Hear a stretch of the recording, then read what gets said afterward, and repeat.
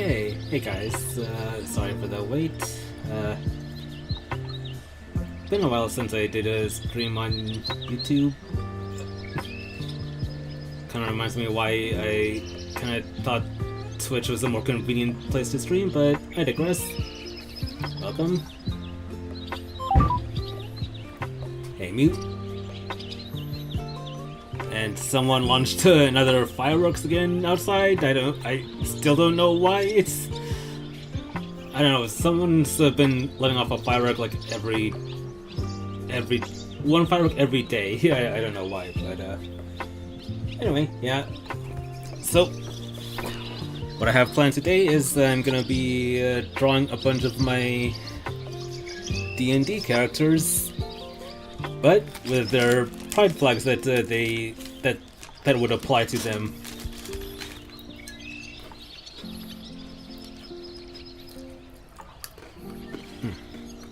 Sorry, I'm eating some Pockies while on the stream. So yeah. Let's see. Who am I gonna draw first? Oh yeah, I have. Oh yeah, and I have like a short list of their bios of the different characters I'll be drawing first. So let's see who's first on the list. First on the list is the character that I've been. The first character on my list is going to be the character that I've played most recently.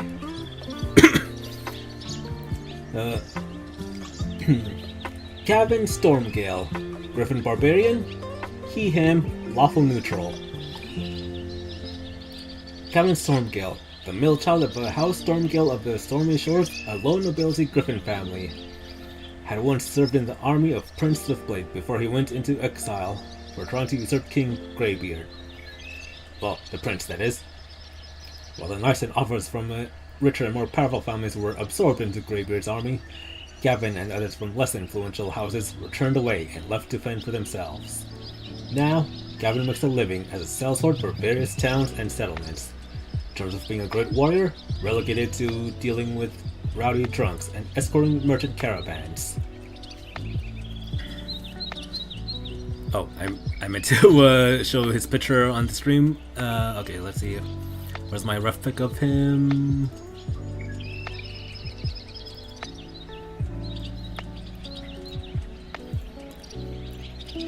Here we go. First subject of the night. So yeah, this is Gavin Stormgale. If you notice that he's a quadruped, it's because he's in a Pony Finder campaign. I'm currently... My phone is on.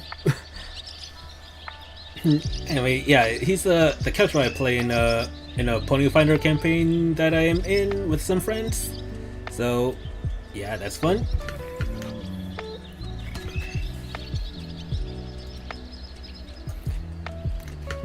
Also, I'm interested to know what you're drawing, Newt. Oh, wait,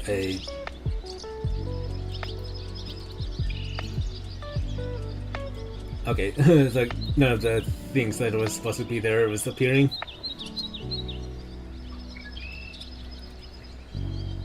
Fishies. Oh, whoops. Oh yeah. I just realized that chat box is not in the... was not appearing where it's supposed to be. No, it's there. Never mind.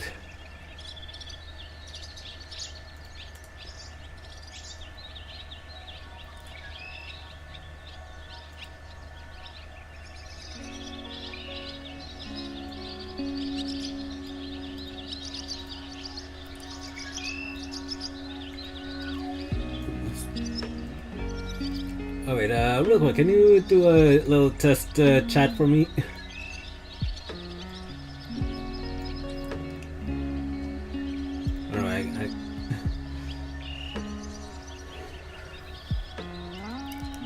I'm not sure if the chat log is appearing properly, but oh wait, I can. Oh, you did.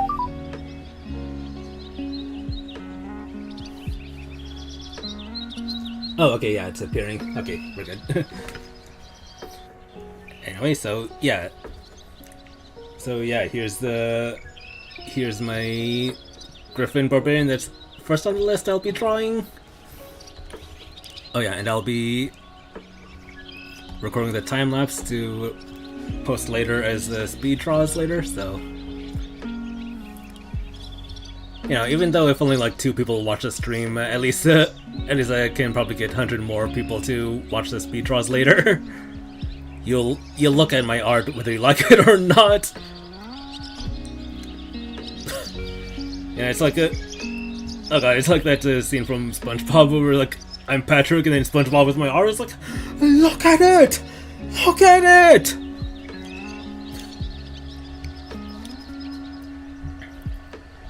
I had a specific pose that I wanted to do Gavin in, but I kind of forgot what it was. I think okay.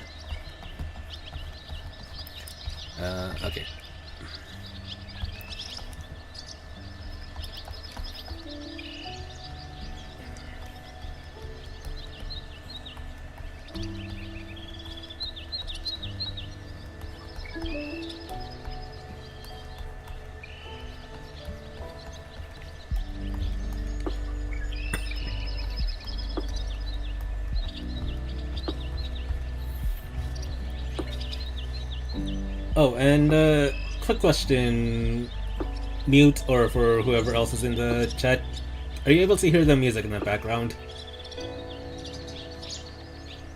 Because I'm having some lo-fi beats playing in the background, and I'm simultaneously hoping it'll provide some nice atmosphere for us, and also I'm hoping that YouTube won't copyright it. It should be stream friendly, but you never know with how Twitch and YouTube acts with their copyrights. Okay, yeah, you can hear it. Okay, that's good. Actually, might turn it up a bit.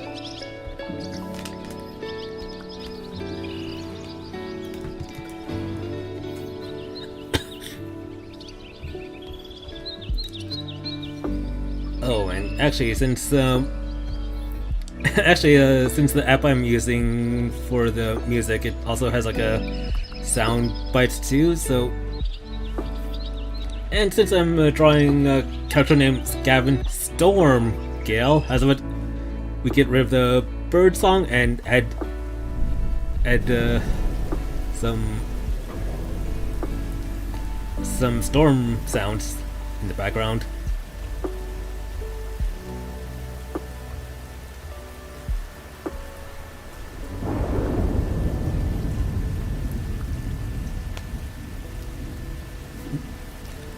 Anyway, yeah, back to the why I started this stream in the first place, drawing my gay D&D characters.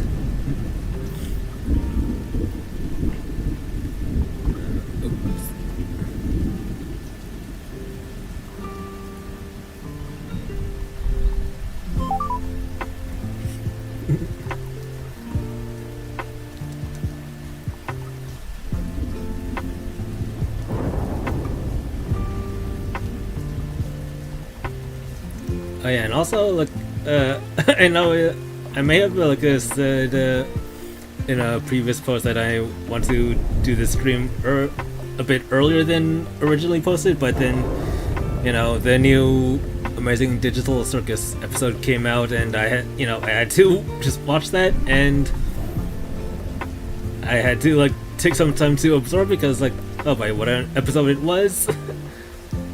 I won't spoil. I don't want to spoil too much, but yeah, it was freaking hilarious.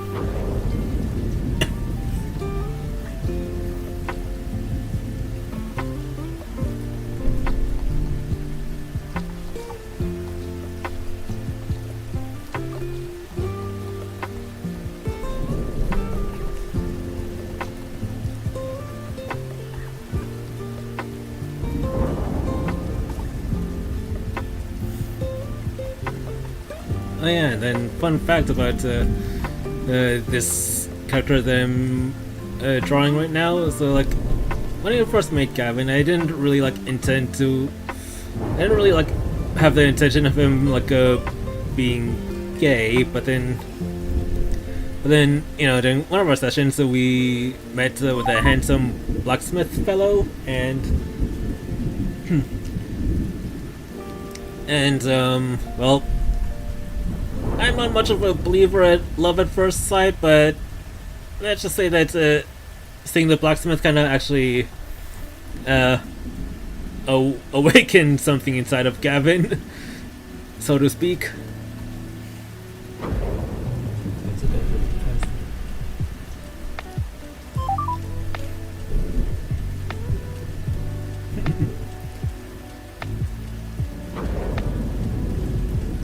Yeah, that's understandable. Like earlier this week too, I was having a lot of what you call it, imposter syndrome regarding with me being like an artist or content creator.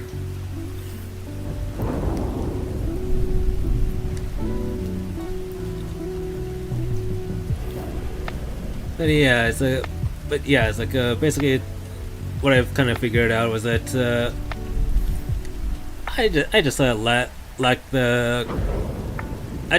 know how to do internal validation like at all.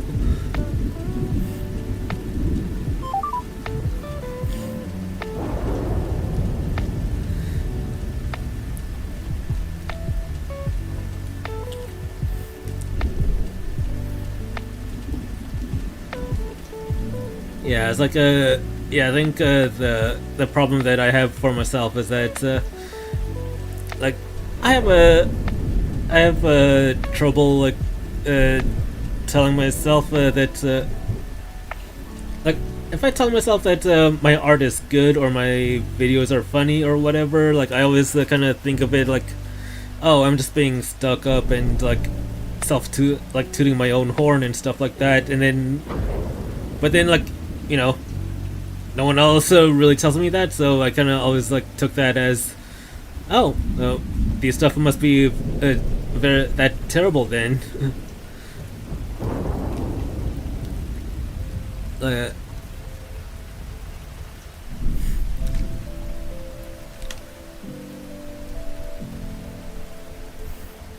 Yeah, it's been like it's something I'm trying to work on right now. It's like trying to figure out how I can like self-validate more, and then like trying to rely less on external validation.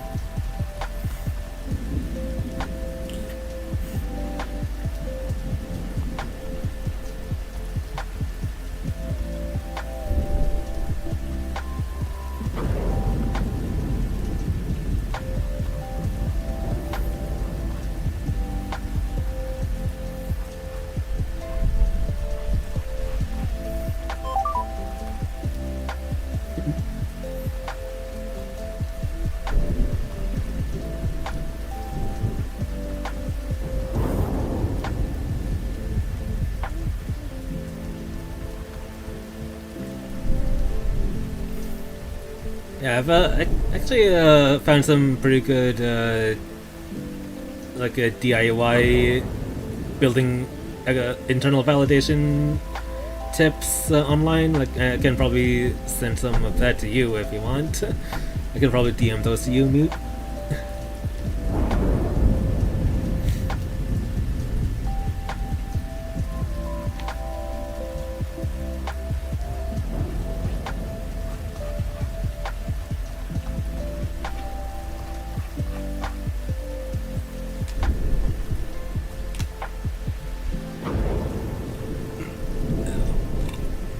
Excuse me.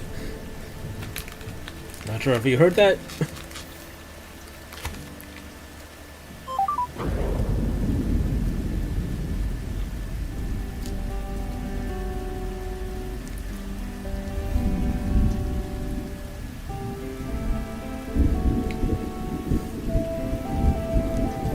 Alright, good to hear.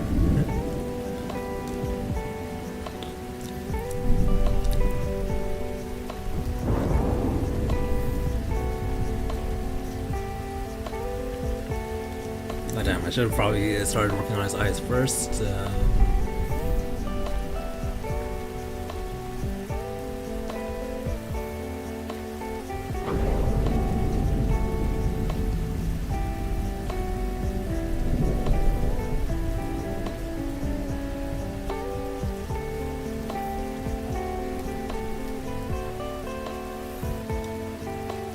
You know, like so far in my campaign, Gavin's been a bit of a grump. I'm not sure if I should still depict him as a grump or have him smiling for once.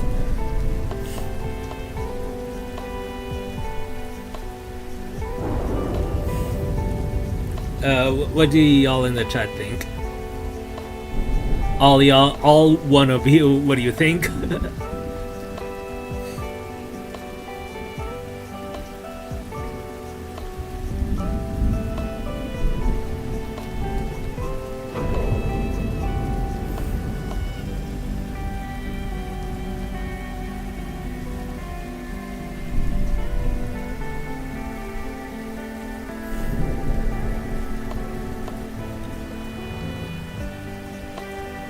Okay,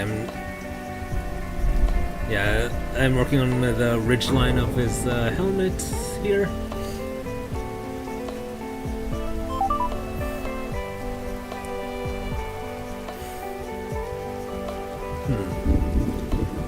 Well, you know what?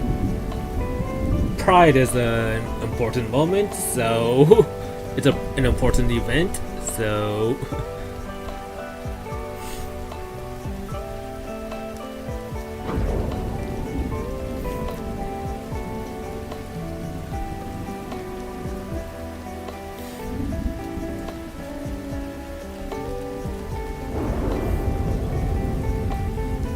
hey, Amanda.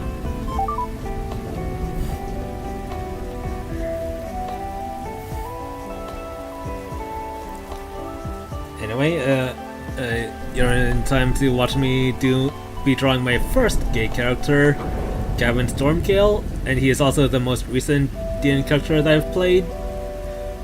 And he's part of a Pony Finder campaign, so you know he fights alongside ponies.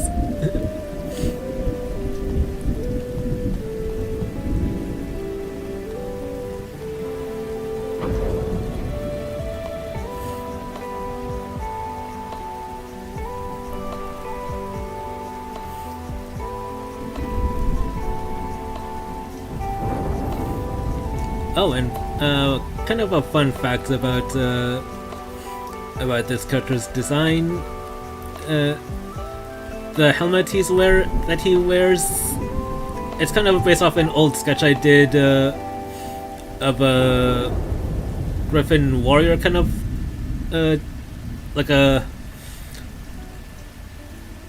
It's based off like a sketch of some Persian armor, but then it's designed to have like some Griffin elements to it, which itself was inspired by one of Jig Rose's songs, the Warriors of Griffinstone.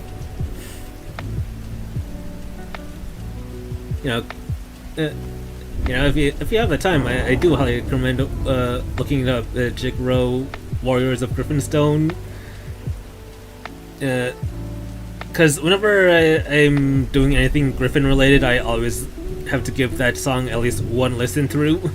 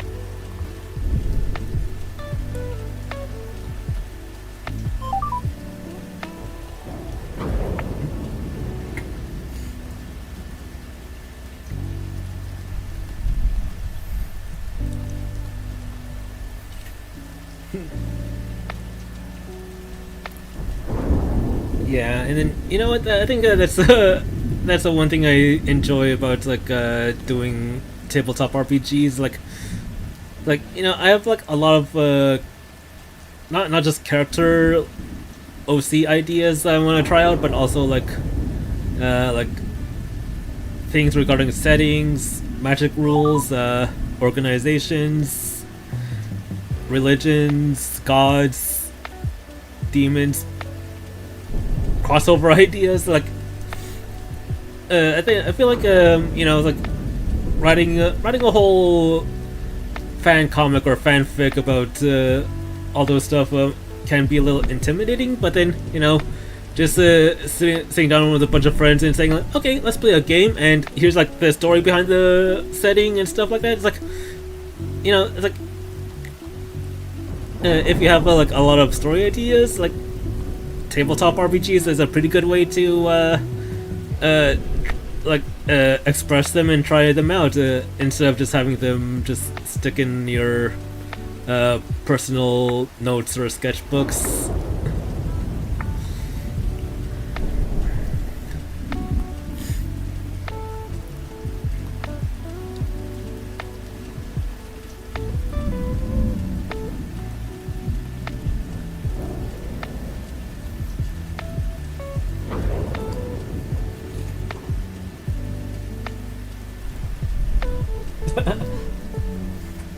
Hey, Justy Gamma.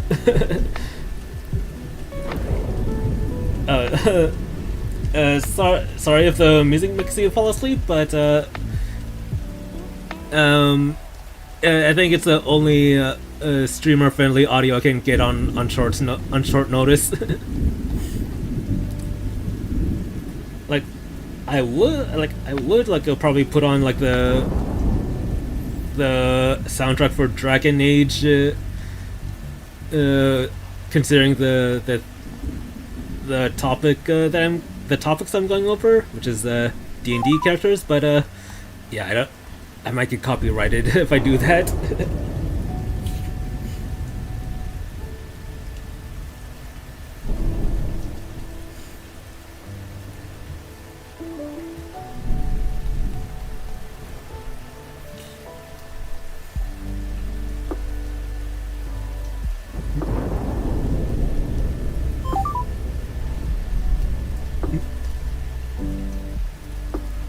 Okay, so yeah, Dusty Gamma, yeah, it's like, yeah, it's at least nice to. I'm guessing you had a bit of a day, so I'm guessing it's kind of nice to just like sit back and relax for once. And also mute. Yeah, yeah, that's exactly what I'm saying. Like all that lore that you came up with, might actually fit to. It might be good to fit. It might be a good fit for a tabletop RPG sometime if you ever want to write one of those. Yeah, just like just to have like a game of Pony Finder or something set in that world, and then like have, and it'll be kind of fun to have like you know, like me or other players to travel through that world you created.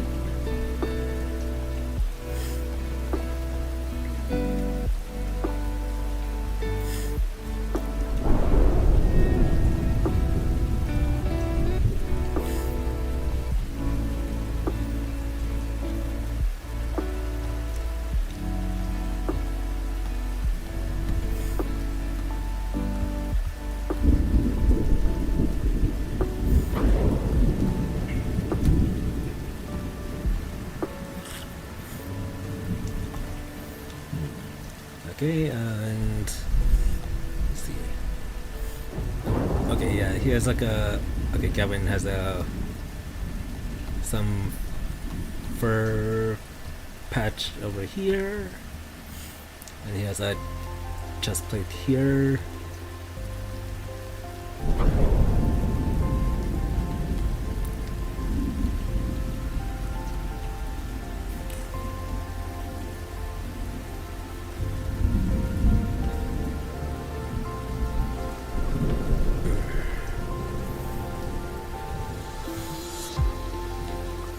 So, and also, anyway, this is like the first time I've been doing a YouTube stream in a while, because.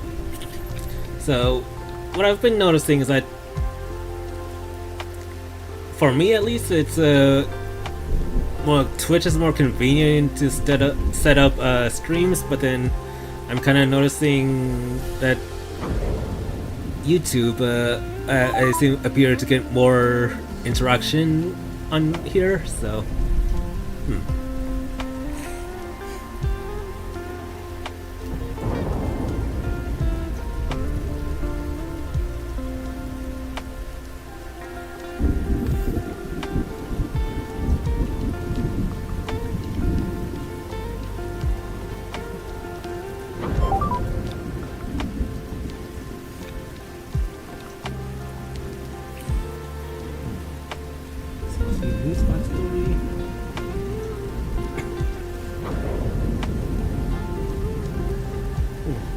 Yeah, but still, I feel like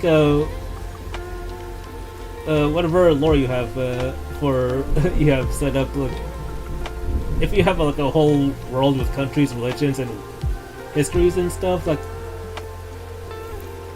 it would be fun for like to let people explore through that.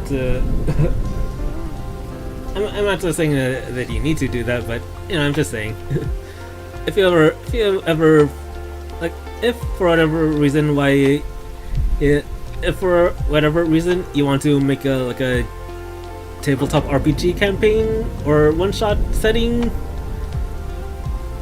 at least you don't have to start from scratch. You already have ideas in your head.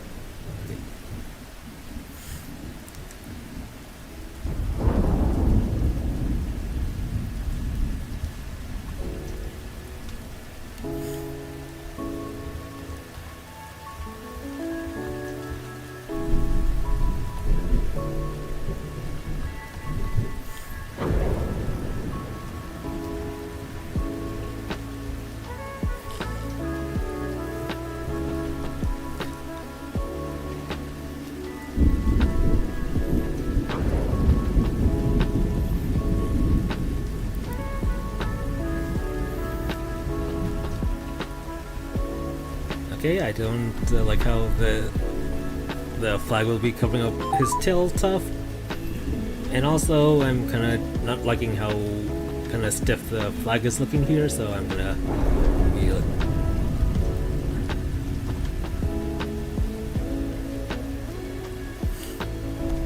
or no, I think that looks good. Maybe if I have it like flowing. Then make it flow more this way.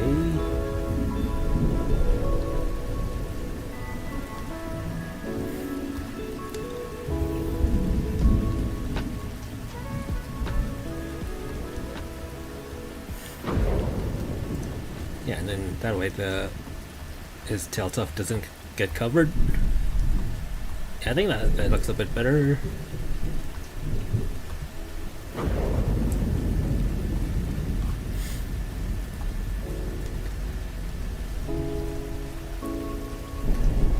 Yeah, forgive me, like, sometimes when I have nothing else to talk about, I just start narrating what I'm doing, or like what my thought process is behind some of the decisions I'm making here.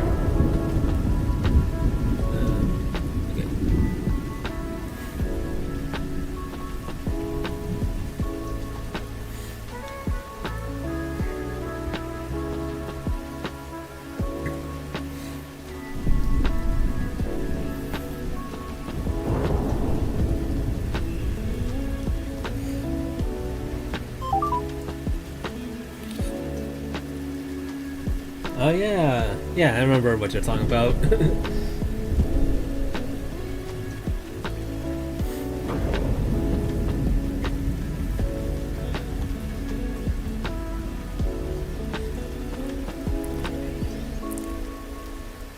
Like I'm not sure how much you're comfortable sharing that with, so I'm not really saying too much. But yeah, I remember what you're saying. or what armor set you're talking about.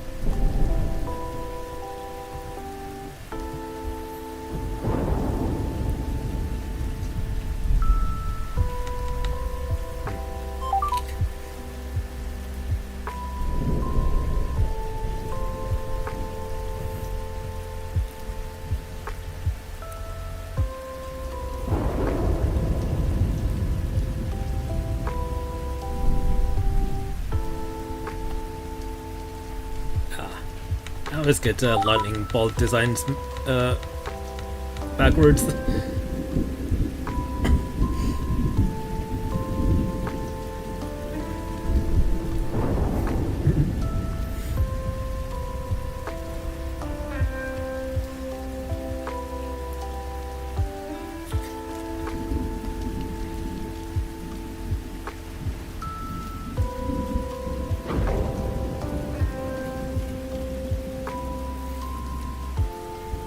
Okay, that's an understandable mute, and also understandable Dusty. Yeah, this is meant to just to be like a nice chill stream. Yeah, it's kind of like we're just chilling out in a in a art in a tea shop or something.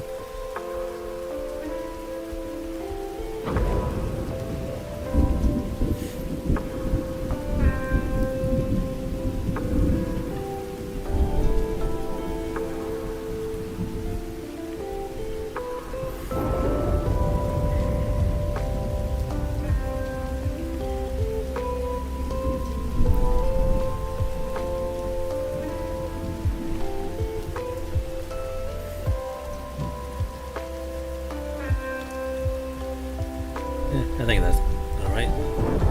Alright looking.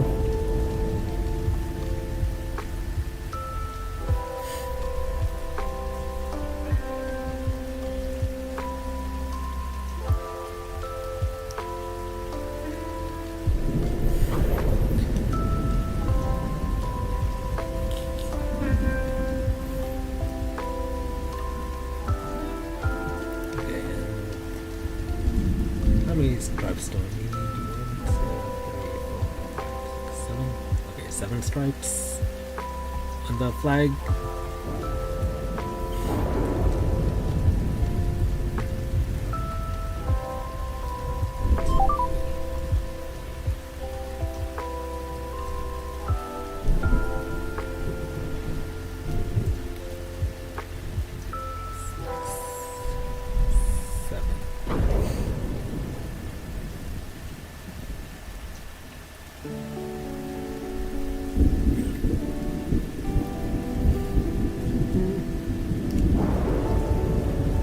Yeah, it's definitely a niche in the Brony fandom. You know, because you know, it's My Little Pony. It clearly has a more of a fantasy vibe going on.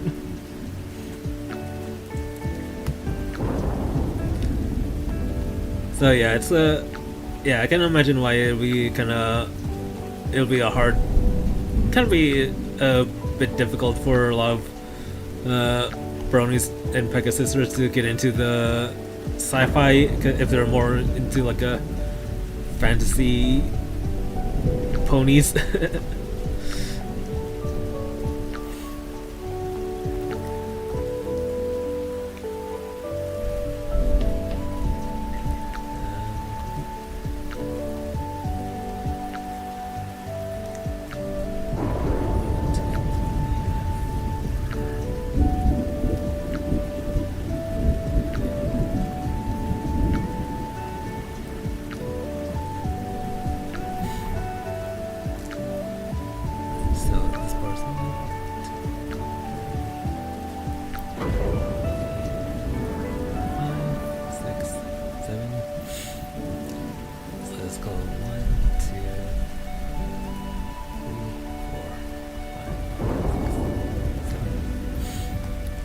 Yeah, I'm just labeling which color, just labeling the parts of the flag so I know which color to use when I start coloring it in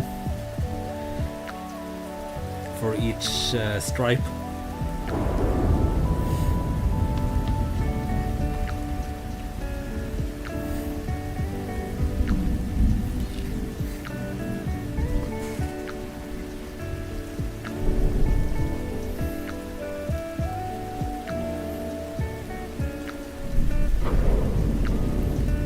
Just checking something on my Discord.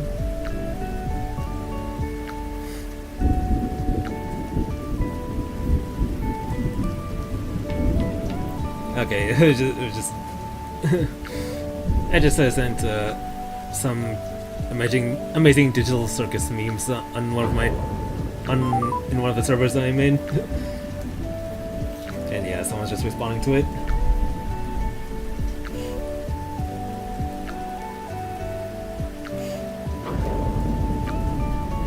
Interesting.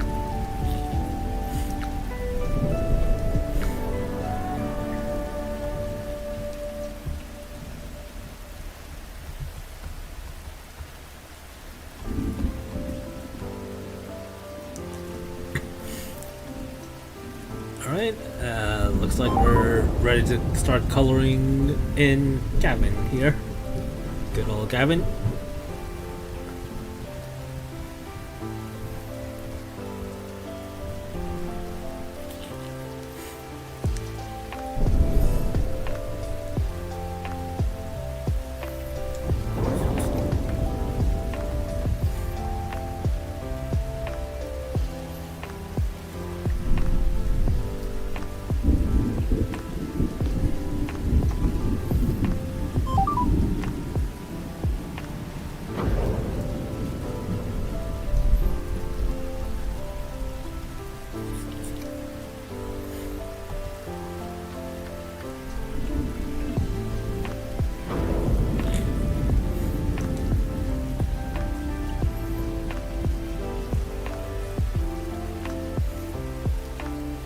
Oh, hey, Single Eye, and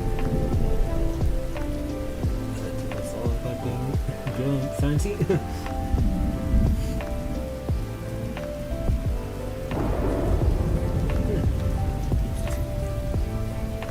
Yeah, and then that's a good kind of point, Dusty. Like, you know, it's like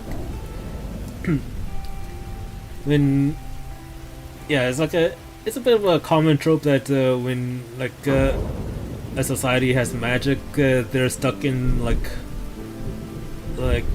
feudal Middle Ages kind of technology for like even thousands of years. So yeah, it's sometimes kind of fun to see like how technology progresses alongside magic rather than just stagnating because of it. Yeah, I think that's why. That's like one appeal with some of like some of the Final Fantasy games, because like, you know, if you look at games like 6, 7, 8, 10, 13, 15, you know, in those games it's like in those Final Fantasy games it's like it's kind of interesting to see like dragons, swords, and magic of being just commonplace alongside jeans, motorcycles, and machine guns.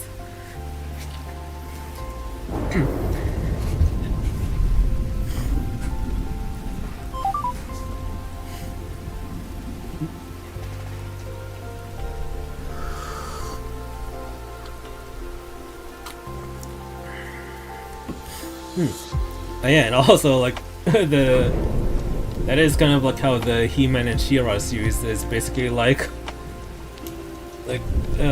so like the more industrial parts of the map, they're just using magic as like a power source or something or whatever.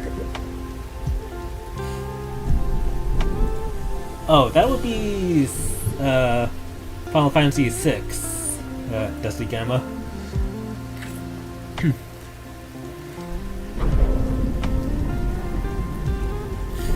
Yeah, where it just opens up with like one of the main characters being escorted by the two soldiers in the mechs.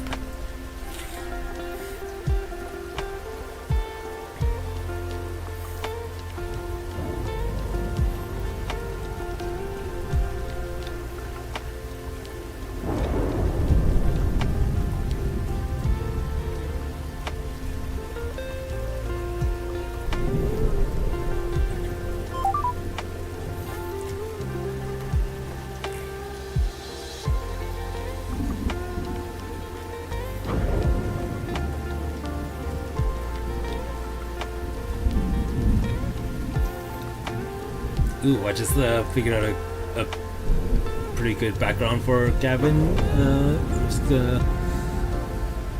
I'm just thinking, like, what if, like, gray skies, but then with the gray skies breaking apart to reveal the blue skies behind it.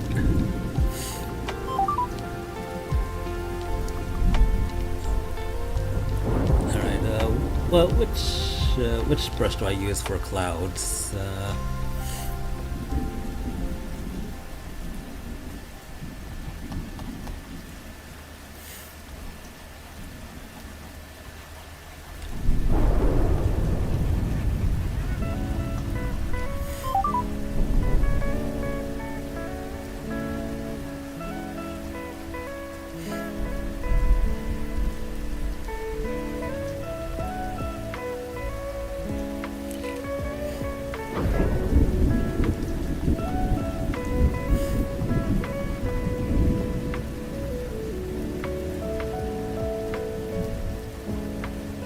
The more you talk about whatever lore you have for your OC's backstory, the more I kind of want to explore it in some form. Like, doesn't have to be a tabletop RPG, but I still think that would be fun for players to explore as a tabletop RPG. But but even as like a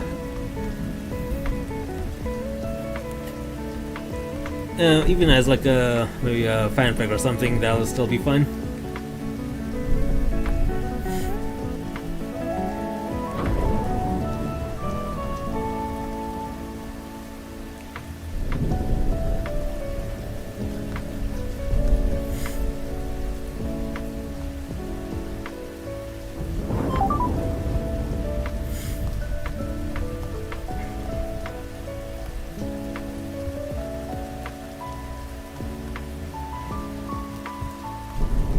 I do not know what I'm doing with the clouds.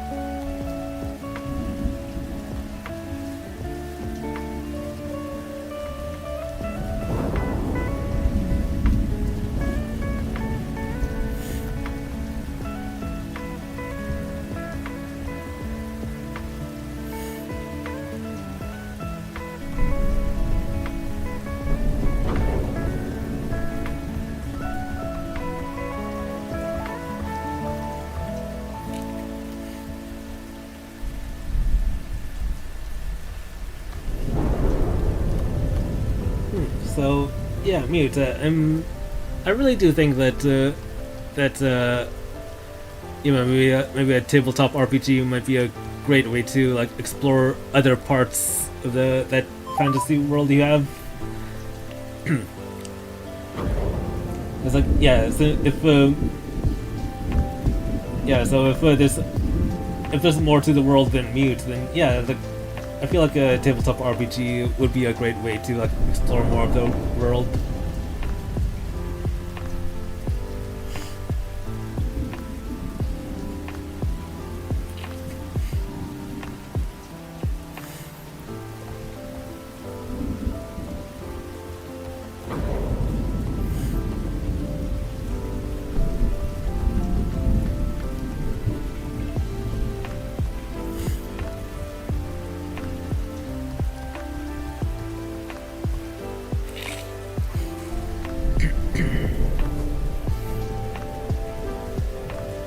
And then I think one thing that I do appreciate,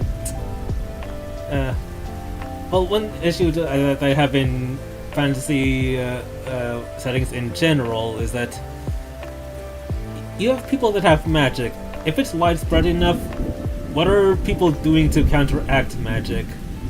It's kind of why I appreciate settings like Dishonored or Dragon Age, where they have it's like for like Dragon Age, magic is commonplace, so commonplace that it's used regularly in the military. So, of course, militaries also develop ways to suppress or resist magic. And also in Dishonored, magic is just considered plain evil. So, you have a whole faction of, you have an entire religion that's just built around combating magic. So yeah, I feel like that's something that's frequently overlooked in fantasy settings. So I always appreciate it when fantasy settings acknowledge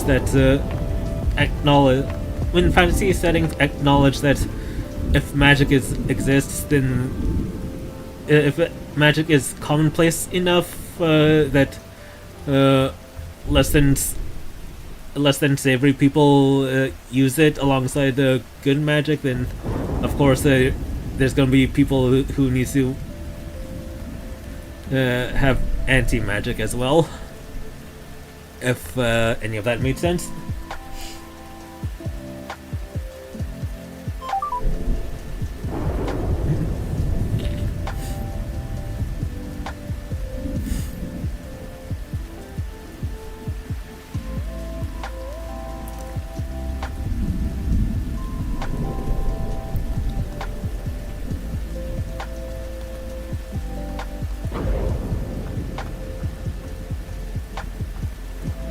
If you just be aware, Mute, that if you ramble more about MLP lore, then I might be taking mental notes for either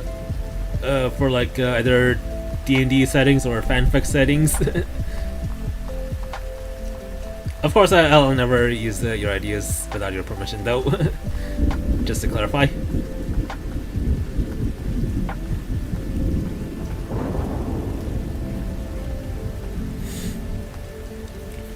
I hope those are some ugly looking clouds, but oh well.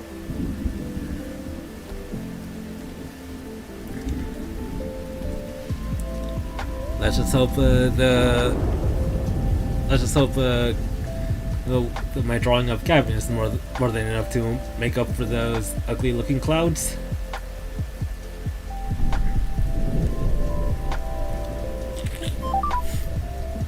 Alright, I can't even see the outline. Okay, that should be good.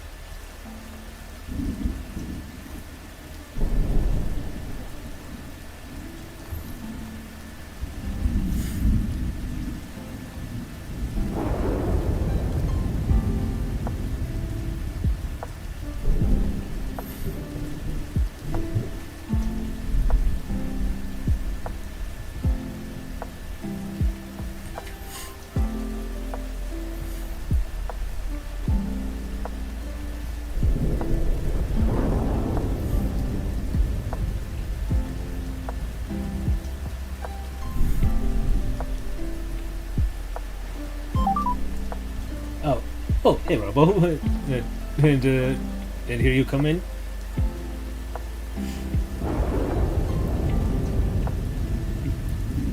Oh, thank you.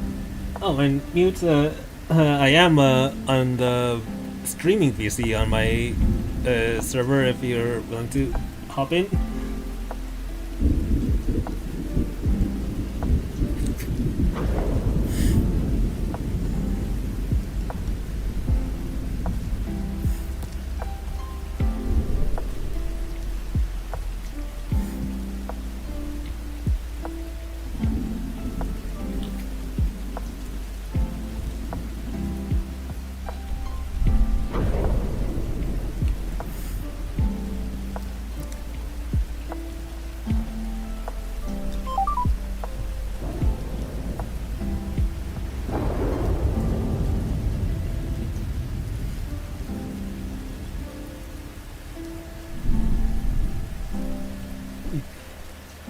thank you, Robo, and and, enjoy your D&D game, and and oh, and for you guys who don't know, this I'm also going to be joining Robo later too again for D&D. Not today, but for the rest of the week, for the weekend.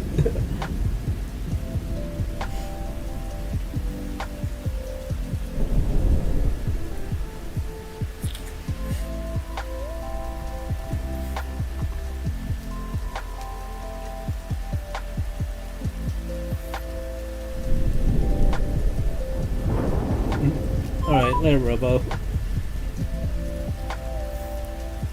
Oh yeah, and Mute, you're free to join if you want.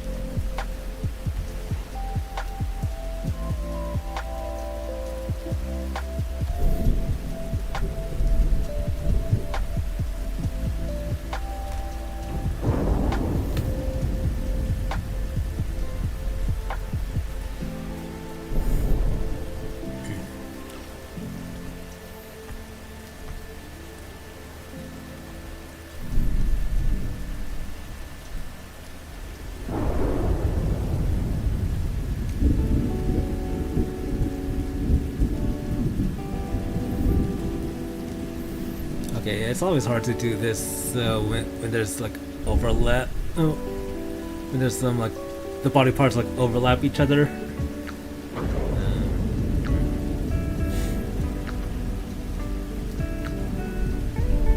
Hi, Rob Copper. Oh, hey, Mute. Hello, chat. What's in chat?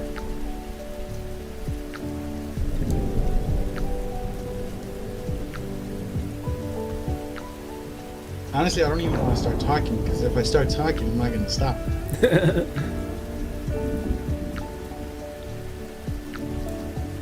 Oh, the curse of an autistic coded mind. Real. Yeah, I went super into writing all the stuff. Literally, like, I don't know if you ever saw that, like, and actually read anything of that armor ref that I sent you or shared with you, and you read that I went to everything about it. That's just how I am. Just the tip of the iceberg.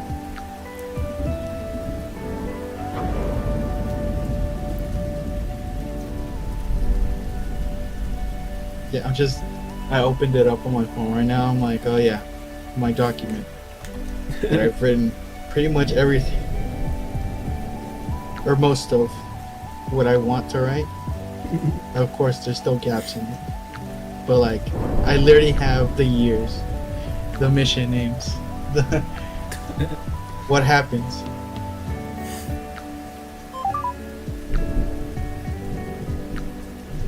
Hey, mine's again, and yes, 'tis Gavin Stormgale.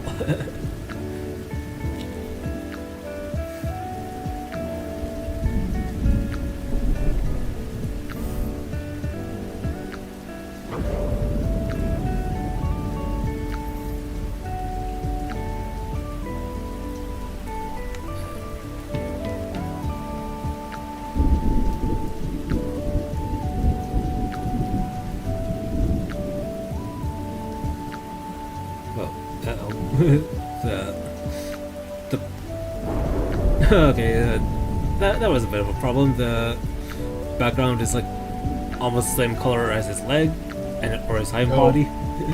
Yeah. Yeah, I might have to adjust the shading there. Just to let you know, I was a little confused there because I still have the stream open, but of course the stream has a delay. I'm like, I Yeah. don't see a problem, and then I'm like, oh, it's the same color, and I instantly knew once you started drawing it. Well, I'll share it through the Discord as well. If I can find the right window. There.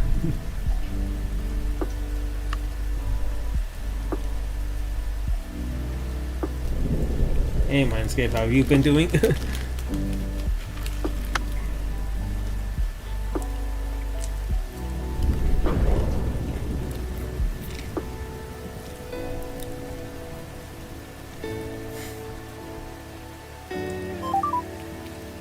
That's I love good the to hear. thumbnail, by the way. What was that? I love the thumbnail that you have for the stream. Oh, yeah.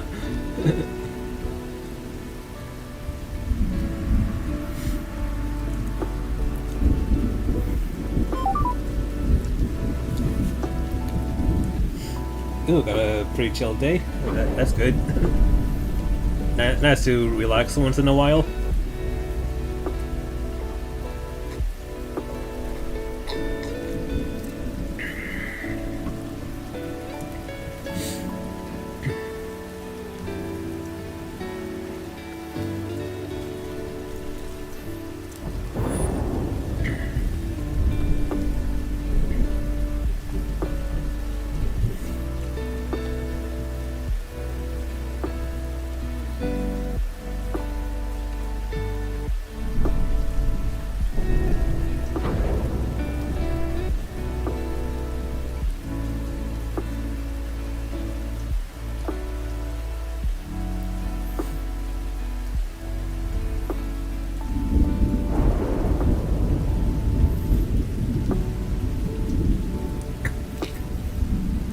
Oh yeah, and then on the subject of like giving our OCs backstories or stories in general, I remember thinking like one idea I had in mind of like a story of for Roxy Hearts.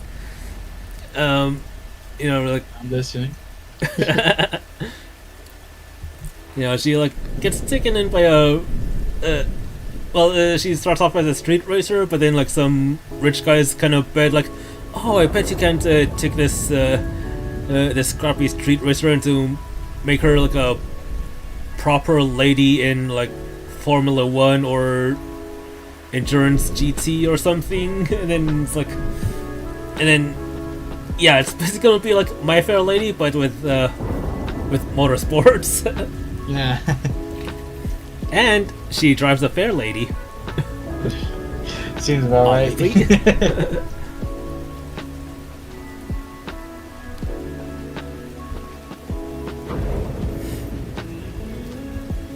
So when is that coming out? Coming to theaters this winter, Roxy Hearts is My Fair Lady 300Z.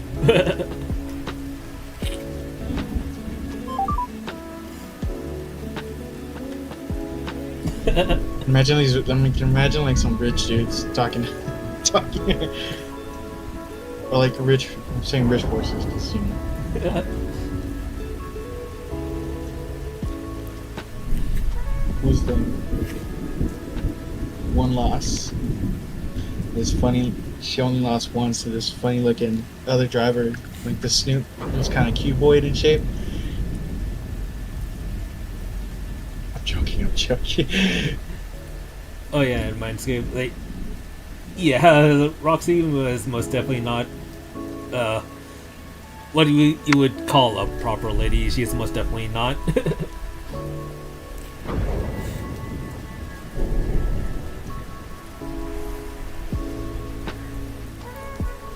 See, that's what makes it fun. Similar thing could be said about Ace.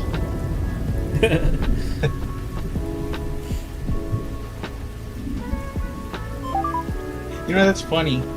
I'm thinking about it. Yeah. You said that. So she started off as a street racer. Let's just pretend Ace is also this, but he's a background sort of character. He supports her and everything, but he's also a secretly a street racer behind her back. He never goes like professional, but he still street races at night whenever he feels like it. Yeah.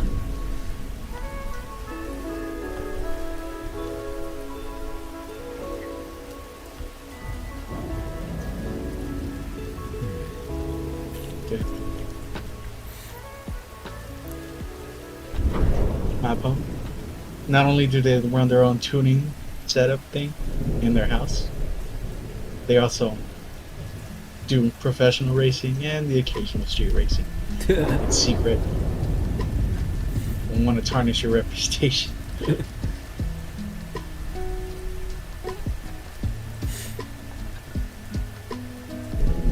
know, it's funny. I wrote into my OC, at least like modern, just joking around lore, not the the sci-fi thing I've been talking about. Is that they literally do in their house? They literally do have the whole garage underneath. The whole place. Think of almost like the GTA. When they go on the elevator and it goes down and shit. Yeah. It's like that. Got the whole workshop set up.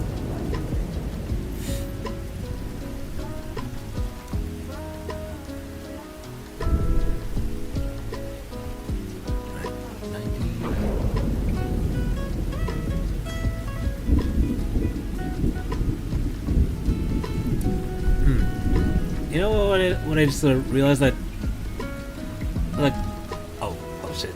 That I also just realized I'm drawing on the wrong layer. But anyway, something else I just realized, like, I've been waiting all year to do like a either a Gran Turismo or Forza stream where like I show off all the Pride liveries that I made, but then I still haven't made all of them that I wanted to make. Seems about right. I'm always making liveries like really either basic liveries or like I start doing like a full like a race car livery. Or at least for a racing team. It always devolves into one of those two things. And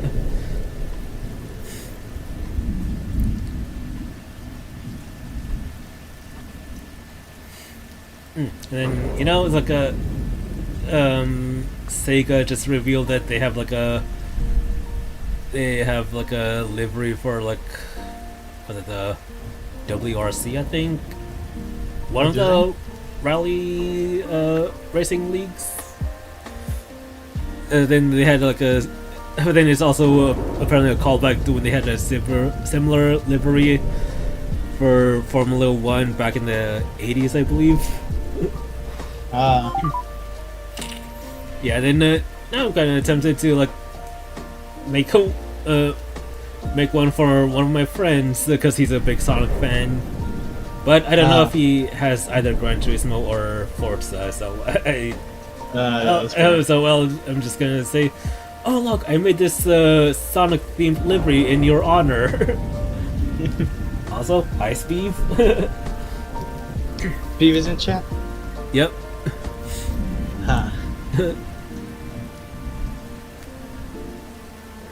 I'll be honest, Forza's livery editor is a little scuffed. I mean, I haven't tried GT7's livery editor, but just from what I've seen, I think it looks better than Forza's.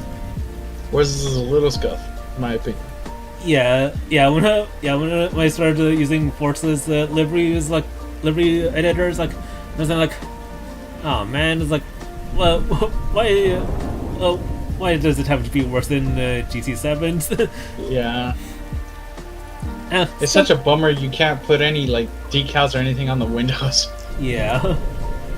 And also, I'm also disappointed that you can't upload your own SVGs. You can do that in GT7? Yeah. I might need to buy it now.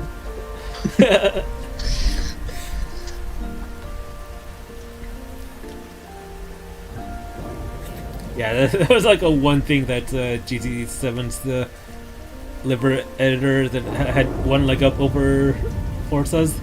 That and the window livery stuff. Yeah. Yeah.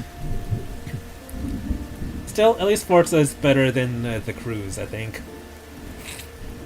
I haven't even played the Crew. Not the new one or what's the new one? Is it like Motorfest or something Yeah, like Motorfest. that? It almost sounds like Motorstorm, which I'm like, Motorstorm is nothing like that. Like I love Motorstorm. If you played Motorstorm before, or if you know what it is. I think. Is that like the off-roading? Yeah, it's the off-roading like games that it's the launch title for the PS3. Ah. Love those games to death. The first one, Monument Valley, that came with my PlayStation 3 when I first got it, played the absolute living shit out of that. It's so difficult, but I love it. Loved it so much, in fact, that I still play it every now and then on my PC with the emulator. Yeah, I use a PS3 emulator, and you can actually mod it a little bit with live memory editing, which that's a whole can of worms I'd rather not talk about right now.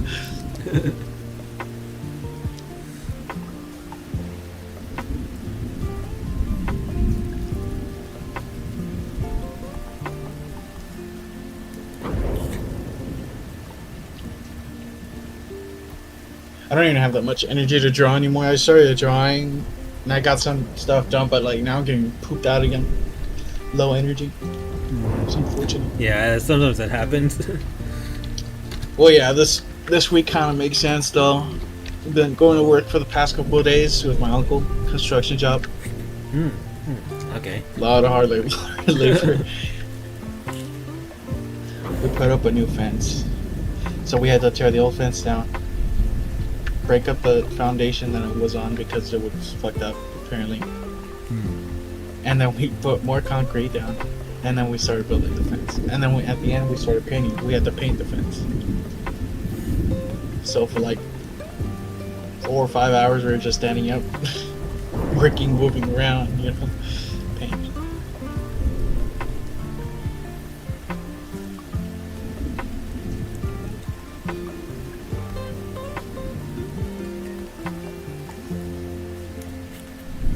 Now it's funny because the other day Shoko was streaming Left 4 Dead, and it was right after the toughest day. It's right after we, breaking the concrete and everything. And I get home and Shoko was already streaming early. I'm like, do I really have the energy? And I got in. I started playing anyway. That was such a bad idea. I was so fucking tired the next day when I woke up to go to work.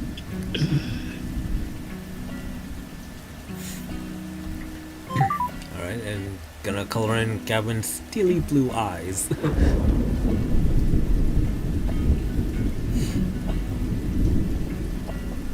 Alright, later, Dusty. Bye, Dusty.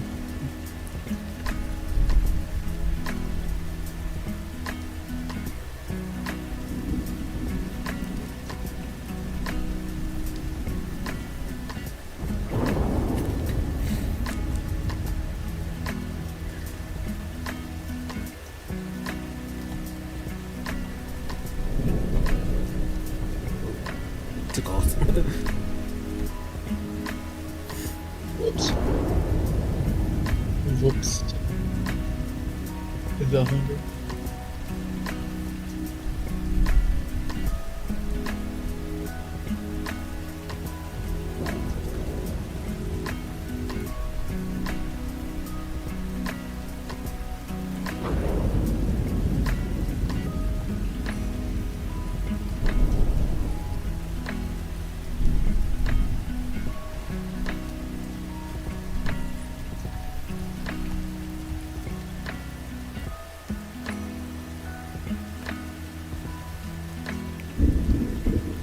You got any streaming plans this weekend? Or just just D&D this weekend? Yeah, I don't think I'll be able to stream anymore this weekend because, tomorrow I have a D&D session and then Sunday as well. I might be able to squeeze in in the morning of Saturday. I don't know. I was thinking about playing something tomorrow and not streaming or recording or anything like that, just playing in a voice chat and see if anybody else wants to join in, maybe watch or play. I don't know what though yet. I was thinking yeah, we still haven't played the fourth set together. Oh yeah, that's fair. Like, would it would that be something you want to do tomorrow, like in the morning? Depends what time in the morning. If my ass can wake up in the morning. I've legitimately been sleeping in. Like today, I woke up at like it was almost high noon by the time I woke up. I was really tired. Okay.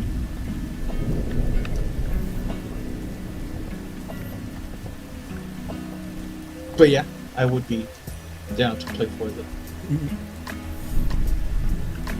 I'm sure a few peeps from your server would like to join in and chat, maybe. Watch the carnage.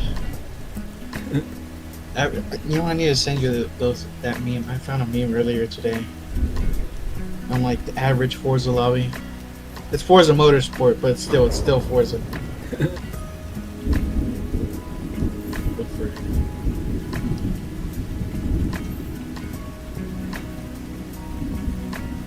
Been wanting to get Motorsport, but honestly, it does look pretty bad.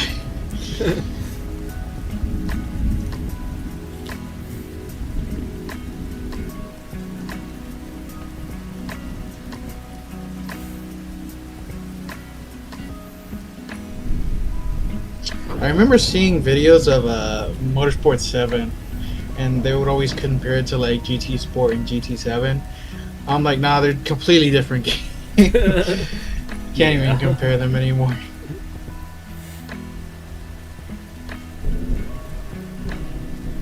There's so much dirty racing in Forza compared to GT.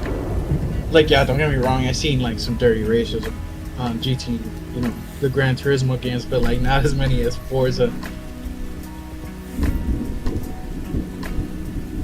You've probably seen the video from that one YouTuber called Super GT. You seen Shameful Rammers? Oh yeah, I think I've seen some of those.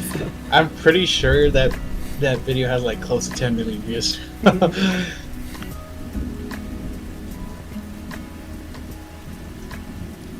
That's like part of like Motorsport 7. There's so many rammers.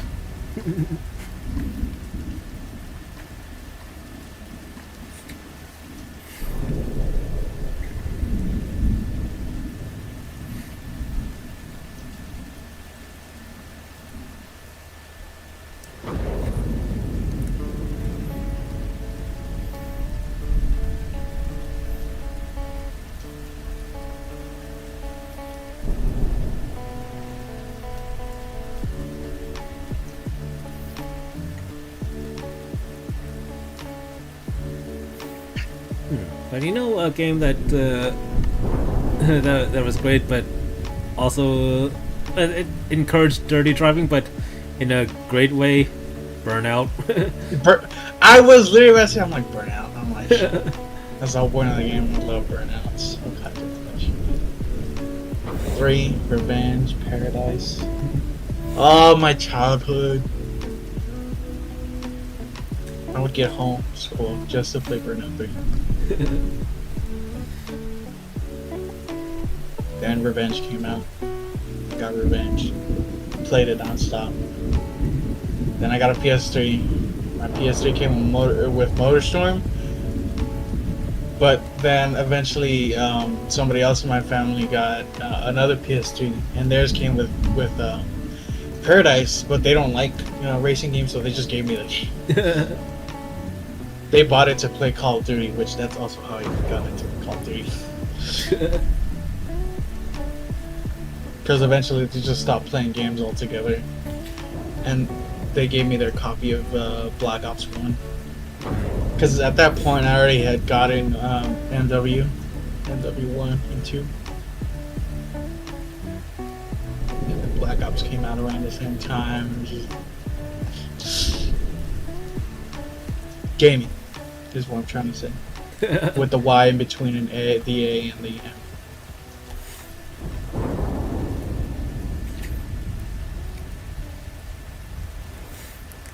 And not to sound like an old man yelling at a cloud, but feels like developers forgot how to make video games at some point in the past decade.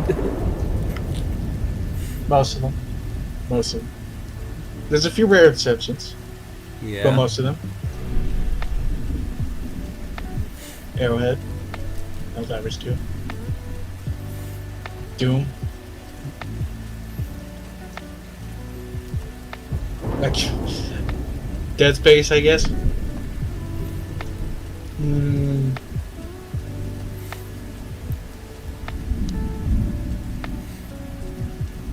Yeah, I can't think of any more games.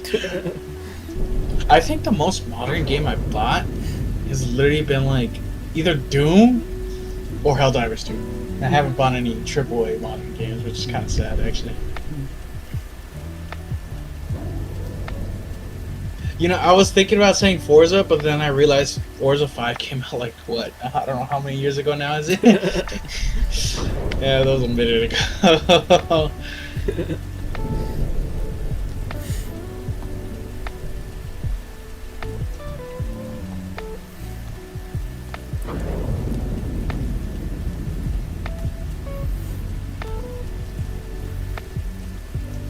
I was actually gonna tell Shoka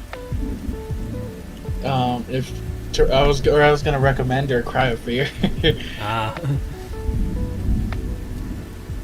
it's a horror game and it's free. Maybe I'll recommend it to Anime Lottie too.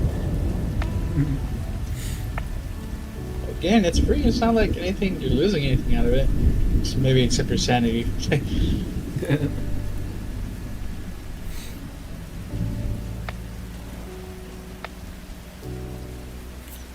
Actually, what other games? I've been thinking about like games that as a group we could play. I'm trying to say like, I'm looking at free games mostly.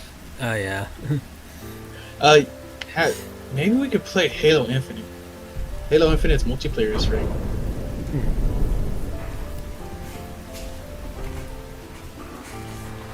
Bronies versus Halo. The only problem is that Halo, obviously, even though Halo Infinite's a couple years old at this point, it still could be a little, taxing on computers and. Yeah, that's my main concern. Yeah, some people might not even be able to run it, which, I feel it. Like, I know it's not a thing I should worry about, but I feel a little disrespectful, or I feel like I'm disrespecting somebody by asking them to play a semi-modern game with.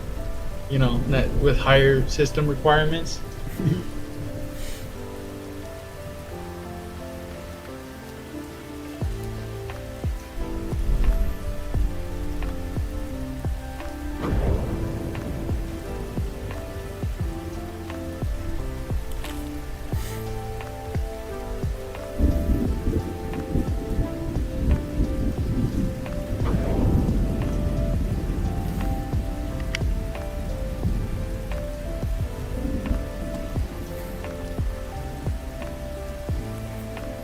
I feel like that's like one problem with like video gaming as a hobby is like the limiting factor can be very expensive. Yeah. The limiting factor can be very high and can exclude a lot of people based on what kind of hardware there is available to them. Yeah.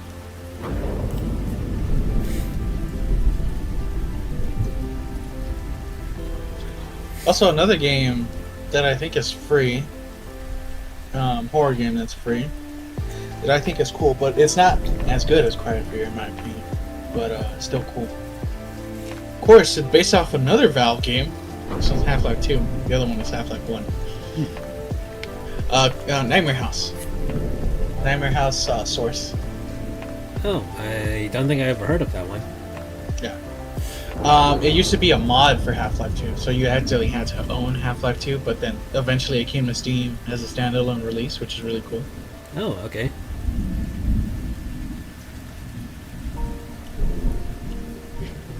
But it's pretty old at this point. It came out in 2000. 13 now, I think. I think Nightmare House, the original mod. Yeah. And then a sequel came out next year, Nightmare House 2, I think. And this Nightmare House Source, which is the thing on Steam, it just comes with both. You played the first one, the second one, back to back. I'm gonna have to look that up. I can send it to you. Oh, alright. Nightmare House, the original mod, so Nightmare House 2.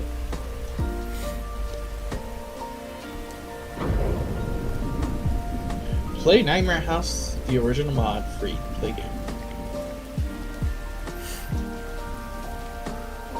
Honestly, it's really... Here, let me put it in games first. Oh yeah, and then what are your thoughts on about that other racing game that I recommended in the server? You said Grid Legends? Yeah. I think... Did I play Grid? I think Grid came out for free.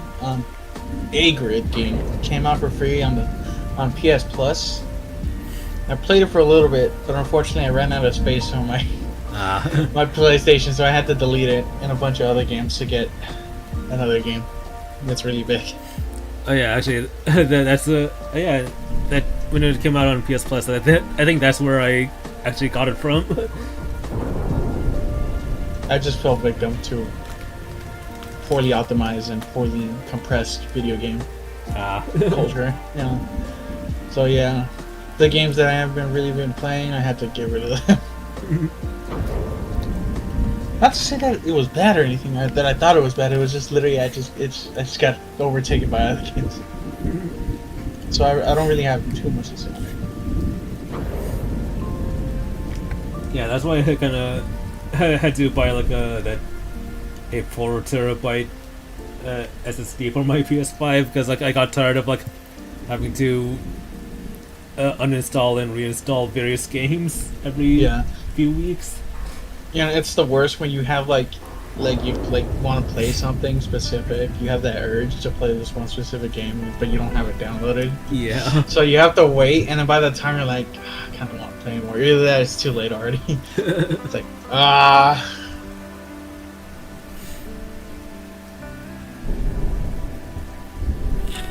Actually, I mean, maybe I still should. But I actually had never upgraded the storage on my PS5 at all. I've only because I've been shifting more towards like PC gaming, and plus if I do get the choice, like if there's crossplay or something like that, then I'd rather play on my computer than from the PS5. But I guess some people don't have that option, you know. And have their computer be stronger than PS5. That's not a like super common thing. Again, I'd rather not be disrespectful. It's like that one meme. It's like it's like PC game. It's like a PC's gonna be stronger than a PS5, and then is your PC stronger than a PS5? PS5, yeah, exactly. And then the guy goes, just thinks for the PC user just thinks for a second, and then just gets angry. He's like.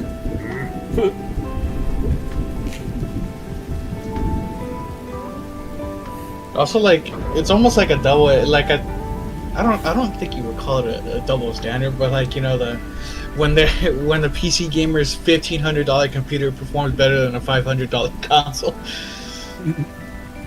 it's like don't do that. Well, actually, that would be expected for the price. Yeah. I mean, if someone's paying 3 times as much, then I better hope that it performs better. Yeah. Otherwise, I don't know what the point of paying that much PC would be.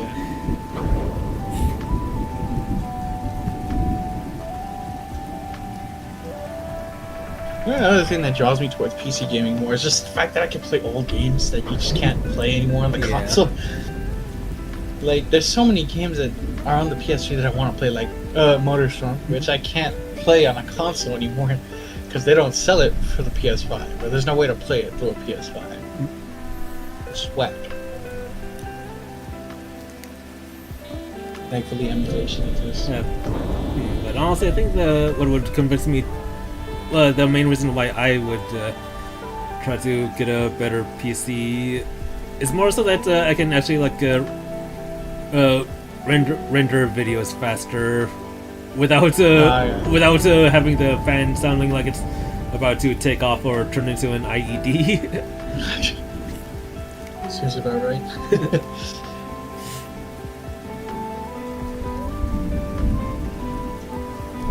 Yeah, whenever I start running like some of the more taxing games, like Helldivers 2, yeah, my PC sounds like it's fucking gonna explode.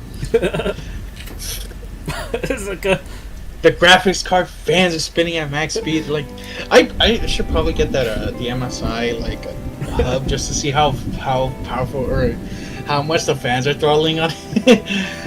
there's like we'll be like wait, Mutant, do you have a are you running with a portable hell bomb? And there's like, no, that's just my PC.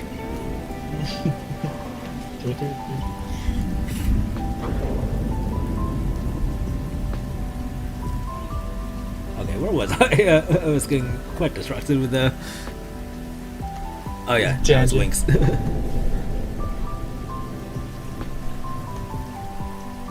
On the topic of wings, my dumbass, like, not anymore. I mean, I've gotten out of it, but before I used to always forget my own OC's wings, like constantly. If you look at my old drawings, you might notice I was like, wait, I thought they had wings. I do. It's just that I forgot to draw them. I'm a lot better at not forgetting that now. And I realize that my OC is a little bit of a stereotype. Because black and red. So they're black and red, but they're good at combat, which I'm like, oh, that's kind of edgy, yeah. Another friend pointing at primitive sentiment, that doesn't. That's why they did their hair pink occasionally. Also, kind of shows them as an outcast.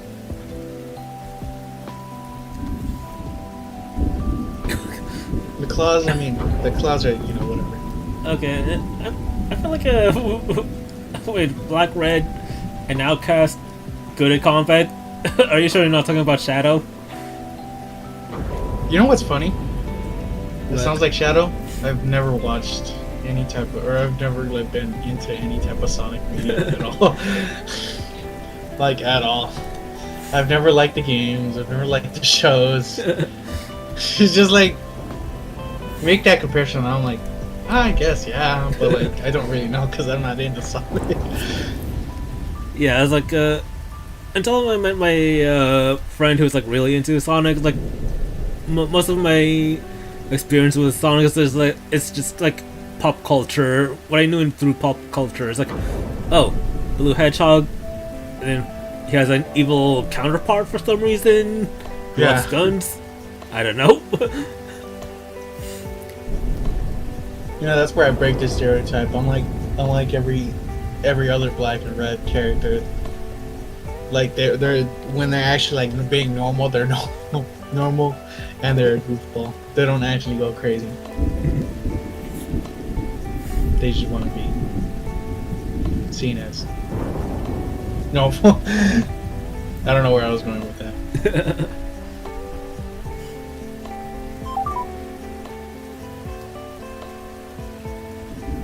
Mindscape's was actually their first Shadow's debut in Sonic Adventure 2, which was released in, when was that?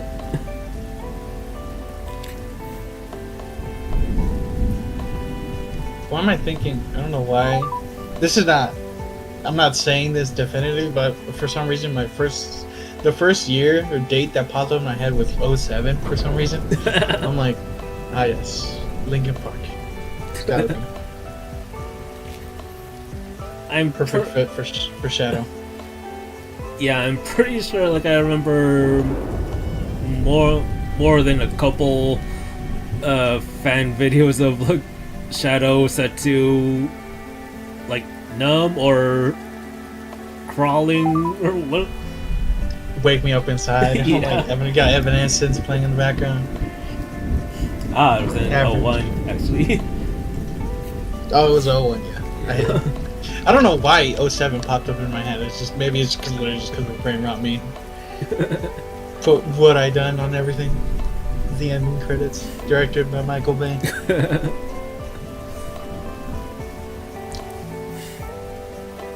Yeah, I do feel like I do get a little self-conscious when it comes to that, because I'm like, yeah, I do feel stereotype.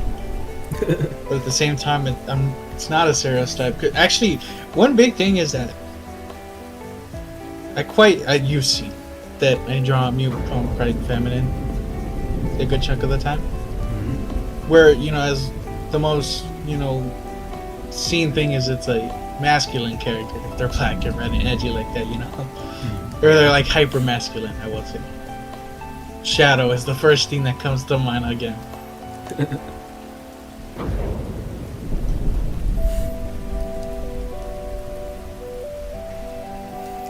Maybe another thing is that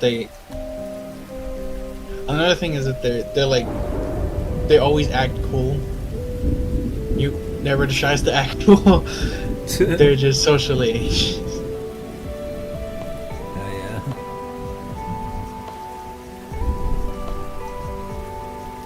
It's like, it's literal sauna. It's like a mirror image personified as a person.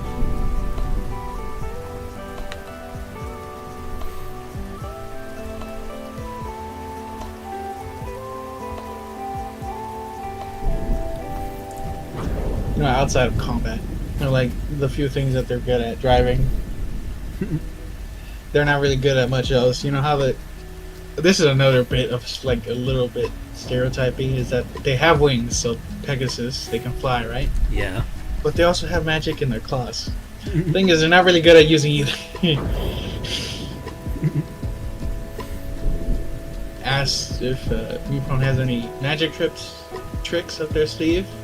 They got telekinesis, which about every unicorn has. Oh yeah, and then like speaking of like punk rock from like the 2000s, like I think at least two of the characters on my list right now.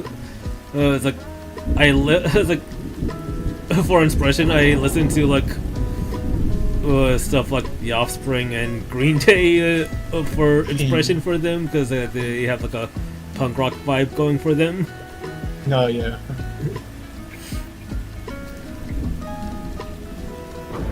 I just listen to it.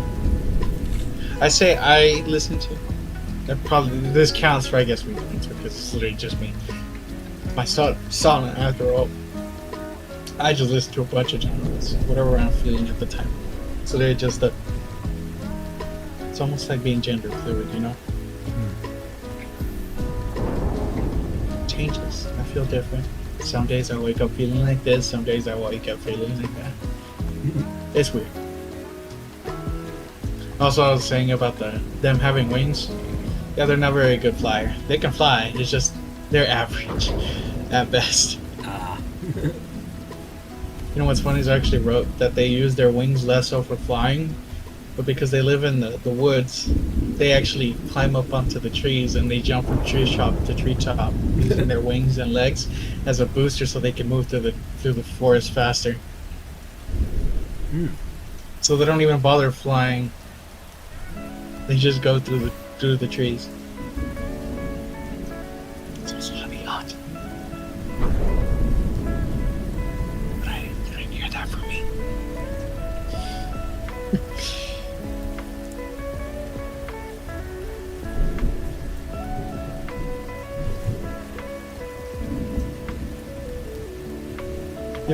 Watching you draw. It's just seeing people draw like any type of armor in any fashion, even if it doesn't make any type of, or it doesn't have any kind of connection to my lore thing. I'm like, I guess me an idea. Like in my head, I'm like, huh. It's like, Wait, it's like what? It's just like, it's nonsensical almost to a point. It's like, yeah, it doesn't. There's no reason why it would, make a connection in my head, but it's just a, neuron activation. Yeah. Oh yeah, it's like a lot of my early work of like a lot of the art that I used to post online. It's it's like because it was I started drawing and posting art online I think it's like around is Zootopia, but then it's also like the same time I started getting into My Little Pony, but then it was also the same time that I got into Dark Souls 3. And so like a lot of the early posts that I made was like, oh, what if I made like Judy Hopps and Twilight Sparkle, but as Dark Souls Knights. Seems about right. I feel like you average like the Tizza moment again is that you tend to mash a lot of your things that you like into one big pile in your own creative media. Yeah. I'm using myself as an example. Like the armor thing I do, the sci-fi. I draw so much from obviously the horse, number one. Number two, Halo. And I do use the occasional like different alternate sources like Doom, which I guess has some medieval things to it a little bit. Oh yeah. Especially the new one. I mean, well, the new one didn't exist back then, obviously, but Dark Ages, obviously, Star Wars is another one.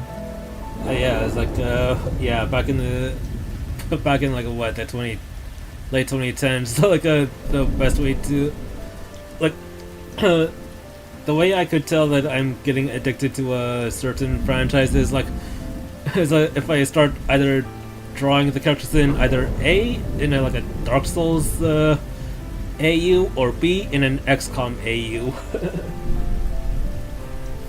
Yeah.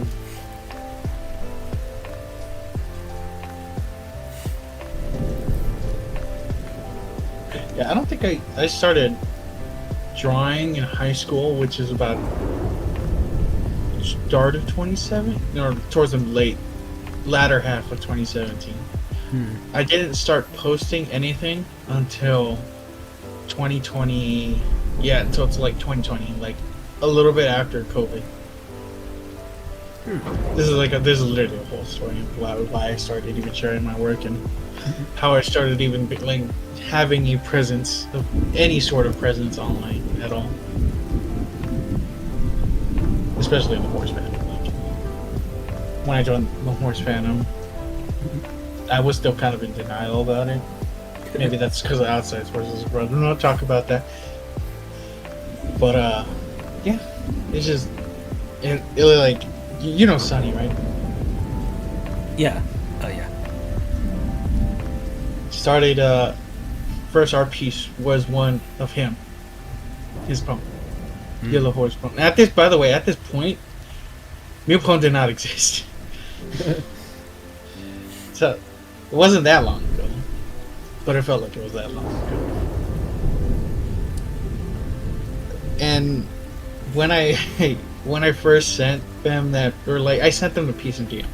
I didn't post it publicly. I'm like, oh, I made this, I like your, I like your art, I like your OC and stuff like that. And I'm like, I made this art. And it okay, because Sunny gets swamped so much with DMs and stuff. They didn't even see my message until like a week later, and at that point I'm like, they probably didn't like it, I just didn't even bother drawing for that whole week. I was kind of depressed about it. But then they got back to me when out of all the games I was playing Minecraft, which is really funny. I was doing on my survival while I was playing by myself, and then I get my phone vibrates right underneath me. I'm like, look down at it. I'm like, and I see like the message. What's funny is that I never even DM icon for Twitter, and that's the first time I saw it on my phone. I'm like, what the fuck is that? And I opened it up and I saw that it was Sunny responding. He's like, yo, that was so, that's so cool. Thank you. You know how you react to getting a piece of fan art. And he told me, he's like, you should post it. You should share it, and I'll retweet it. You just tag me. And I'm like, should I do that though? And I did do it. And well, it's a long story, and now here I am. If it wasn't for Sunny, I wouldn't have met you, Rock Hopper. I wouldn't have met Curve. I wouldn't have met... Everyone I wouldn't have met. I wouldn't be here right now. I would probably be in a much worse spot in my life. And if not theirs, maybe not even here at all. Yeah, it's like I kind of felt the same way like after I got into Scribbler's Friendship is Tragic project. Yeah, it's like before I wasn't really, the most I did was just post the occasional sketch onto like onto Tumblr or Instagram, and then it's like I was thinking like, yeah, it's like there's no way I'd probably be doing stuff on YouTube or anything. But then, you know,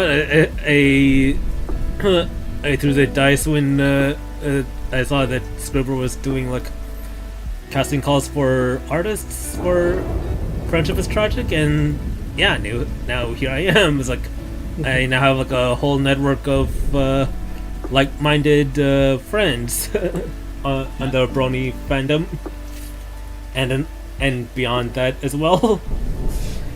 Yeah, I just you know, that's why I'm so thankful for these people. Like we all get that little voice. Yeah, in the back of that. our heads. Yeah, we did meet for the first time in the Friendship is Tragic server.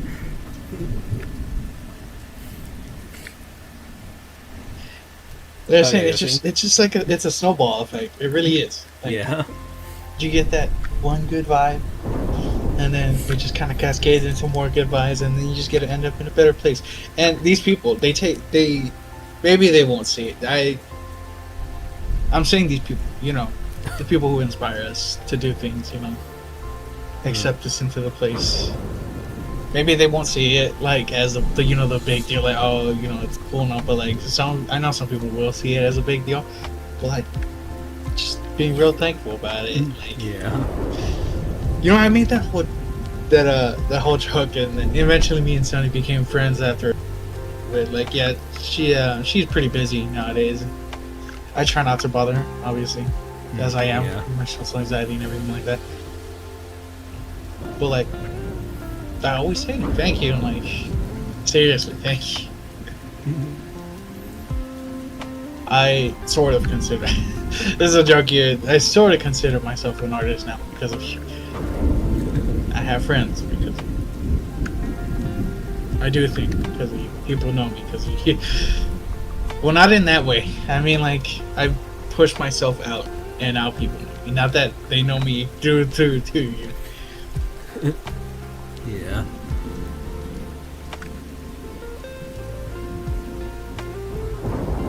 Just keep these vibes up. Pride Month. No, that's another thing. The way the flag is right now with this part here, it kind of looks like he's wearing a wedding dress. Yeah, I was gonna say that too. I'm like, that's really interesting attire. It's like, oh, easy, Gavin. Not easy, not Gavin. judging. I'm just saying it's. You just met that blacksmith. You still haven't been on a proper date yet. Calm down, my boy. Not judging. I'm feeling interesting attire.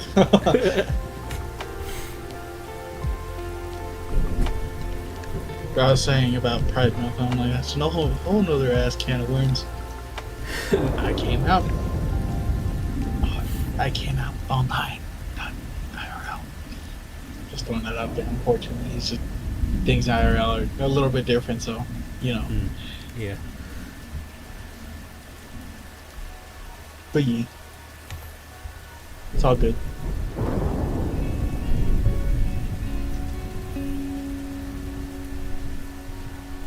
Now, hopefully this cascading effect will just keep going. Like, I still get socially anxious about things, but you know, it's better now than it was before. Like 2 years ago when I was a nervous wreck. Like, I still get a little anxious about this.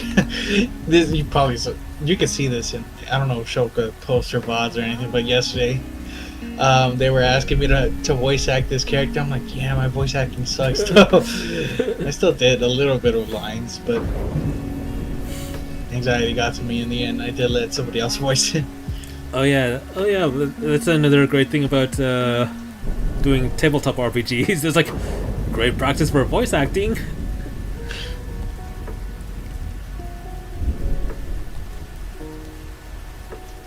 'Cause, yeah, like even when I was doing like helping a friend of mine do a script read, like then like and then like one of the characters I had to voice for the script reads like had the exact I just used the exact same kind of voice that I used for one of my older D&D characters.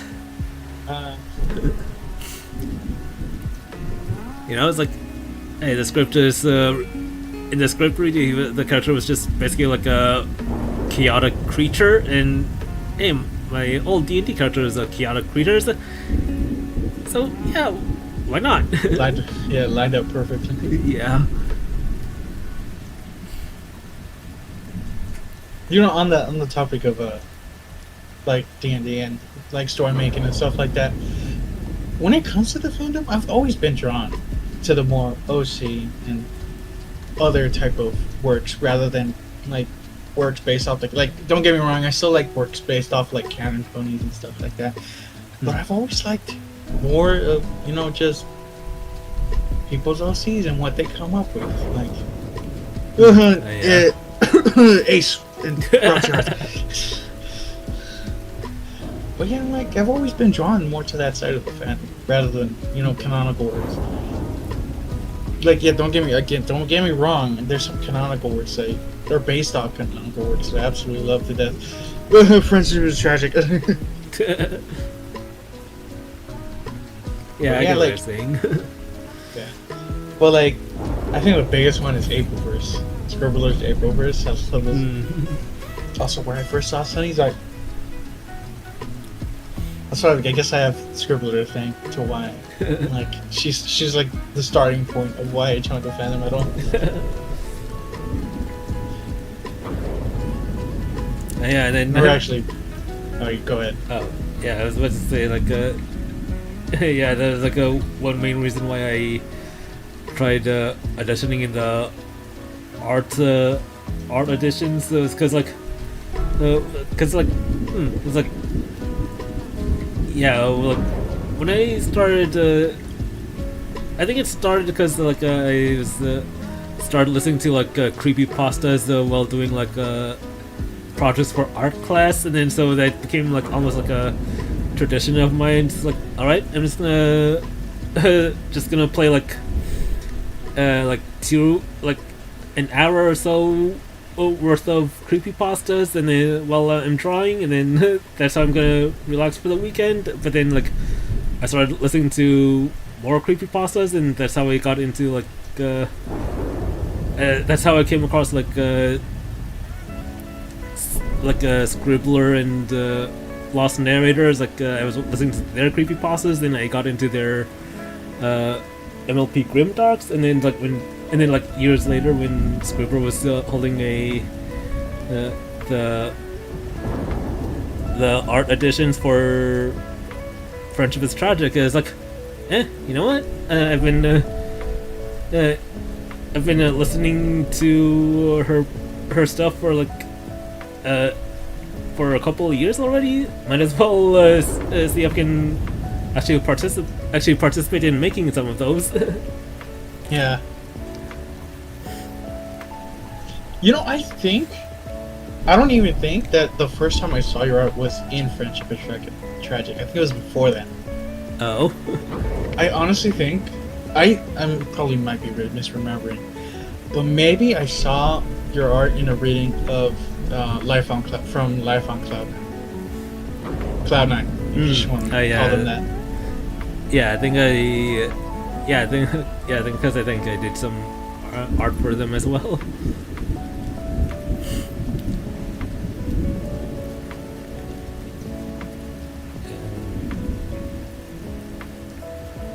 Of course, now I do know you more for seeing you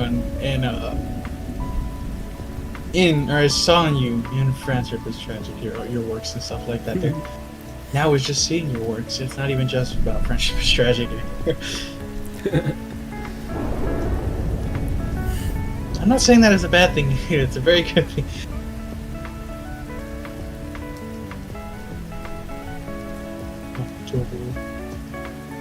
I always get that.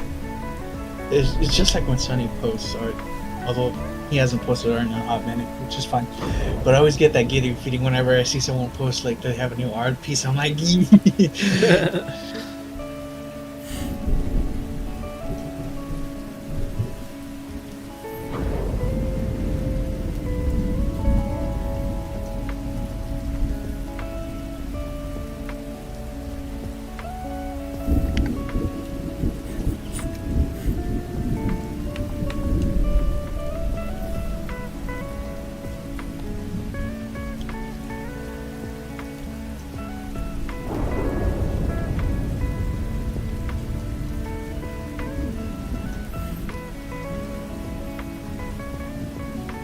You know, I was really hoping to get through like 4 characters tonight, but then at this pace I might only be able to do 1 or 2. oh shit, yeah, it is getting. Oh my god, I just realized it is getting pretty late.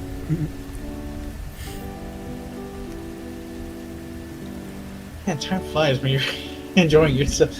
Yeah. Well, bright side, that means more opportunities to do more Pride-themed art streams before the end of the month. No, I was drawing. Then I saw you share your link, and I'm like, I'll pop in. I saw that you're in your streaming VC, but I'm like, oh, I won't. You know, I usually don't hop in unless I ask first. Which again, I didn't do that. You went into your chat first. You know, yeah. And if you don't, now you do. Well, hey, the way I have it set it up is like, if I'm gonna be doing like a, if I'm gonna be doing a solo stream where I don't want people to join in, I do have like a private I already have a private VC already that that's hidden from everyone else. So yeah, if I'm in like the regular streaming VC, that usually means it's open. Usually. Yeah. Unless you're playing Repo, like you were this morning. I know you now. I know that again because the other time I asked first before joining, I'm like, oh yeah, open.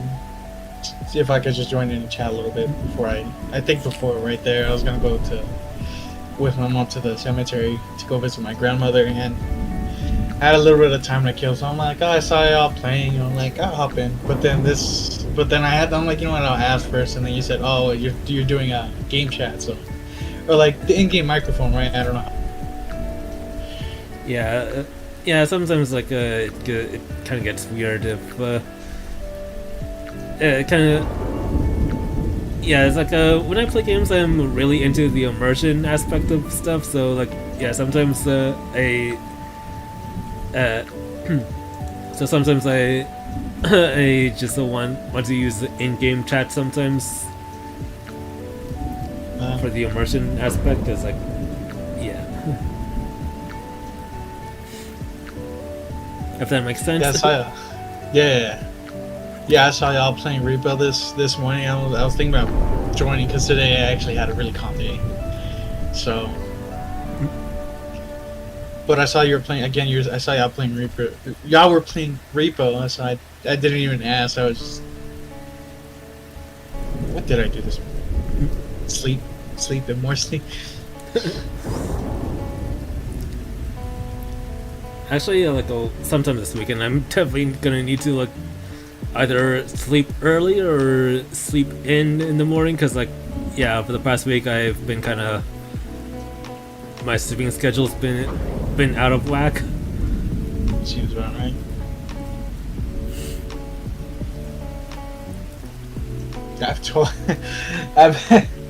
I've been sleeping, or I've been sleeping late, but I've been needing to get up early to go work. It's just I've been making bad choices all this week, which And you know, I don't it's really like, have any. and you know, it's like a bad sleeping schedule that that might be contributing to our depressive episodes. Seems about right.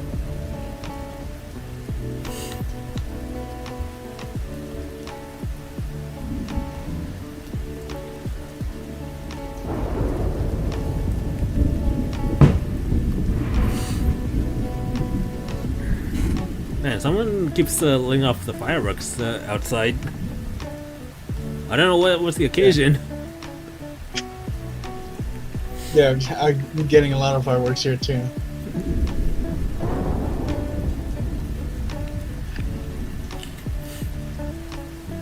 I feel like I get a little bit more angry about it when it does happen, especially if it's a big one. Because my dogs, they tend to freak out whenever that happens. It's a really big one. Yeah.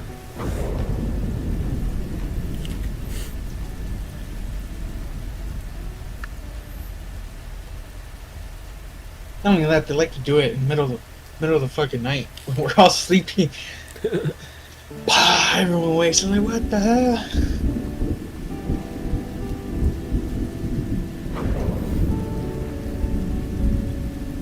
What's crazier about it is that in the area that I live in this immediate area, those fireworks are extremely illegal. Like cops patrol around when that time of the year comes around, they like to patrol around the neighborhood. Mm-hmm. And they stop people who set off those big ass fireworks.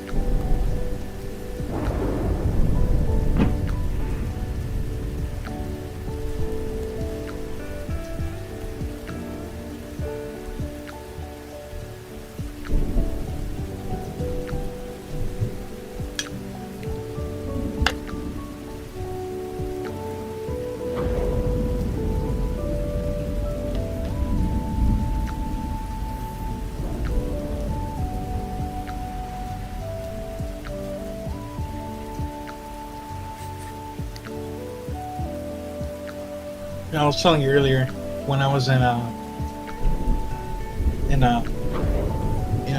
chat is that I'd tell you more about it. Again, I tell anybody more about the lore that I've written. It's just like you said, it's a niche, and I don't want to bother anyone. I don't just go into people's DMs and be like, "Hey, you want to know this lore?" Like.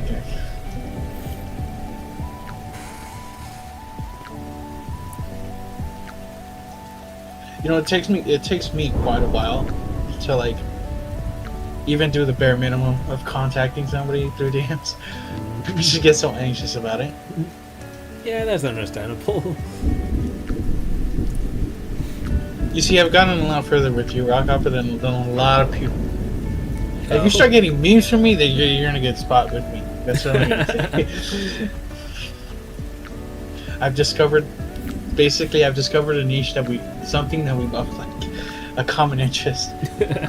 And I'm gonna see, I'm like, I got memes, meme brain rot. I'm sharing those memes with you.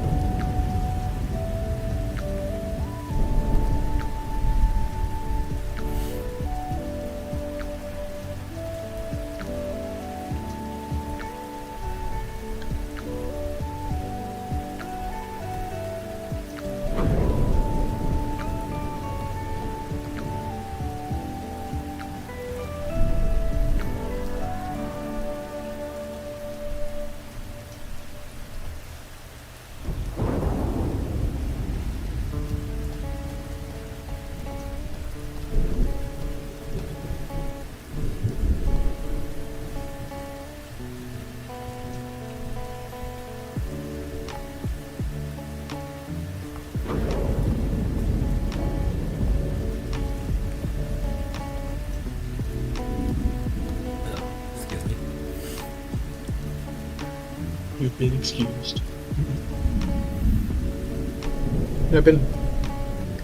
As we've been chatting here, I've been idling, like jotting down a couple of notes and stuff like that. Again, more lore stuff. Oh. There's a couple of things that it's just like general ideas that might not come to the official canon. My head canon, I'm just gonna say.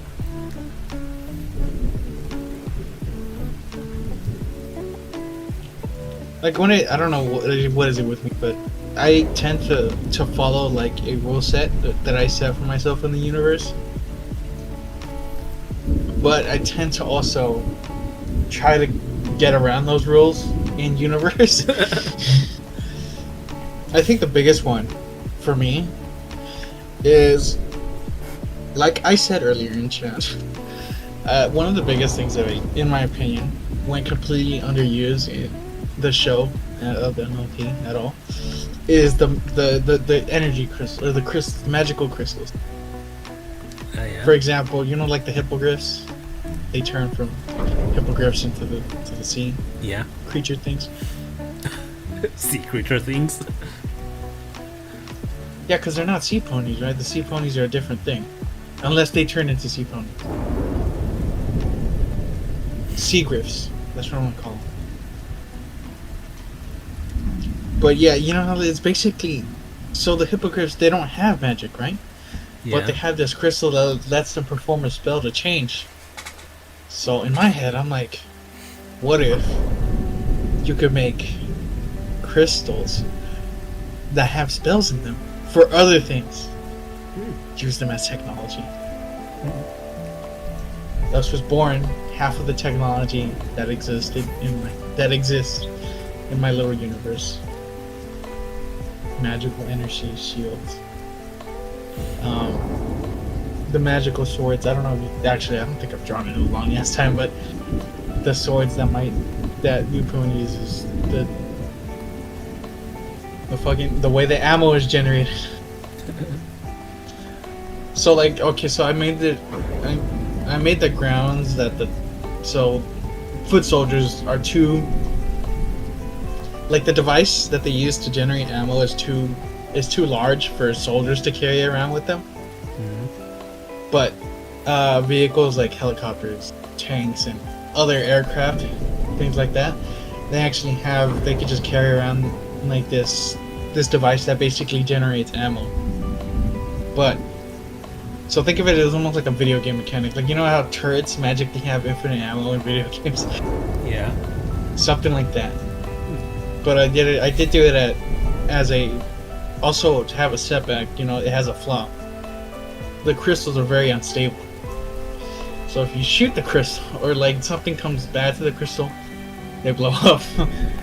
They release a ton of energy, is what I'm trying to say. Ah. Makes sense. So think, alright, so this is a little bit of a grim thought, but think of how a tank has to carry ammo. If you shoot the ammo, obviously the tank will have a catastrophic cook-off. The ammo will blow up. But in this case, it just makes a couple rounds. But now you have this other thing that also still blows up. But now they have infinite ammo. Like, it still has to reload and still has to slowly generate a round. But I make it so it's like, oh, they could go on for long. Like, things still break, obviously. They still need maintenance, but they run longer. Just for fantasy's sake. Like, just so I don't have to worry about, like, oh, how are they don't have any ammo. Also, I try to make it so it can't really generate anything organic. So there isn't no infinite food. So supply lines are still a thing. Yeah, it's just I'm gonna be happy.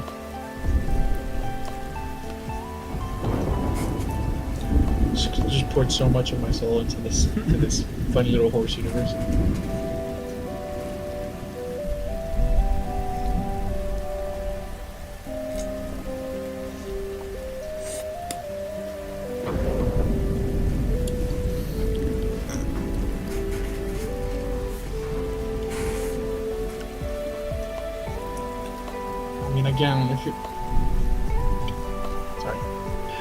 Again, if you wanna know anything about it, Rock, you can just ask me. I'm not gonna tell you straight up because I don't want to. Yeah, all right. But if you ask me something, I'll answer. There's a couple things and intending on keeping like a secret, but those are probably more obscure things. Then I doubt they'll just ask about them.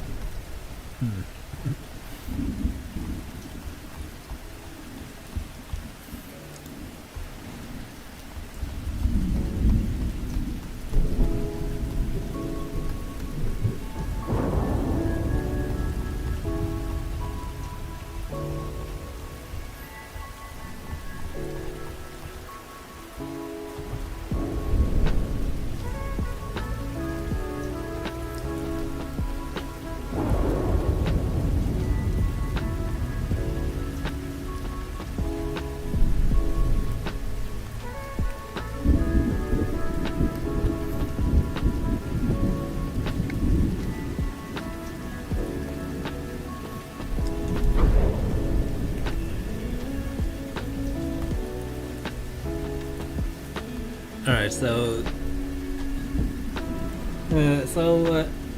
one thing was, like, I'm probably just gonna do one more character after this, and then I might continue this stream some other time. Sounds good. Cause yeah, we're already at 2+ hours already. Yeah, I was in a bit. I might actually go to bed because I am. All right. That sleepy feeling is trying to come through, but I actually did. I wanted to sit around. Well, I say sit around. I wanted to watch you finish this character. Gavin. Hey. I don't know why, whenever I hear the name Gavin, I think of Achievement Hunter. Well, I think that's one reason why I named him Gavin. Hey guys, it's Jack and Jet. Hey guys, it's Jack and Jet from AchievementHunter.com. I always think of, I don't know if you've seen it, but Halo Fails of the Week. I don't know if you've ever seen that from Achievement Hunter, but oh my god, this was like shit when I came home from school, and I was always looking on Fridays whenever they would post a new one. The ones that I always watched was their I think what really got me into watching them was their GTA gameplays. Well, no. And also, yeah, they like, had a bunch of good series. And also, whenever Michael and Gavin did was it the Two Idiots play or something like that? Oh yeah, I know what you're talking about. Yeah, they did a lot of different things. I know about an achievement horse and achievement pig, where they would go head to head. Yeah. Like two of the people from the studio. And I miss Achievement Hunter and Rooster Teeth. Yeah. I mean, I get other things happen, like, yeah, it still makes you sad. It's Jack and Jet from Achievement Hunter. Have you ever seen Uno the movie? You ever seen Red vs. Blue? Like, even just like little bits of it? Yeah, I've seen bits and pieces of it. Yeah, this is also another big reason. Caboose. Fucking yeah, I think Gavin is the one who voices Caboose. He's so fucking funny. Yeah. He does such a good job with it when he did voice Caboose. I might be wrong on that, by the way. I'm just saying. Whoever voiced Caboose was fucking goated.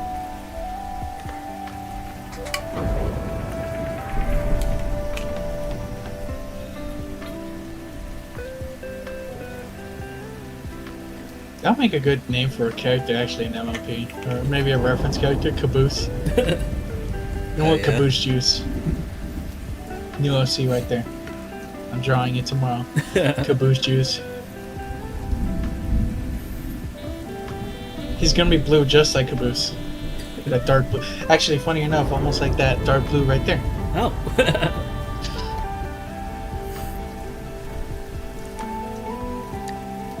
Actually, is that intentional that you made him that color?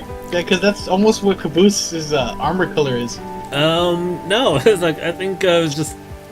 Yeah, no, Caboose is literally almost that color. A dark blue.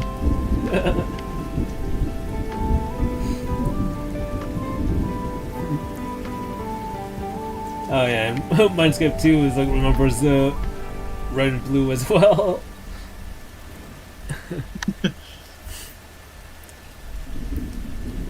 I might put on like some Achievement Hunter and Rooster Teeth videos after this for myself. Look at some old videos. I kind of want to go back and look at the. I think it's like they have like 400 episodes of fails of the week. I think. This is all Halo fails. It's really funny.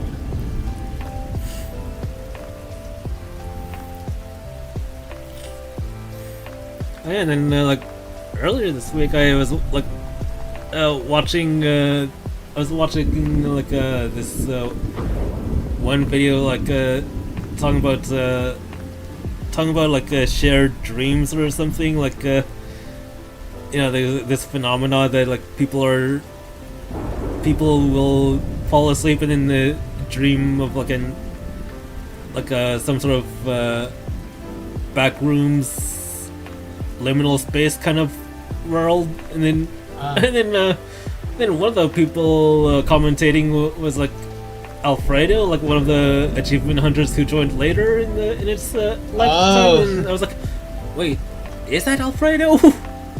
Yeah, it's like, yeah, I recognize his voice, I recognize his face. You know, it's always weird seeing like big YouTubers or like people that you recognize that in like comments or stuff of something that you would never expect them to, like, never expect to see them. Yeah. I think the biggest one I think I recall is seeing, not, I forgot exactly what the name of the YouTuber was, but I saw them in like, I think I saw them in like an interview, like in the comments of an interview, Sevenfold, when they were like they're going in depth about making one of their songs, and I saw a YouTuber that I recognized in the comments. I'm like, oh, I never expected them to listen to A7X.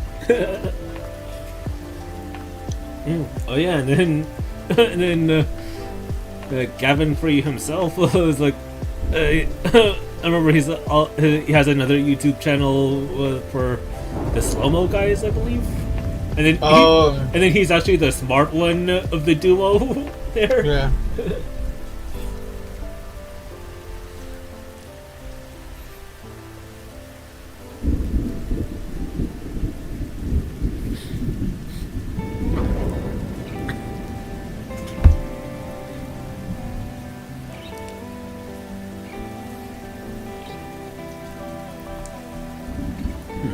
Anyway, yeah, I think I'm just gonna stick with like minimal shading. I'm not gonna shade too much, just with the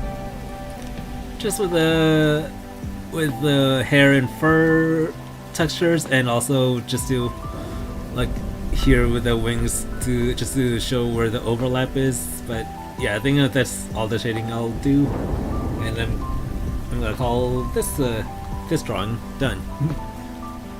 Just stamp my signature here, or not really stamp it. I'm not stamping anything. I'm just literally writing it. But yeah.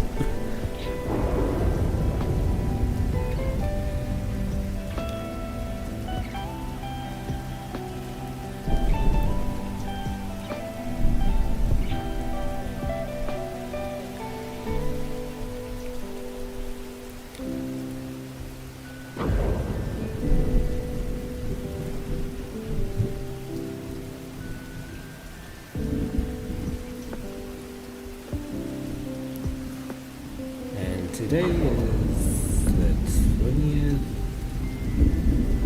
Oh, it's not the 19th. I forgot. I was about to say it's the 19th. Too. Oh, it's yesterday. My dumbass was thinking about Black Ops 2 because yesterday was the day that Black Ops 2 like terrorist attack takes place and everything. Oh yeah. Oh yeah, it's 2025. I've been meaning to play that because like. In the FIT server, there's this one guy who's a huge COD fan, and he keeps like talking about it's like, oh dude, it's 2025, it's literally Black Ops 2 right now. Black Ops 2.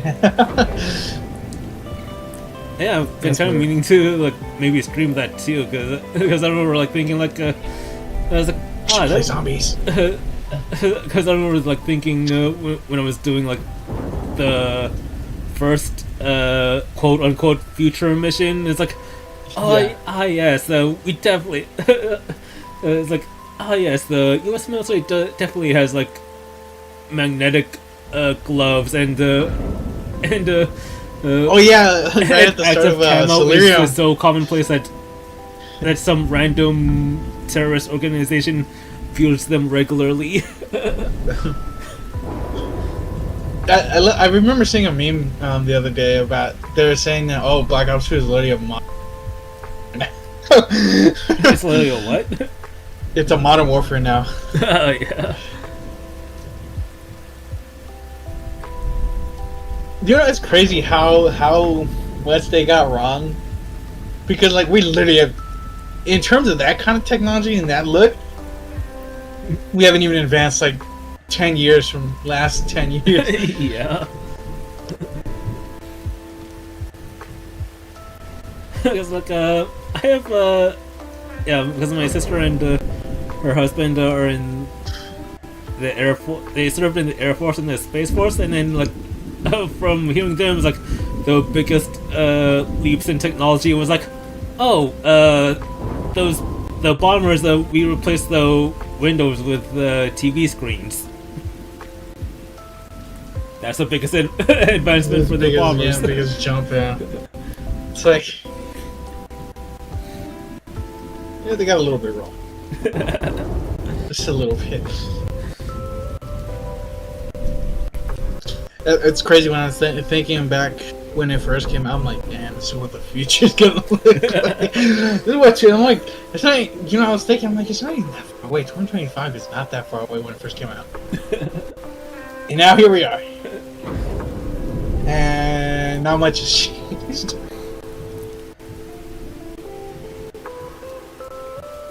Little did I know, I would be part of the Small Horse band talking about Black Ops 2.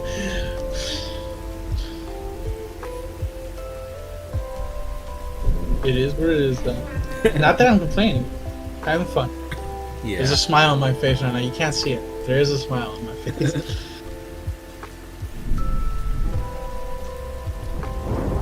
If you play Black Ops 2, after you finish the campaign, we should play zombies. And then you should get Black Ops 3. Because we can play Black Ops 3's campaign together, because it actually has co-op. Doesn't Shoka have Black Ops 3? And Snake? I don't know. That would be such a fun stream to play Black Ops 3's really stupid and dumb campaign together. Okay, for the record, I'm not gonna spoil anything. Well, there's not really much to spoil. But Black Ops 3 has what a lot of people consider one of the worst campaigns in all COD history. It's fun to play through, it's just the story kind of doesn't make any sense. You have to spend more time researching it, yeah. Yeah, it's fun, but I just wish it wasn't a Call of Duty story. Yeah, it's not a Call of Duty story. Like, it would have been fun if it was like, if it was just like its own IP, because it has some crazy psychological horror, cyberpunk. Yeah. No, Call of Duty. Yeah. Train Go Boom. You know, that's where that came from, right? Have you ever seen that, the train Go Boom? Oh, yeah. That came from Black Ops 3. Out of everything that came from a Call of Duty, Train Go Boom. Deadass, I actually kind of want to tell Shogun. Maybe not, like, immediately, but, like... Oh, wait, can you... Oh, no, I mean... No. Black Ops... Oh my god, Black Ops 3 is 10 years old. I just feel old right now. Oh my god. It came out 10 years ago. Black Ops 3 has a really good COD campaign. The zombies are amazing, too, as well. I gotta say that. Genuinely. It also has custom maps. Kind of like another zombie game that we know. Oh, yeah. Like, genuinely, Rock Hopper, I do think that Black Ops 3 is a great game to be, like, streaming and stuff like that, just beat each other. And also, like, even though, like, we do kind of roast the story, is like, It's still like the psychological horror aspect of that. Or psychological thriller. Psychological cyber thriller. I just kind of wish it didn't have the Call of Duty title attached to it. Yeah. It's like one of those stories is like, oh wow, this is a pretty cool story. It's like, wait, what does this have to do with Call of Duty again? Call of Duty, yeah.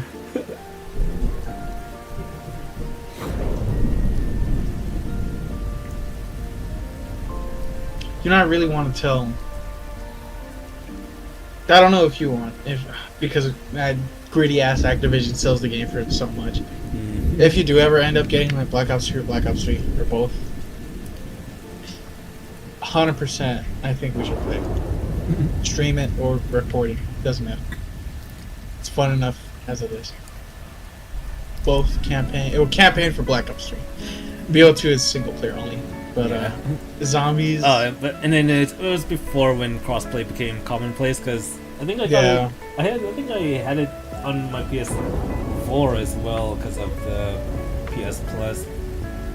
Oh yeah.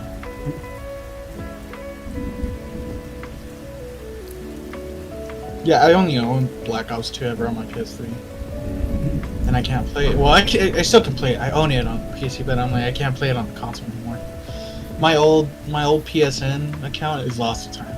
It's lost media. I don't have access to it anymore. It's unfortunate. Curse you, digital age. You know, a little bit on that now. I'm so glad that so many people are passionate about video game preservation. Yeah. Like even if like there's bad games that people want to preserve, Concord. Like, as much as I want to dog on Sony for that game, yeah, I don't want to see it disappear ever. Yeah.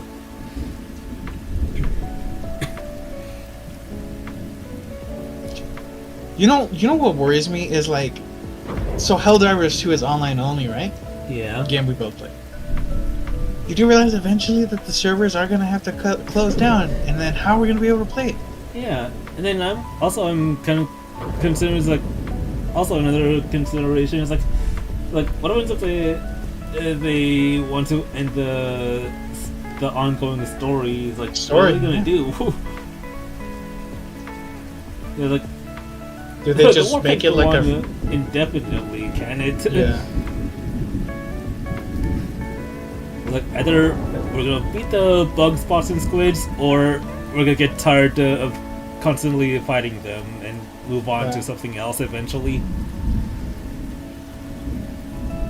Yeah, it's just kind of, you know, it makes you think. There's like, I know I'm gonna go back to Helldivers. Like this is like that's not even like I'm not even fighting that thought. Like yeah, I've been to other games, older games, and of course I'm gonna come back to Helldivers too. But then you know. One day I come back and they're like, yeah, no more servers for you. I still want to play. Come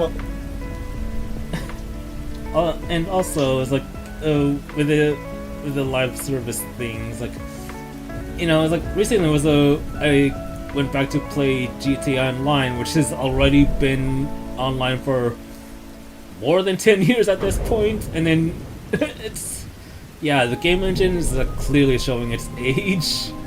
It's like it's like I'm playing the new missions. Like, yeah, these have been fun like 10 years ago, but now, yeah.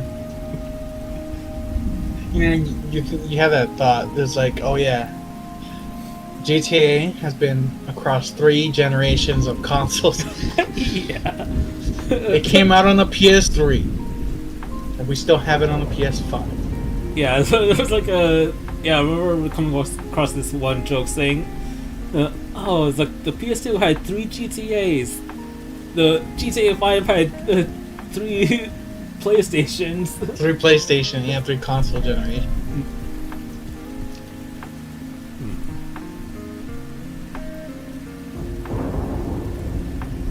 Alright, so... okay, so question for you or for the chat. who should be the second character I draw for tonight? My first ever D&D character, or the character I'll soon be playing tomorrow? You know, I kind of wish that was an easy question to answer. Okay, how about this? Do you want me to draw a non-binary tiny lizard, or an anthro black cat? That still doesn't make the question any easier. Those both sound interesting. I really like the sound of creature, lizard. Alright. But I also like the sound of the cat. I'm like, come on.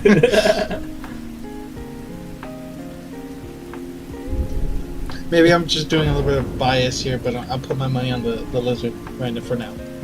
Alright. Alright,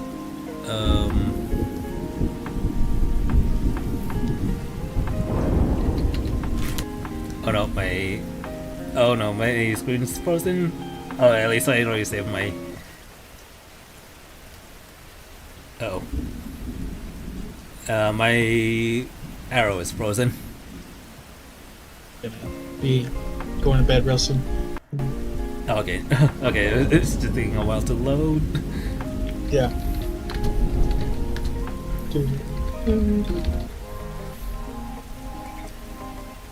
I was about to start singing, like a song that I'm listening to, but then I realized you're streaming and YouTube would get really angry, even if it's just my shitty singing.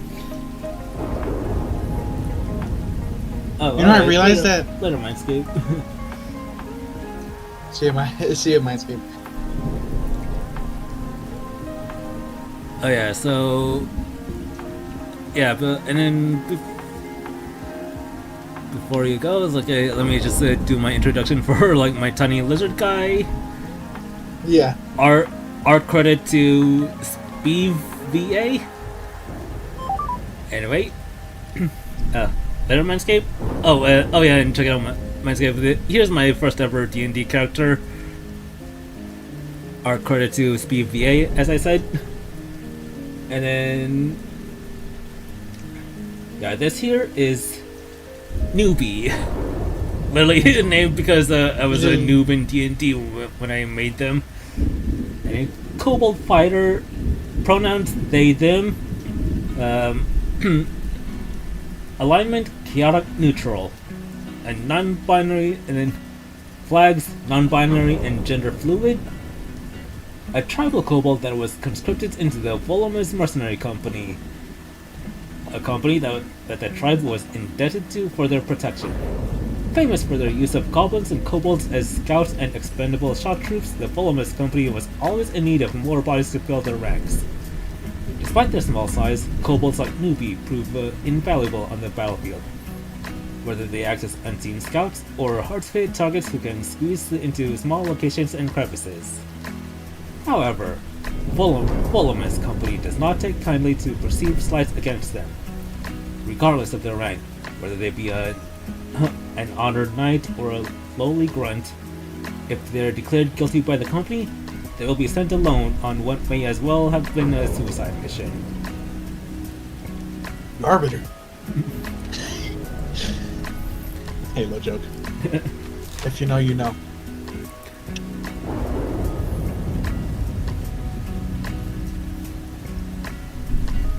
Right, and that was good, by the way. Thank you.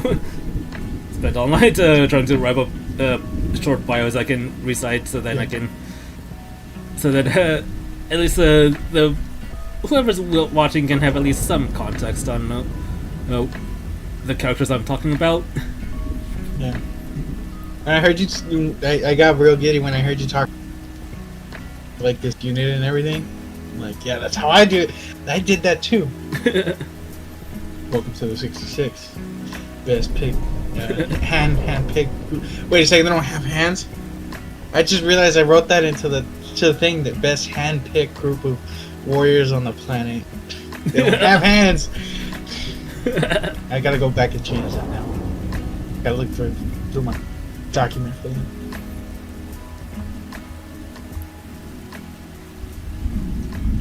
Yeah, a little bit of context on that from me.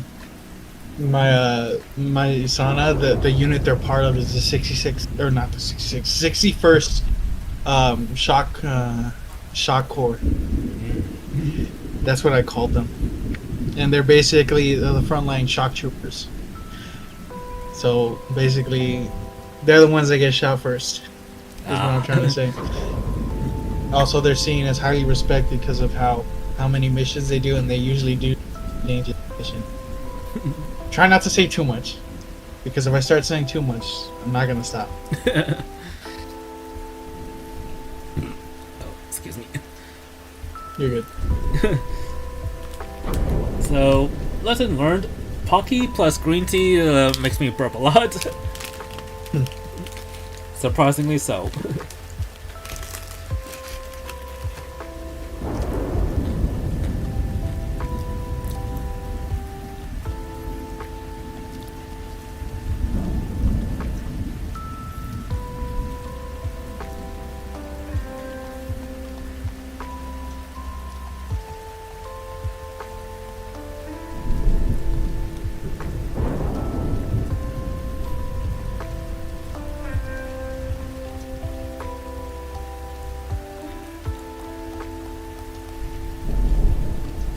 You know another thing? This actually probably adds to what you were saying about it being like a D&D tabletop game. Is that all the not soldiers, I'm not gonna call them soldiers, actually rather call them troopers. Is that they all have unique armor markings. Yeah, so they have the markings of their unit. For example, I don't know if you recall, but exactly this, but on Mute's armor, their right shoulder piece and their right calf piece have the triple chevron, which is the signifying like armor marking of the 61st Shock Corps. But all the other markings is by Mute's design, Mute's design. They marked them like that. And of course, other troopers in the unit would have the triple chevron on their arm and leg. But then everything else, they would have their own unique thing as a form of personalization of their armor. Which, again, I can imagine people, if they really wanted to, they could make their own with unique markings. And then, of course, every unique trooper would have their own marking. Yeah. It's like, so they're part of a uniform, right? Like, you could tell which side is which, right? But at the same time, they're unique. You could tell each trooper as an individual, rather than just being a cog in the machine. Yeah. See that little detail, and I say so much about it. I apologize. It really gets to me. It's just I went a lot into it. Yeah, that means you're really passionate about the role you're making. What do those marks mean? Oh yeah, explain.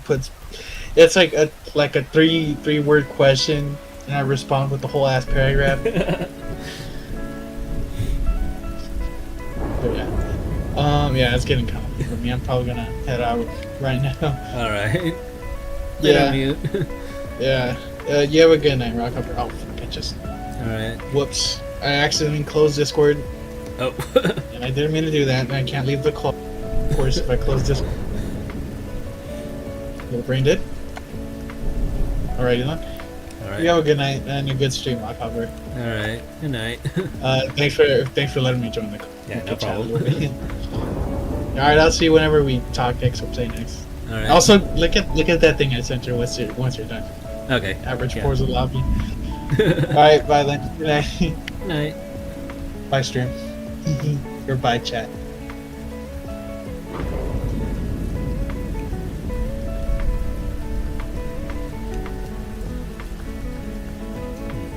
Alright, so I think for newbie here, I'm gonna put the gender fluid flag on the shield, and then Oh no, wait, how's about the non-binary flag on the shield, but then the gender fluid colors are on the sword, but it's dripping like blood. Yeah, that'll be. Yeah, I think that'll be the way to go.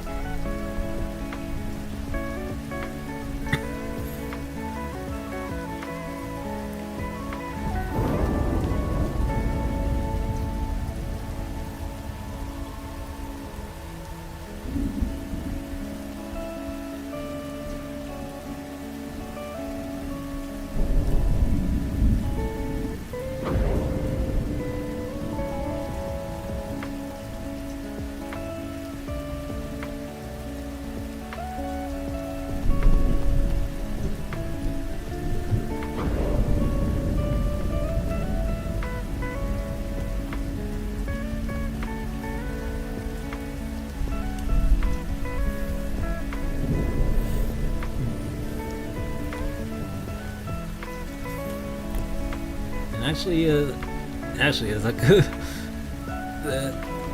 the sword and shield the newbie wields for a regular human is for a regular human or humanoid that stands somewhere between 5 to 6 feet. It's just a medium shield and a gladius short sword. But then for like a 3-foot kobold like newbie, it's almost practically like a.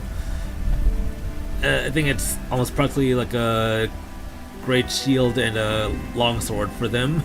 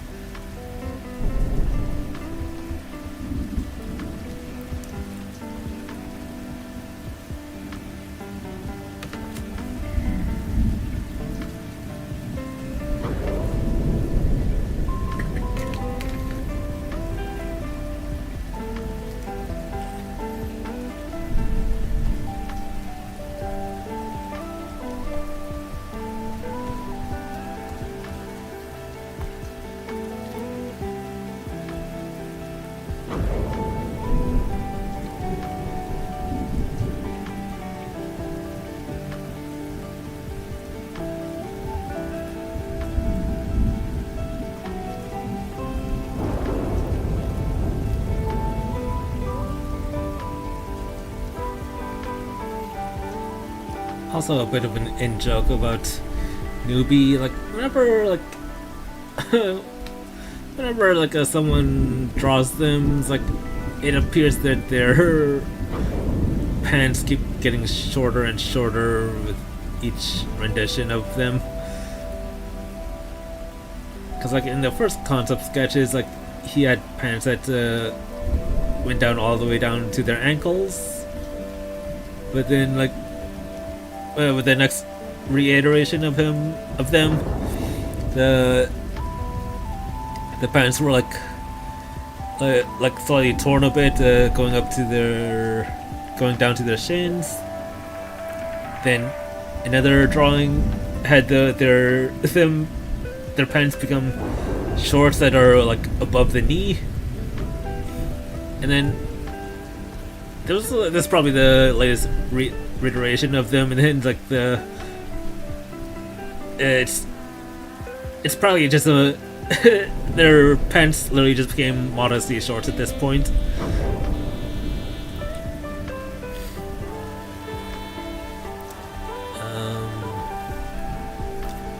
Alright. First I need to draw the horns so that I know how to draw how big I need to draw the helmet. As another thing about another little detail about them is that their helmet is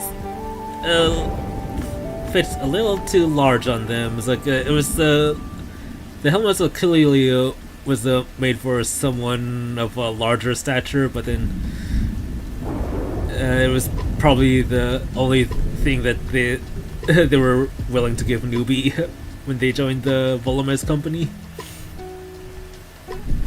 Okay.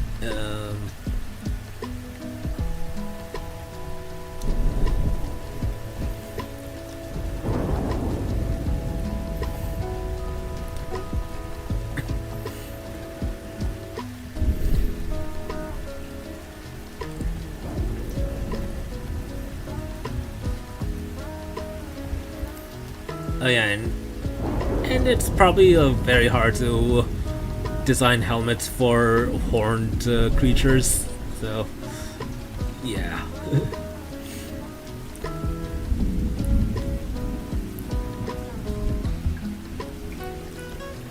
You know what? I kind of imagine like this helmet just belonged to some other mercenary trooper that belonged to a Volumes company, and then they died, and then the company just picked up the helmet, like washed off the blood, and they just gave it to the next trooper in line, who just happened to be a 3-foot tall kobold named Newbie.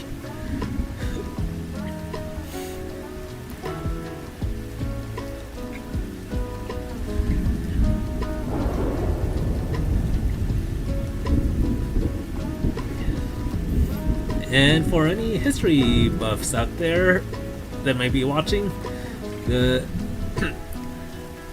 helmet for Volumes company is actually designed after the French Adrian helmet that was used during both World Wars.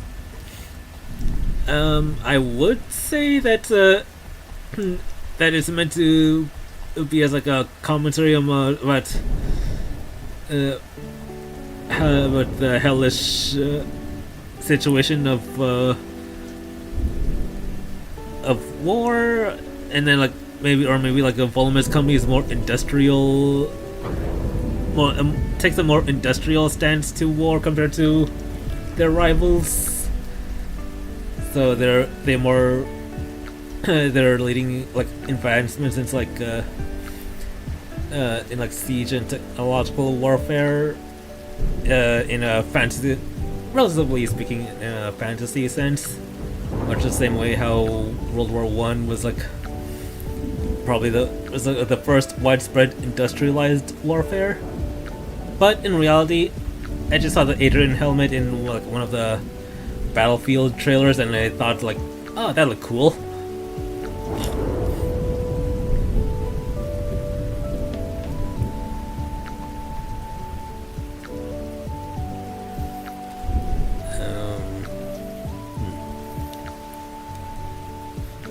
I momentarily forgot what the sigil was for Volumes company.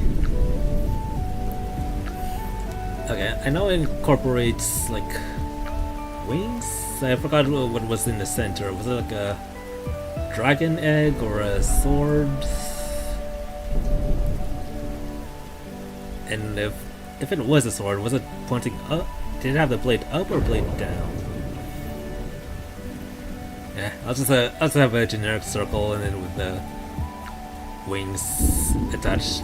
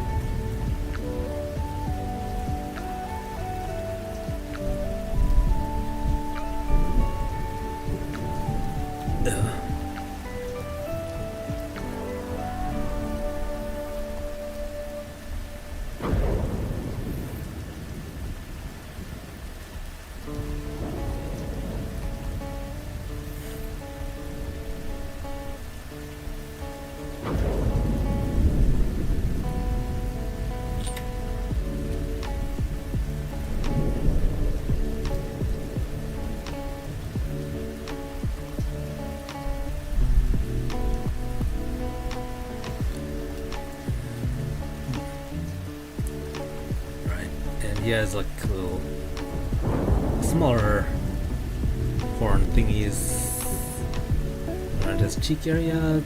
Do they count as horns? Hey, Darkstar, welcome.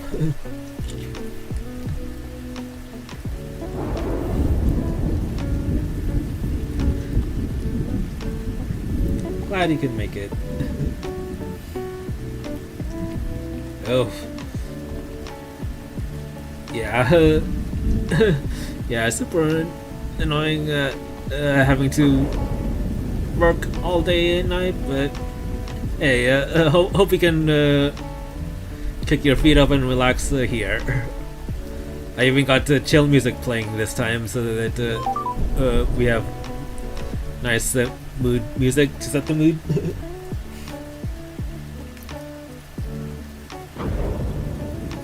Aww.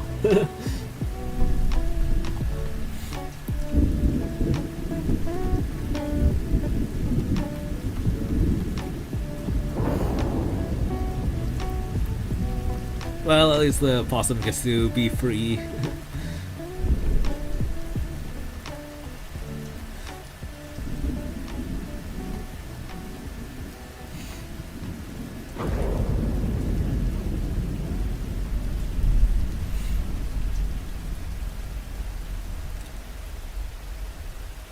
But wait, are you sure it was a possum and not Moxie from Hell of a Boss?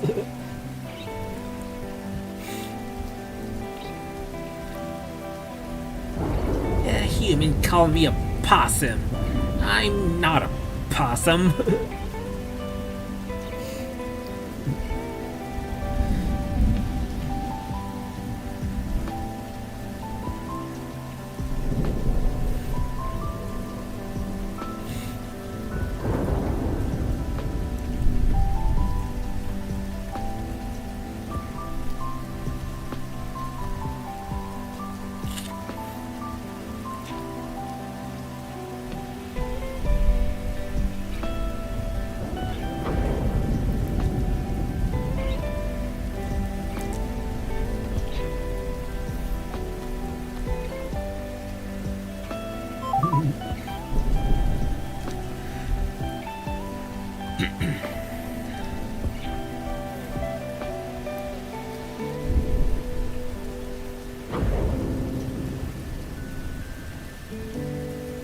Well, picture or no picture, at least it lives on in your mind. Oh, all right.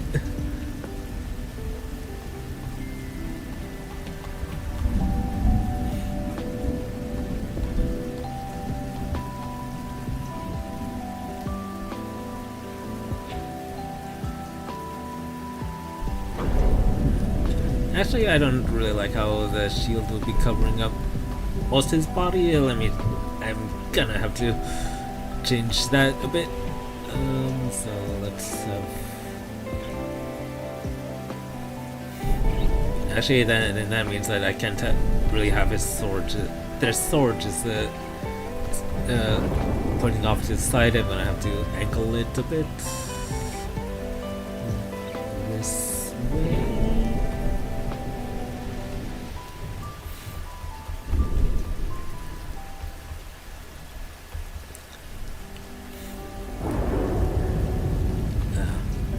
To make an angle it a bit up this way.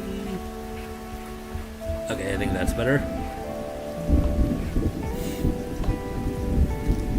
And then the shield will be kind of angled like this.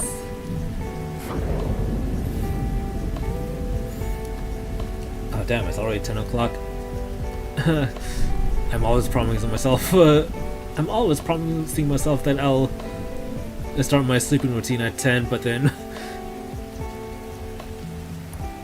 I really want to finish at least newbie tonight.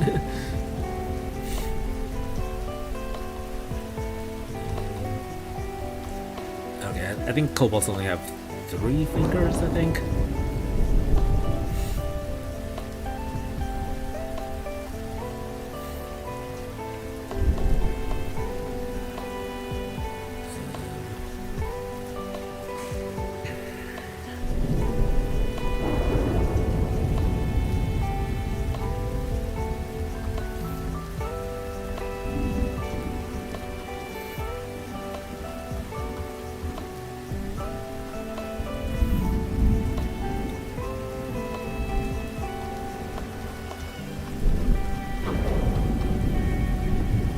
yeah, I think this is a better angle for the shield.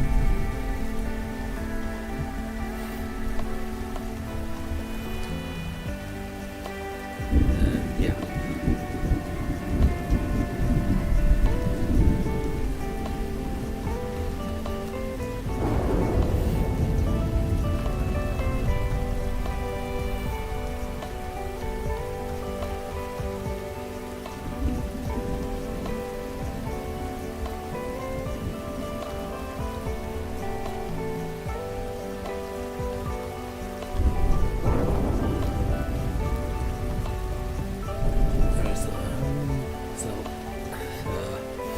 NB colors, it's 4 stripes. How many stripes do I need for gender fluid? That's 1, 2, 5 stripes.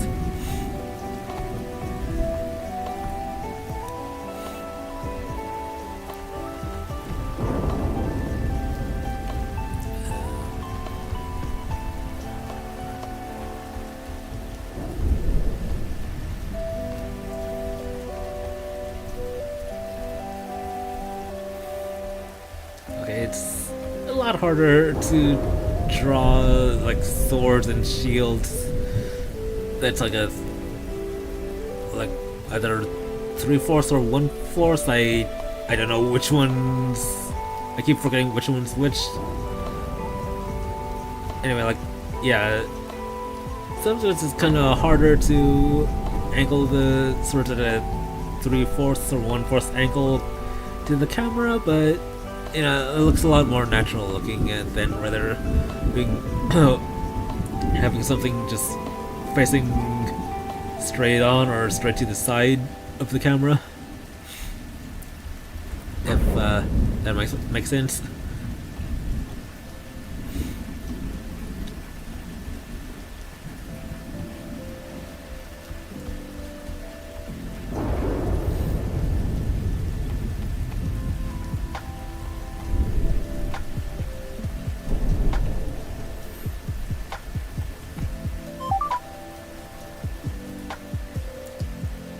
Indeed it is. Or at least it's meant to be. Well, but then I think in the hands of a kobold it should look like a long sword, I guess, proportion wise.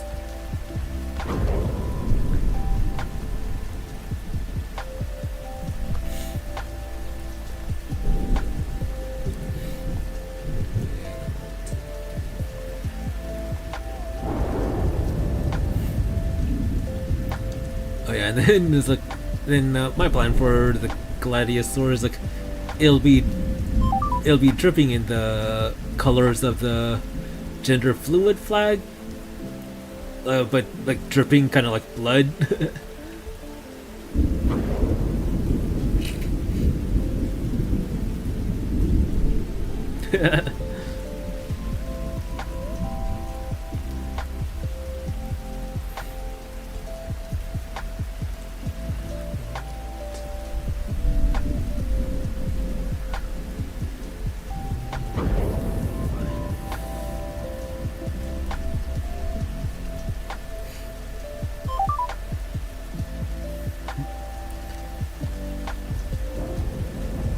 Oh yeah, I think you missed it, but like every time I start on a new character, I'm gonna start a new character here. I gave like a brief lore description. So like, yeah, so the story here with Newbie is that they were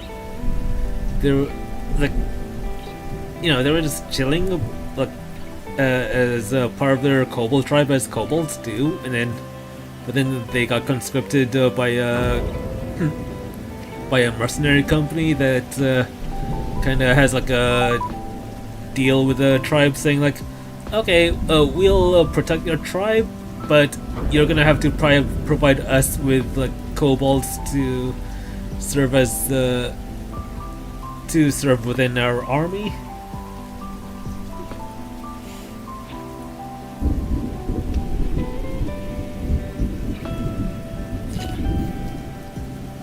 Oh yeah, it's like yeah, yeah. That's the one reason why I kind of wanted to try going onto Twitch rather than.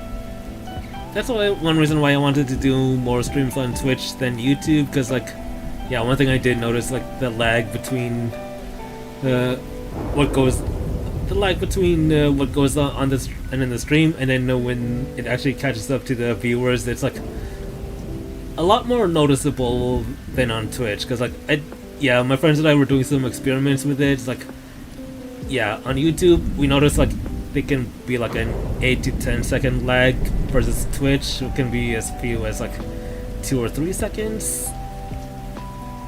So yeah, it kind of makes it awkward to try to hold conversations during a stream. But yeah, so like, yeah, Newbie was conscripted into like a mercenary company that basically provides protection rackets across the kingdom.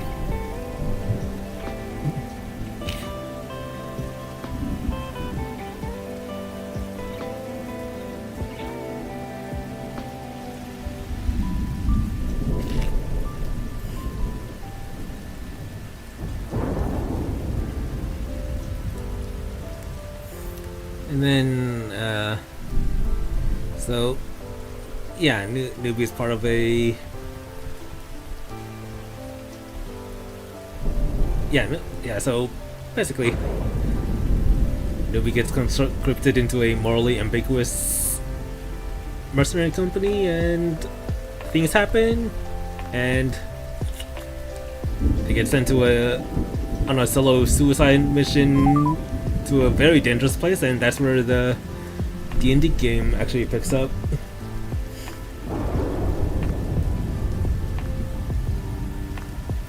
Oh yeah, that sounds alright.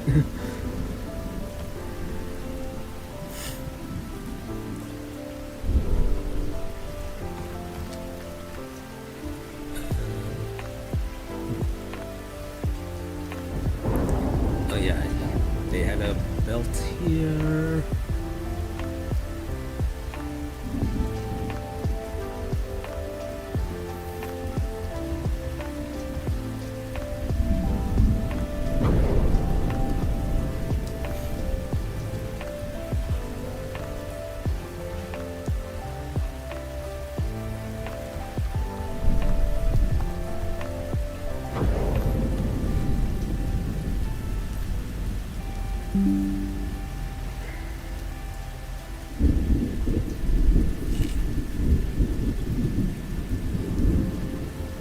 Oop, running low on storage space.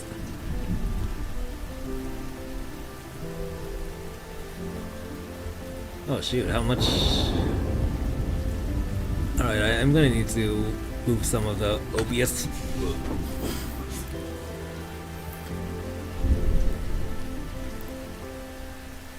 Oh damn, I forgot I had this many gaming streams still on my main hard drive. Alright, I'm gonna need to move all of those to my external hard drive.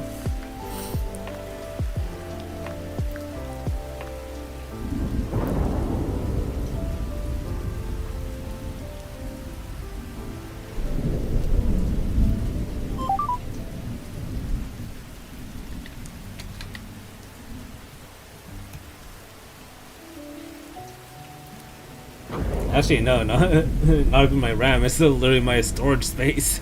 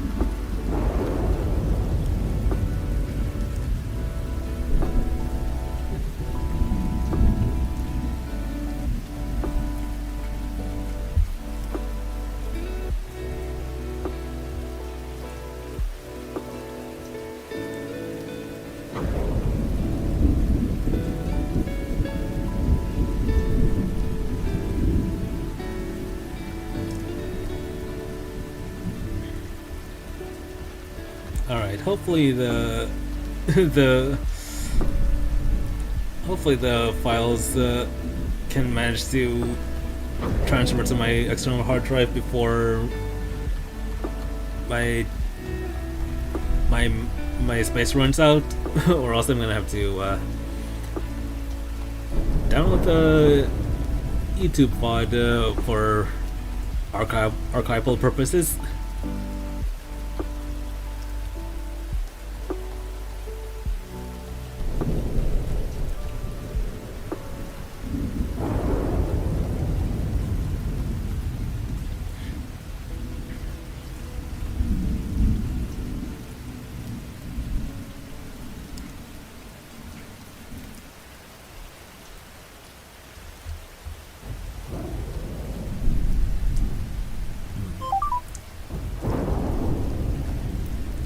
Actually, hold on. I think the designs I have for newbie is slightly different from the ref pick that Speed made for me.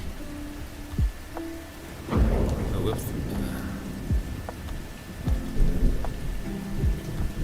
Alright, yeah. So comparison. That's here's Beef's ref pick that he made in comparison to the ref pick that I made.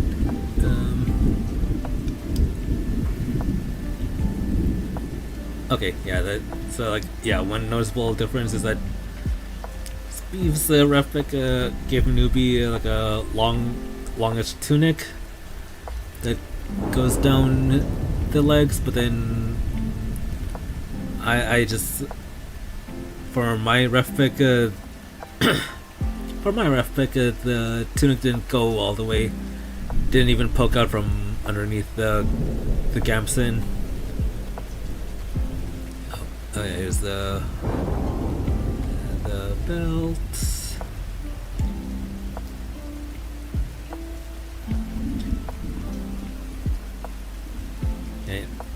Yeah, you know what? I think I prefer the look without the tunic poking out from beneath the gamson.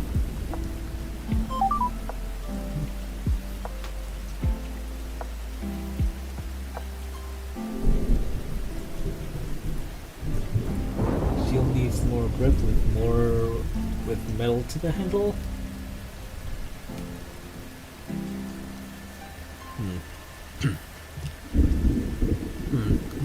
Well, to be honest, I think most of the grip is like hidden behind the shield from this angle, so.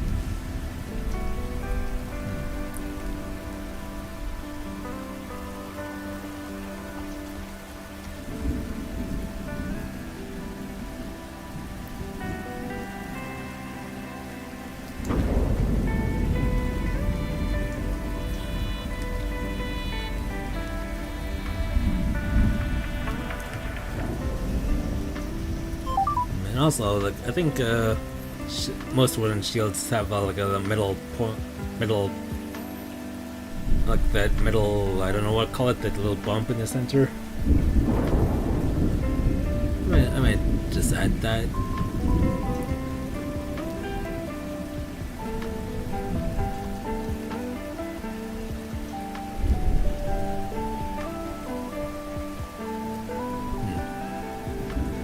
But also, though, I think I do need to move the hand slightly a bit more to the left to show some thickness in the shield, because I think with the hand resting that close to the behind the shield, it kind of looks at the shield a little too thin for my liking.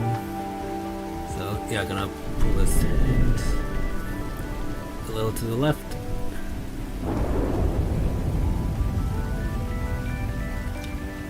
Alright.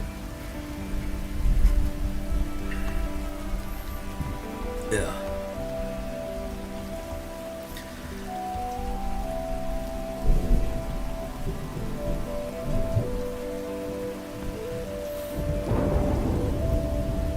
Oh, the buckles on the gamson is slightly different from the actual rough pick, so let me change that.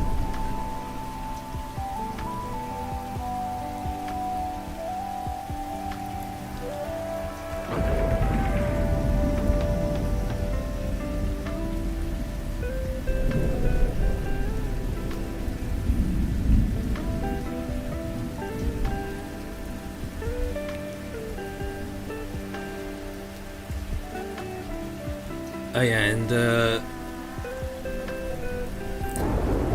and I may have mentioned this earlier, but for those who didn't hear before, who wasn't here before, but yeah, this is quite literally the first D&D character I've ever made. Oh, I have like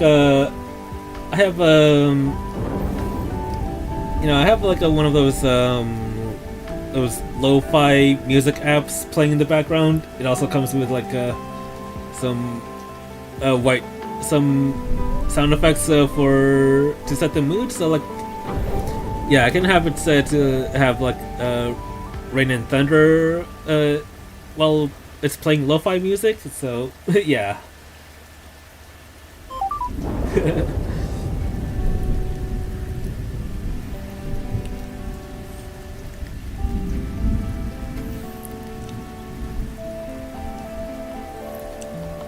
Which is it's kind of great because I'm the type of guy that enjoys like rainy, stormy weather. That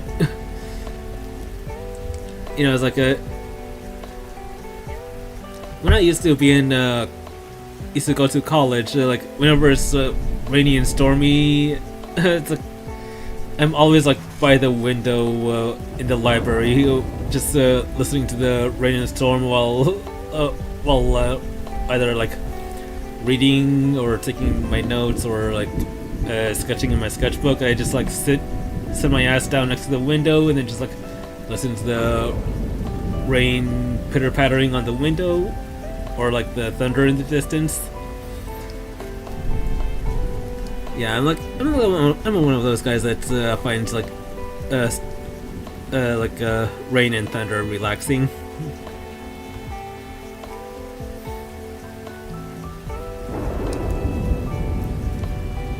Oh, forgot to draw the base for their tail. Alright.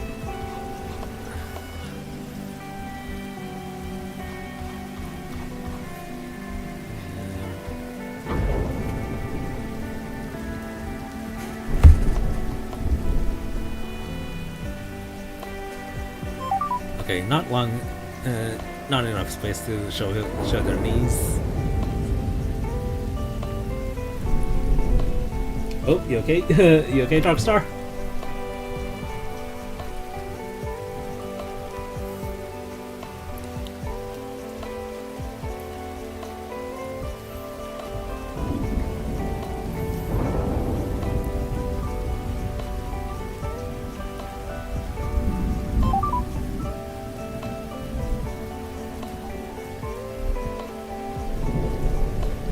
You forgot?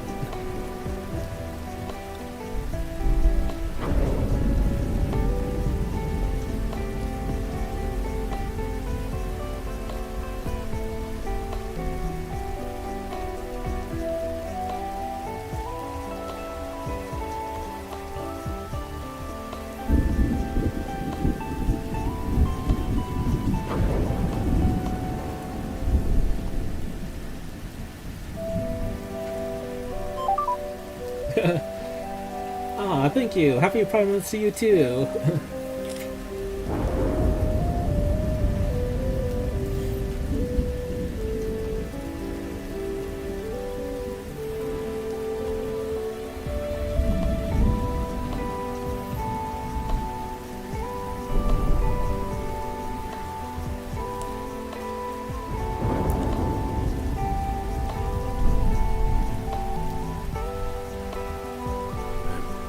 Let's make the tail a little longer and thinner. Actually, it needs to be thicker here, but thinner on this side.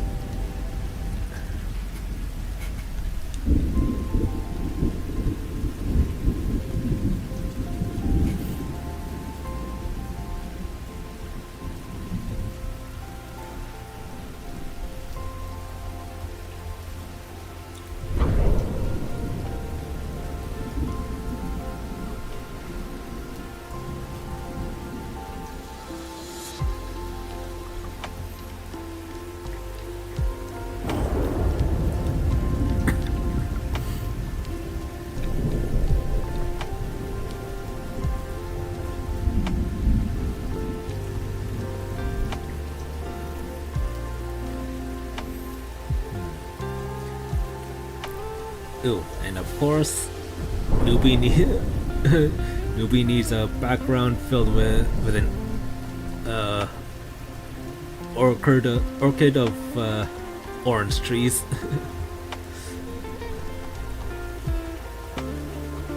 Yeah, it's a bit of a running joke that Newbie has an obsession with oranges.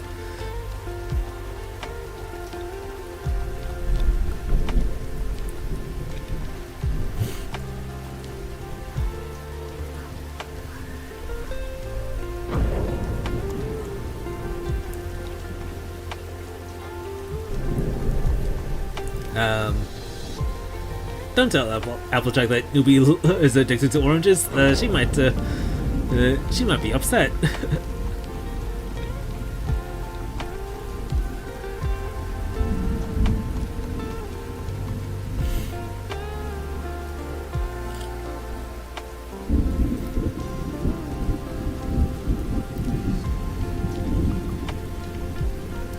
Got some oranges here, and then just maybe an orange or two laying on the ground.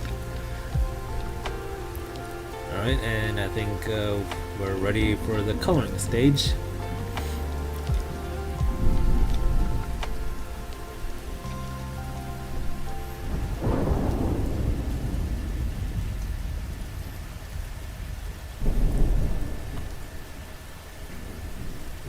Yeah. Too blue.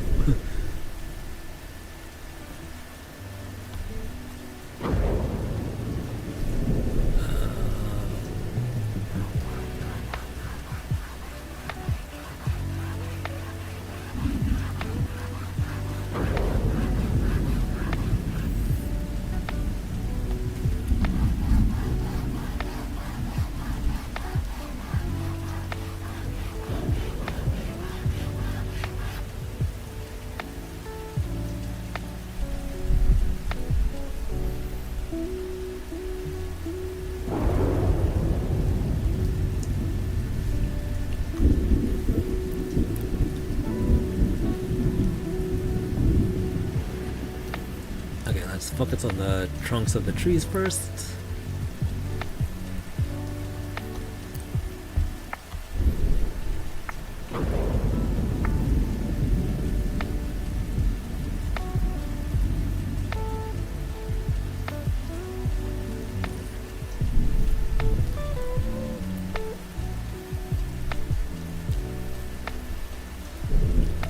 Alright, I think tree bark in real life, they're deceptively a lot more gray than you'd expect, I think. Oh, that's too dark of a color.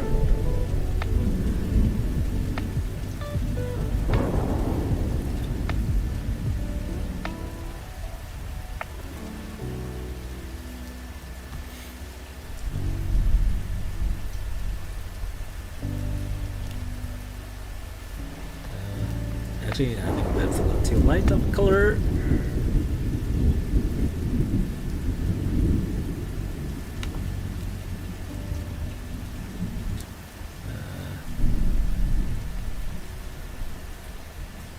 Alright.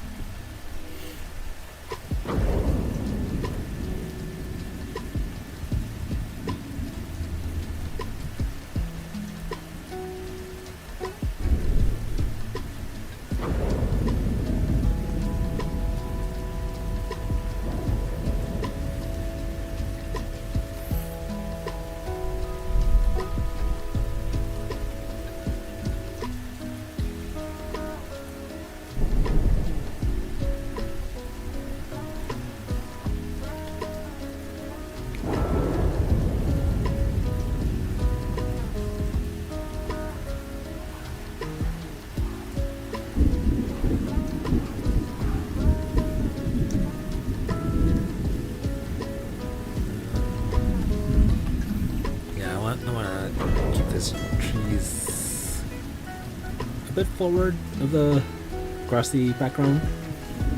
Alright, that's good.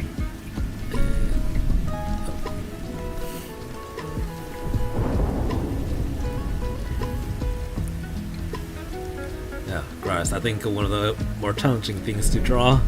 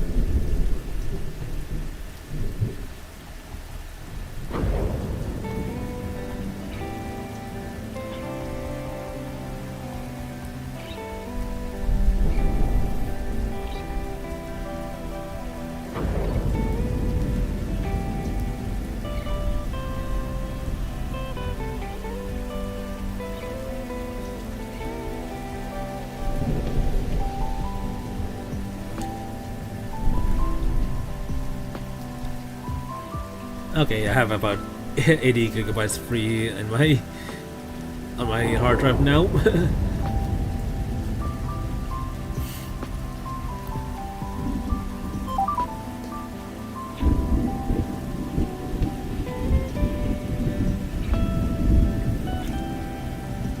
Thank you. I'm not really the best at doing backgrounds, but you know, but glad it's serviceable.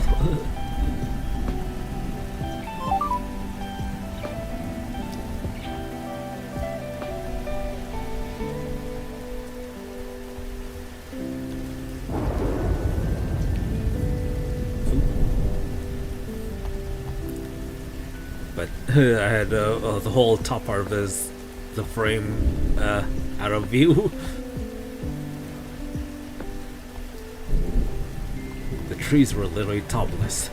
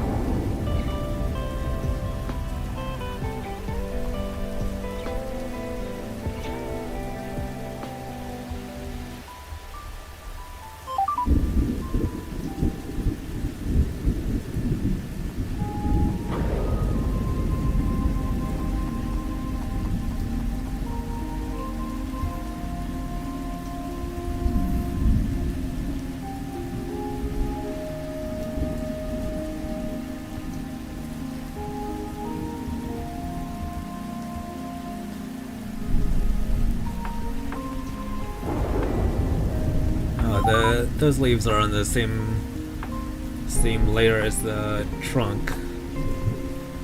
We're just gonna ignore that for now, I guess. Let's just disregard that for now.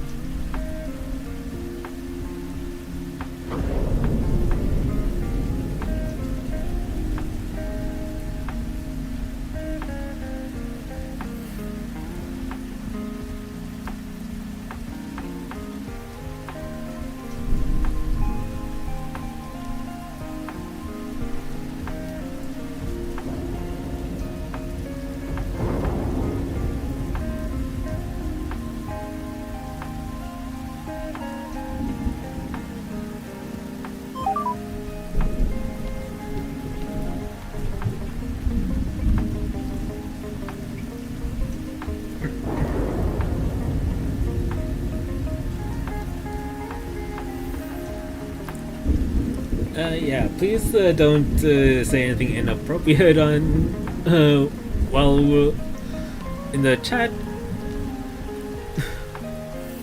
I don't want to be kicking anyone out during this chill stream.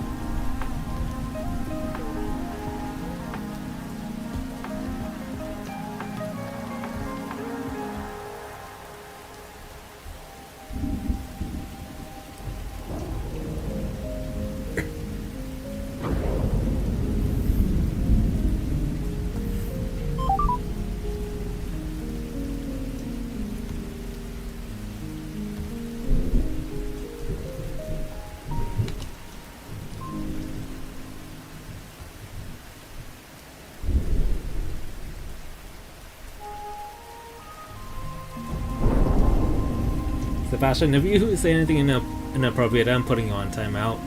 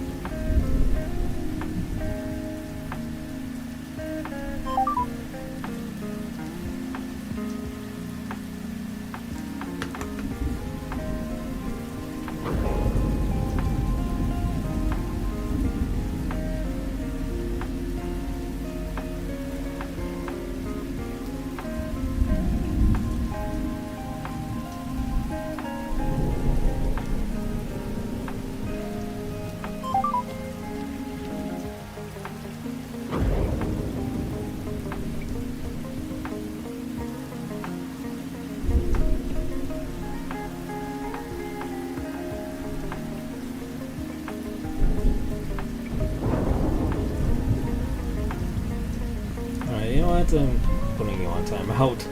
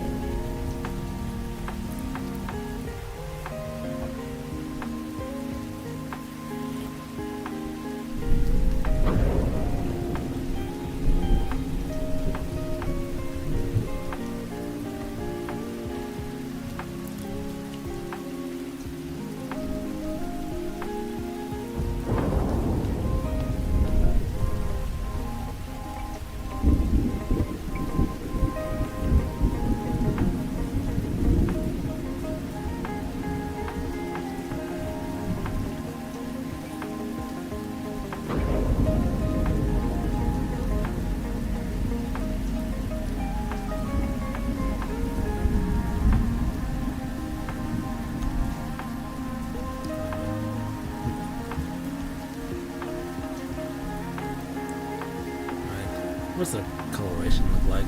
I know I usually say it's light blue, but how much of a light blue?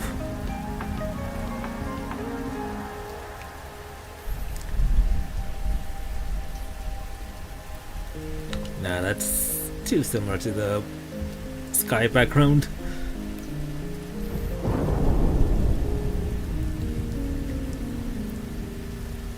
I feel like that's a common thing I have trouble with characters I draw, especially in lineless style. Like they have a tendency to get lost in the background.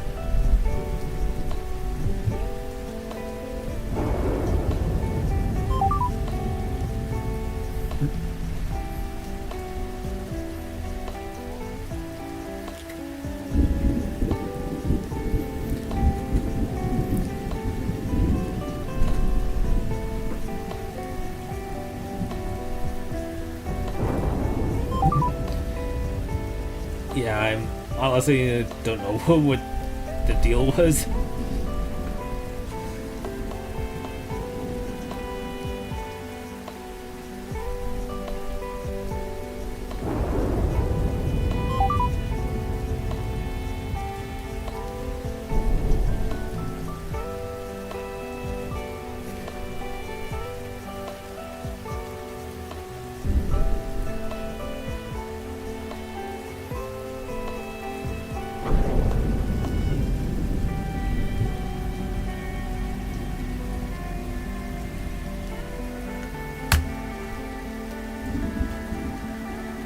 Well, I put them on.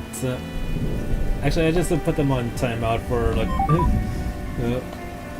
I just put them on timeout for half an hour, but then if they come back to make more inappropriate comments, then yeah, I'm gonna put them on a 24-hour timeout, and then after that, well, then I'm just gonna. Guess I have no choice but to like just ban, like not ban them, block them. Yeah, they definitely didn't read the fine print.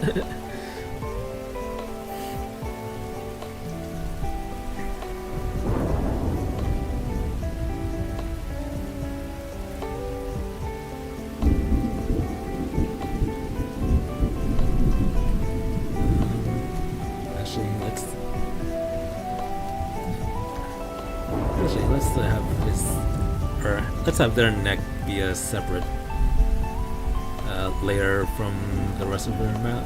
Their head.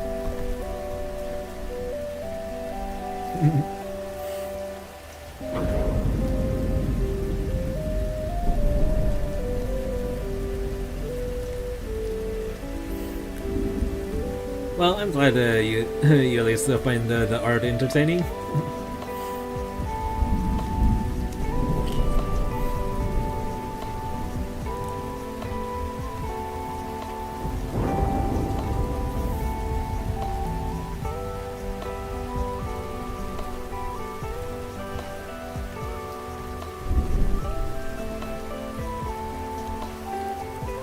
I'm just gonna start color picking from Steve's ref pick.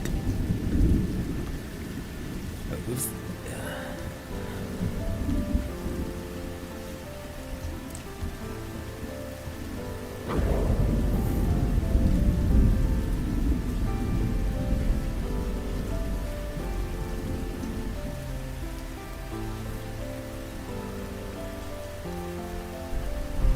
Actually, I think I want a more vibrant green, especially to stand out from the leaves from the background.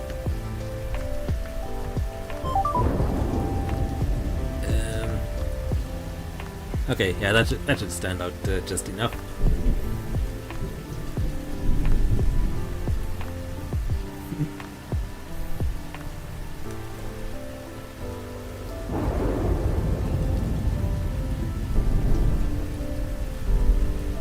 everyone's artwork. They just kind of died out for doing artwork.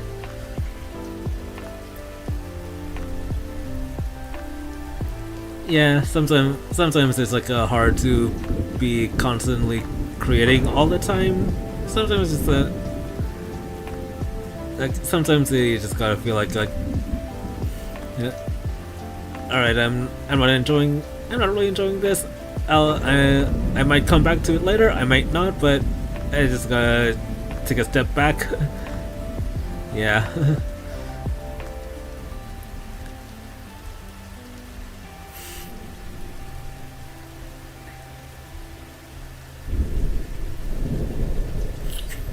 Yeah, sometimes I feel that.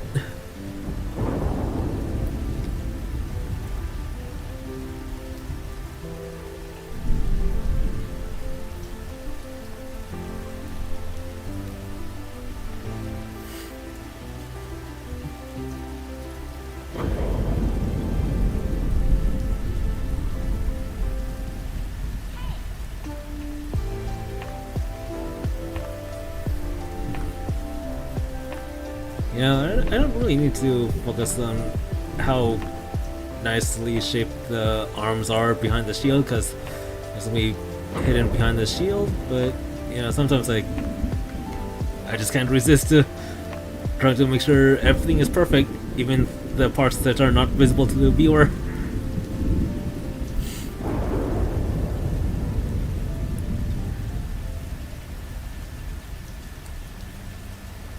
Or at least not perfect, but at least just passable.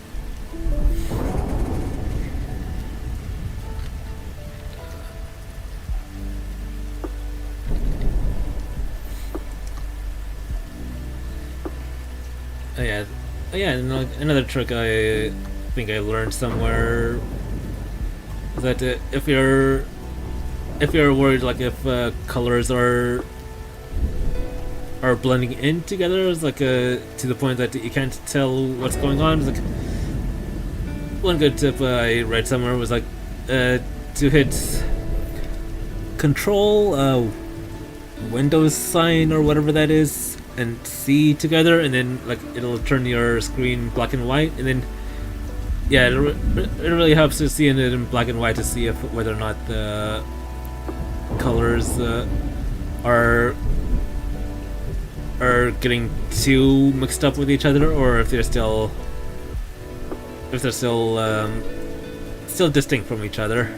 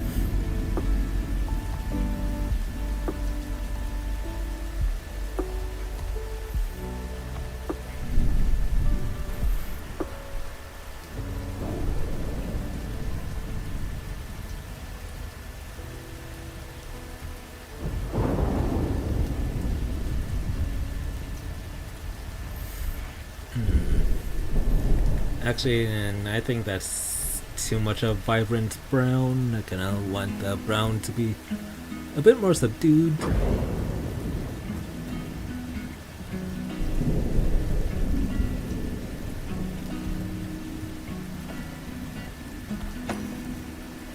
Yeah, I think that's better for the brown.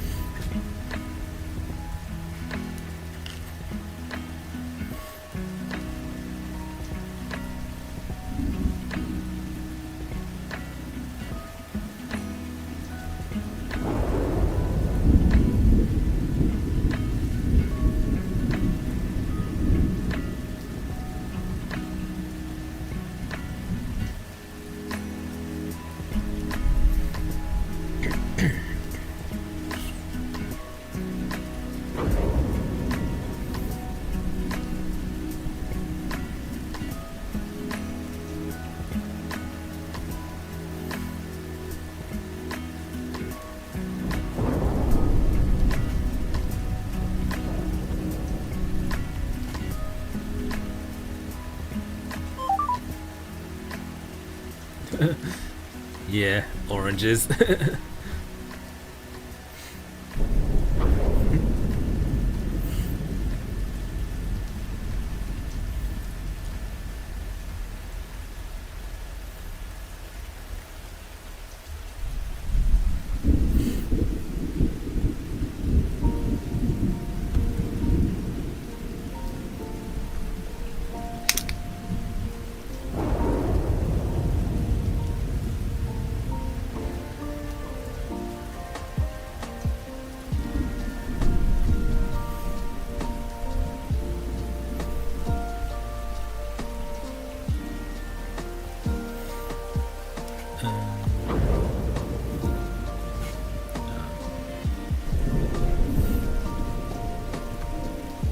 And I want the coloring from his original, from the original rough pick for the shorts.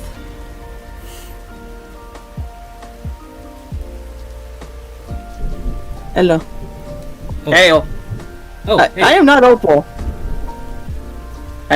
I didn't say Opal. Oh, hey guys. I thought you said Opal. Jesus Christ! Just Jesus Christ! When we get your hearing checked. I'm like half awake right now. Anyway, hey Steve, look, it's a newbie.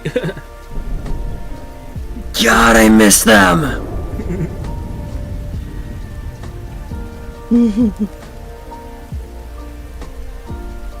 Also, Speed tackle hug. Why? Because My bones!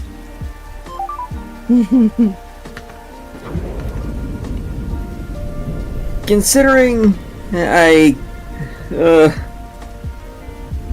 god, fucking the final boss of Sonic Unleashed was, oh god, that was fun. I hesitate to say. Were you playing Sonic Unleashed earlier? Yeah. Finished it. Oh, okay, cool. I said Speed. Yeah, wait, what's up? Are you busy tomorrow afternoonish around 5:20ish my time?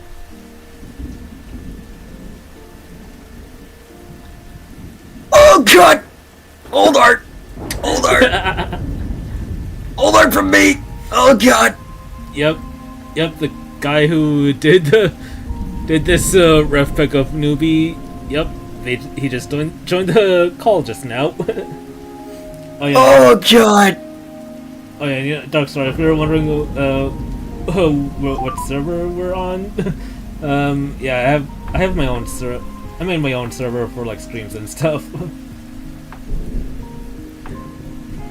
Speed. My heart! Old art jump scare. Speed. Yeah, what's up? Are you busy the tomorrow? time, the 5:20 you said?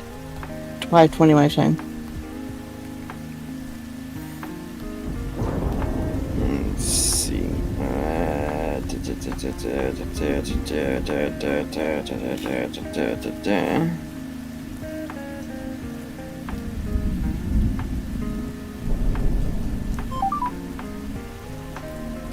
Oh, and Darkstar says hello to you, Choka.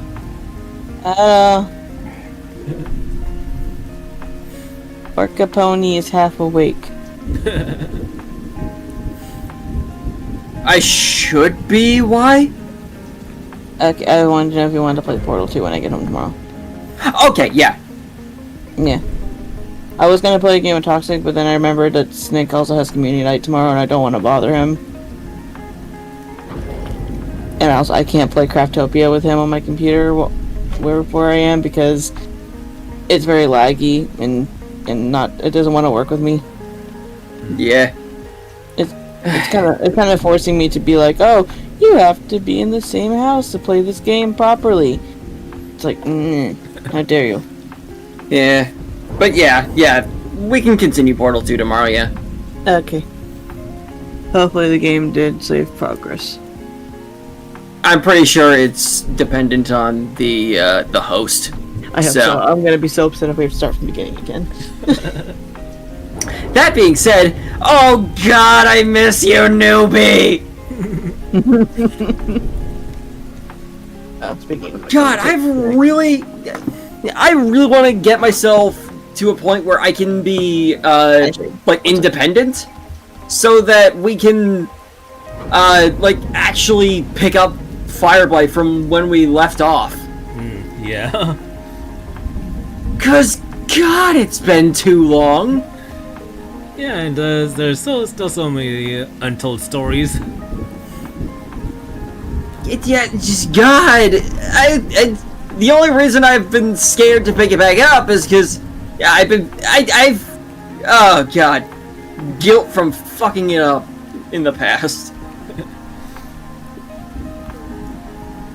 Which, understandable in my eyes, at least. I mean, yeah, it was still your. You said it was your first time DMing, and then you chose like a yes, it very much was. and then you chose a homebrewed whole campaign. Yeah, that was a mistake. Yeah. Yeah, always best to like dip your toes in something smaller, like maybe like a pre-built campaign or A one shot a or one two, shot, which yeah.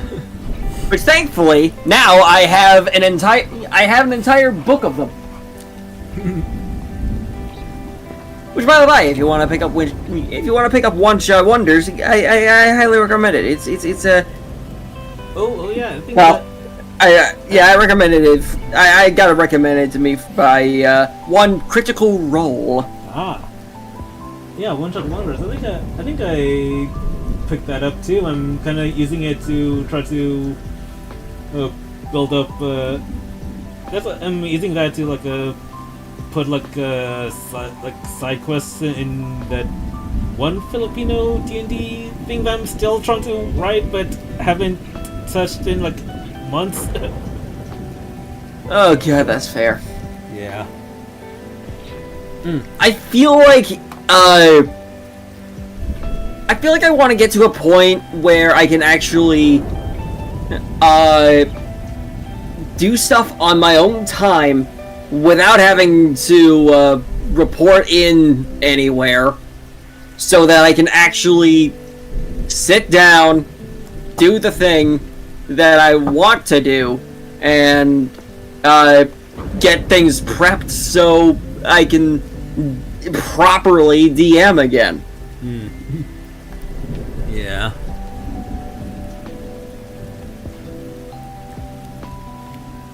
Oh yeah, and then also I still want to do like that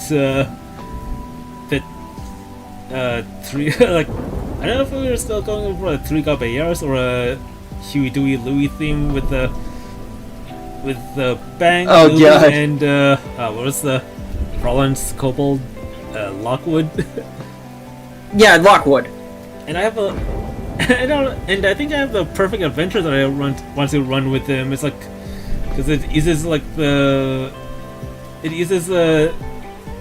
like features the unicorn character from the '80s D&D cartoon.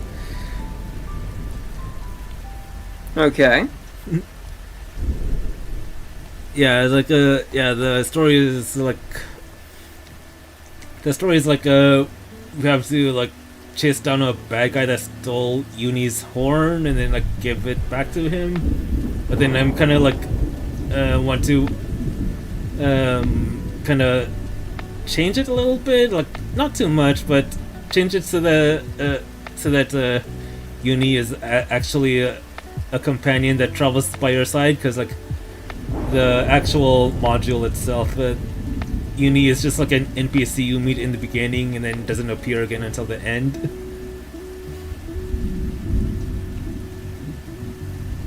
Yeah, that'll do it. Anyway, Sorry, I might I'm be trying- getting too ahead of myself. You're getting ahead of yourself.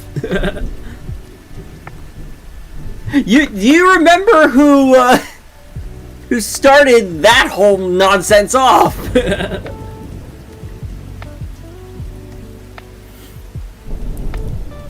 I'm the one that caused everything.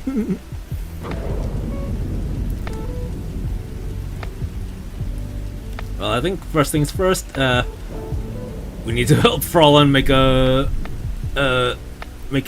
legit character sheet for Lockwood.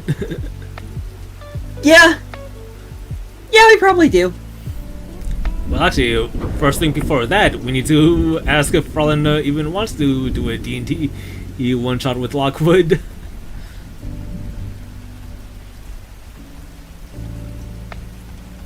Anyway, we should probably continue this discussion when Frolin is actually present. Yeah, fair. But even so, I am not DMing. I am not DMing that, because trying to DM while also being a also being a player character, I am scared. Yeah, I've been thinking about how to handle that. Like, I think it can work out. I think it can work out, but the way I do it is like, I'd only take control of the character like during RP moments, but then during combat, I kind of want the agency of the NPC or the DMPC, whatever we call it. Yeah, the DMPC. Yeah, I'm gonna give the agency to the players. Yeah, because the way I've heard people describe it, it's like how in like a game like Baldur's Gate, Dragon Age, Mass Effect, like you have control over the companion characters during combat, so like you can like order them to cover me here, or cast a spell at that enemy, or or use this buff on this ally, but then like out of combat, like you're not controlling what the a companion says. It's like you're just talking. They're talking to them, and then they'll respond how they would respond. So yeah. No, it's too long.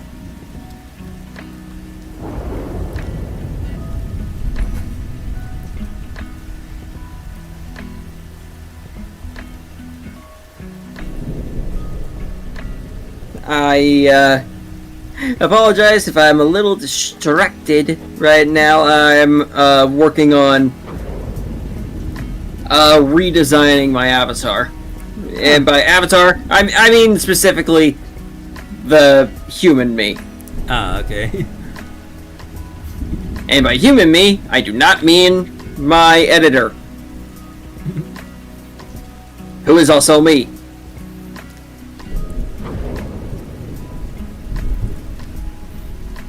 I was about to say. Don't question it.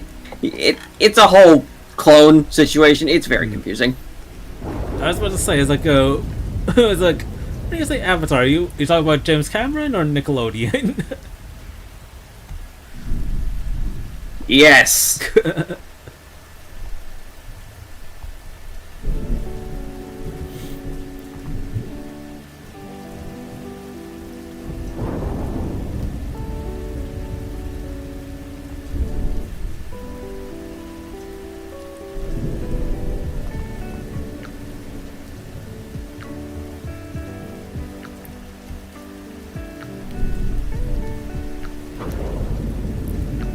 Anyway, how about you, Shoka? How have you been? Oh, she's Devin. Never mind. Yeah, she's definitely. In fairness, she is pretty tired, so.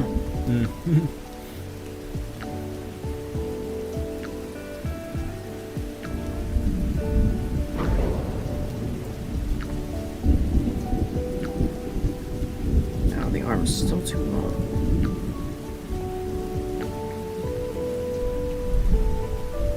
Oh yeah, and Steve, Yo. I'm not sure if you were there yet when Wixie and I were discussing like other games. Like when I was discussing with Wixie what other games I want to stream, like play on my stream, like kind of similar like you did with like some of those games with like that one with that wolf guy and his nephew, I think, where like you play the game, but then if there's people in the call, like they can provide voices. Oh, yeah. Yeah, it's like a. Yeah, so like a couple friends of mine have been trying to get me into like Undertale and Deltarune, and I've also been kind of wanting to do like a stream of either Thousand Year Door or Final Fantasy IX, also with like. Oh. Okay. Yeah. I'm starting to. I see what you mean. Yeah. It took me a second to realize. Oh yeah, you're talking about Mercury Abbey, right? yeah, that's what it's called.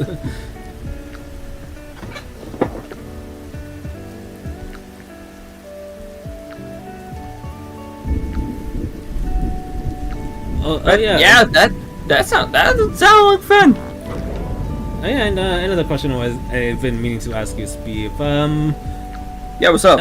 How important is it to like play all of the Monster High games in order? Like, is it like recommended or required to play them in order, or is it just like Nah. Alright. Cause yeah, it's like. Speaking of which, I've really got to do an entire community night with Monster Prom, or just the Monster games myself. Yeah, cause the Monster. I think I bought the summer camp and the road trip ones at some point. I have all four. Ah. Oh yeah, and then the newest is this Con. Convention? Yeah, Monster Con. Ah. Cause yeah, I was thinking like doing maybe for 1 week I can do like a.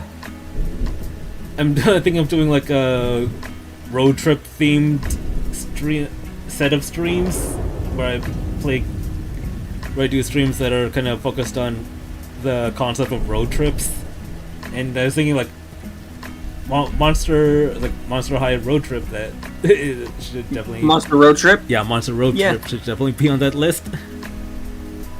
Yeah, that's fair.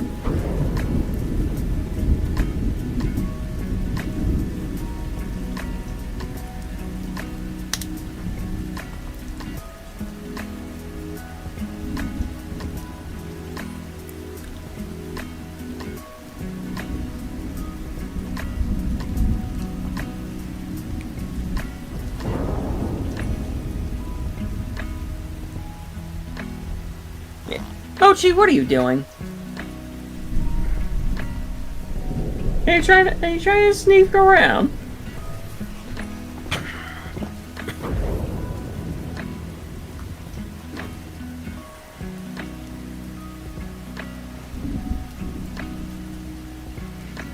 I play with your tail.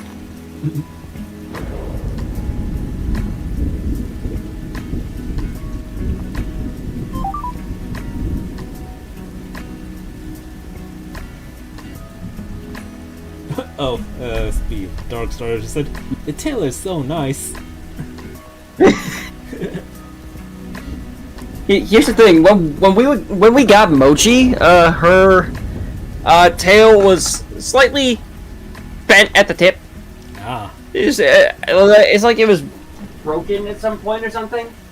I don't know. But it doesn't hurt her.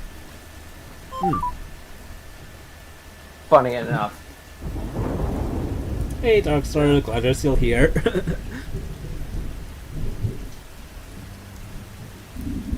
I know the other one was here too. Maybe she left.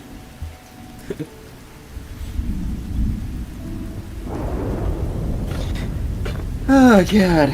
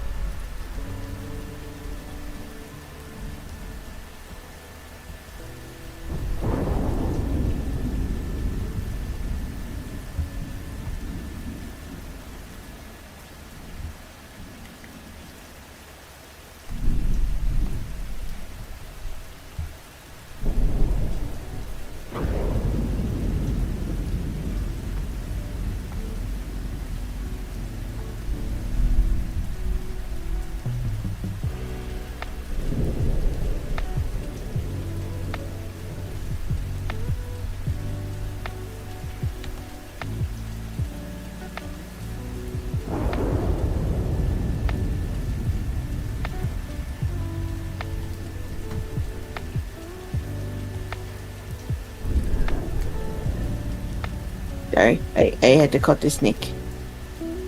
Okay. Alright. Yeah, I was saying goodnight to the snake. Alright. Okay. Because he was going to bed. He was tired. I am also tired. However, I'm fucking stubborn. I'm also tired and I have work in the morning, but I'm also full from dinner.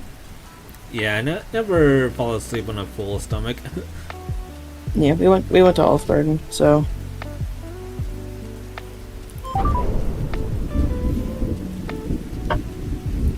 it's funny because I told my family after today I'm not going back to Olive Garden until October when I go to visit Nick.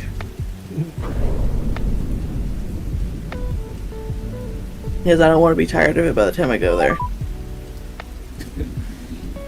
How long do you plan on being there, by the way, so I can possibly pop on over? A week. Okay, good. Because my plan is to fly out on the 6th of October and fly back home on the 14th in the evening sometime. Oh, you're going to the East Coast? I had to go visit the snake Ah, nice. for both of our birthdays. Because our birthdays are like 2 days apart. Ooh. And Speed wants to meet up with us. Yeah, you wanted me to. I hope. I thought it was just going to be for 1 day. You're like, I want to visit for 3 days.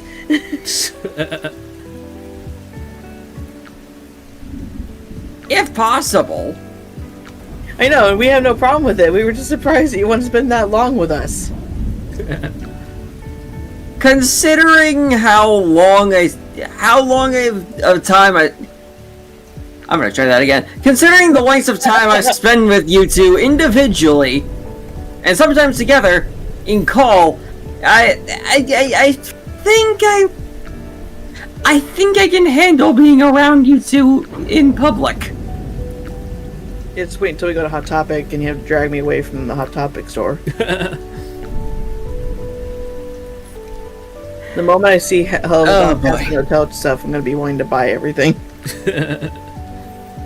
It's like, I'll be like, God, I am gonna have to buy one of those child leashes, aren't I?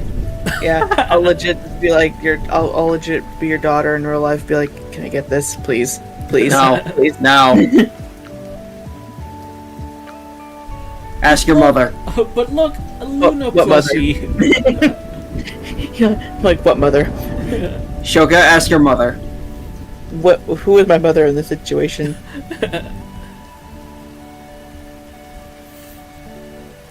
Yes. So you're taking both the role of my father and my mother. Okay. No, that's not what I mean. That's not what I'm saying. Tilly, that's what she interprets. Do you really want to put up with God, these and I'm the guy that's if I end up doing this, I'm the guy that plans on doing both Bob and Linda in the Sunny Side Up Summer cover that I want to do at some point.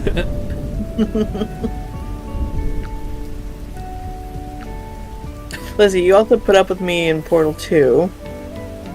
Also, when you said Bob and Linda, I thought you were talking about Bob's Burgers. Actually, yeah, that's exactly the thing I'm going for. Oh, okay. Yeah. Yeah, they had an entire movie where it's just a musical. Is a Bob's Burgers musical? Oh, I need to see that. Yeah, it's their first and currently only movie. Oh, I need to see that then. Oh, Darkstar, what do you mean by in here? Because currently it's just me, Spiva, and Shoka, as you can see on screen. There you go. Hi. Beef, I'm sending you a funny that Chaotic got me. It's like a little Alright. I sent you it in DMs.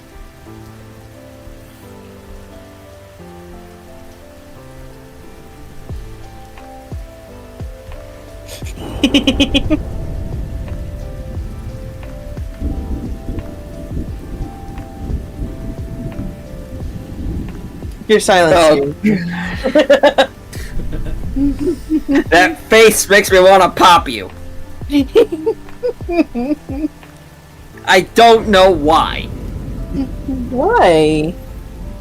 I just said I don't know why. Okay, what about this face?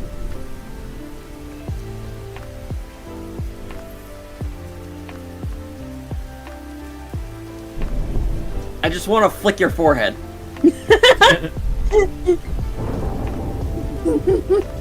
He says it's out of love, I swear.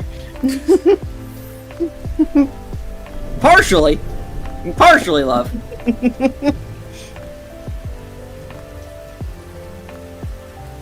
But the fact that it's still there somewhere. Luckily for me, tomorrow I should have my schedule for the next week for work, so then I can make my freaking schedule for streaming the next week. God, at some point oh wait. I really want to be part of like an actual full-on D&D campaign where I get to use one of my reserve characters. Get some Darkstar. I've never played D&D, except for Baldur's Gate 3. You should try it sometime. You really should. I would. Snick said that he was going to teach me how to play. It has not happened yet.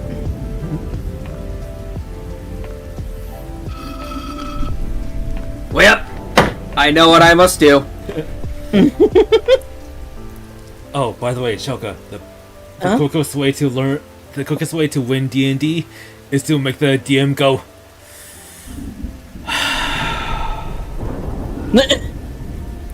Essentially, it's a race to see who can make the DM go. Okay, so how can I kill you all in real life and make it look like an accident?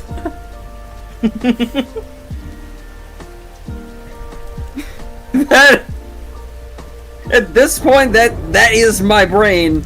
Sometimes around some of you people, not Rock, obviously. Okay, so just me. Okay. Not just you.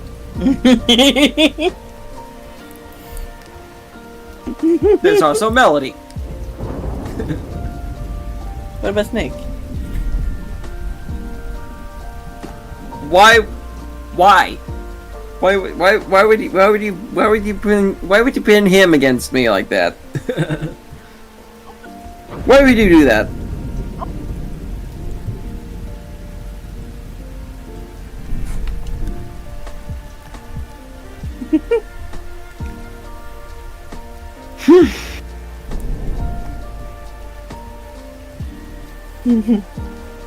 Alright, I still need to do all the buckles and the sword and shield. Sweet, you chose to put up with me.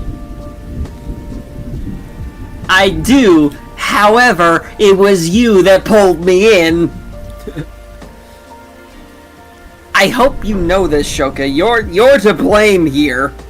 Yeah, but you also never said no. The absence of no is not a yes. However, I did even if I agreed, that just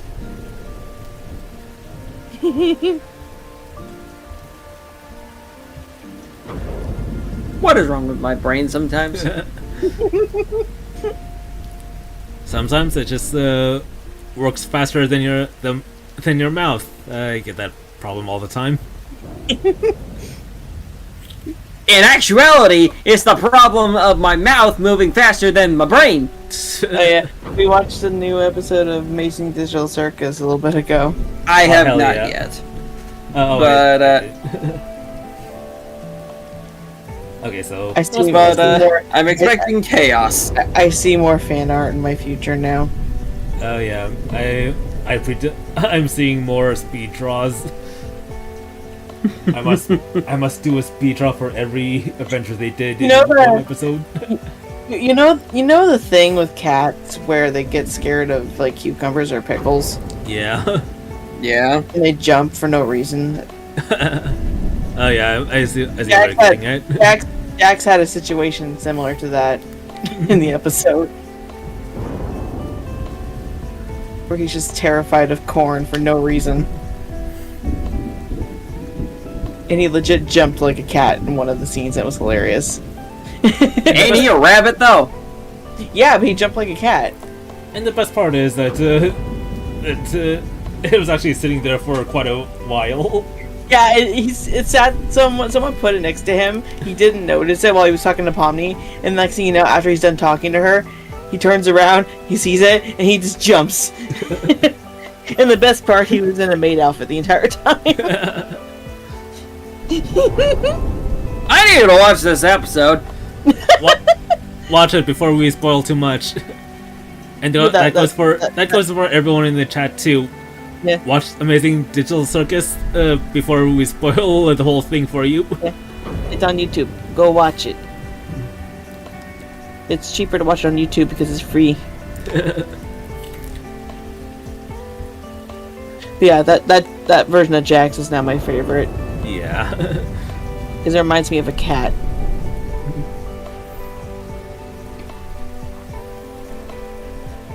Because now I'm just picturing freaking Jax as a cat. Just being scared of corn, and it's hilarious. Because then someone brought it up saying, like, it's a similar situation to how Twilight is just terrified of quesadillas.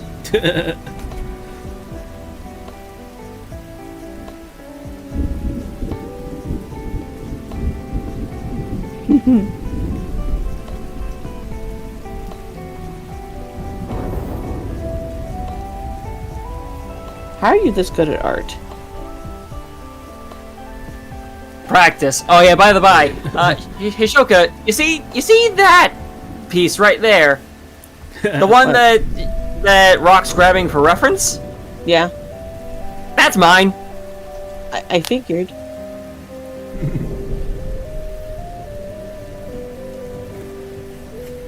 Which, by the by, I didn't design my heads initially. Wait, what? I need to commission you, Steve. Yeah, that would be nice, but why? Because commission art of you with your orchid daughter.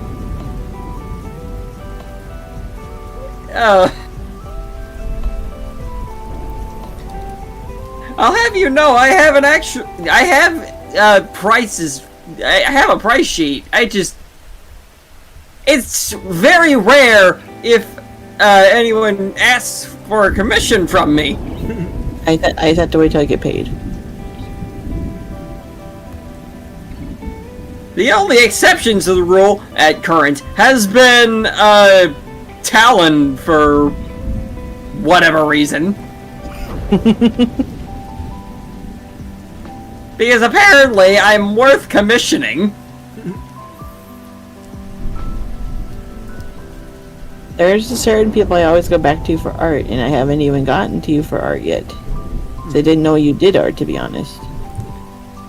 And then I usually just... Oh, sorry. oh, yeah, you finish your thought first, and I'll go into mine. I usually just do art for my own purpose. I was trying to like branch out, but clearly that didn't work. So I picked up streaming instead. I mean, doesn't that count as branching out? Oh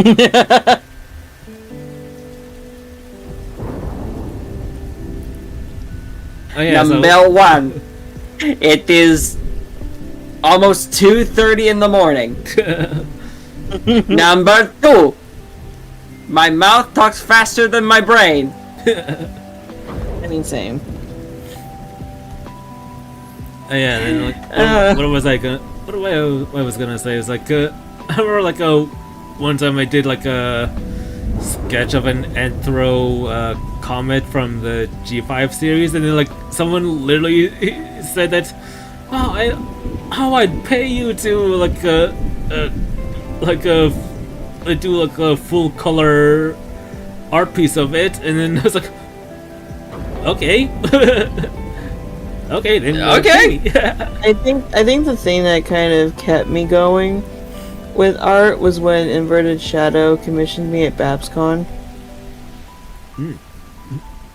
He commissioned me to draw Rare Fruit. Rarity Because is a no fruit. one, Rare Fruit. Because no one ever commissions or gets art of Rare Fruit most of the time. It's most of the time ever like the other characters. Or even the cutie mark monsters. Wait, so what like kind of fruit would Rarity be anyway? So Rare Fruit's cutie mark is like an apple with a diamond in it. Ah. Because they're supposed to be like takes on like the TF2 characters, but if like the TF2 characters possess the My Little Pony characters. Ah. So Rare Fruit is supposed to be Rubber Fruit.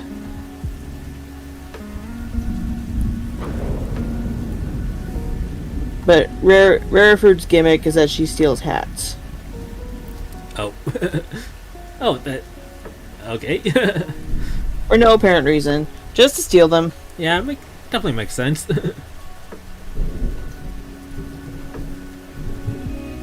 Pinkus Cupcake in the show who is, or not the show, well, I guess it's a show. It's like a YouTube series that he made. Pinkest Cupcake is like a cannibal. Oh my. Fluttershout shouts and screams at high pitched ranges that hurts people's ears and blows up their heads. She also has like a cat in the hat type of hat, which is hilarious. Apple Pills is obsessed with medication. Pills here. Yeah, that's exactly. Pills here!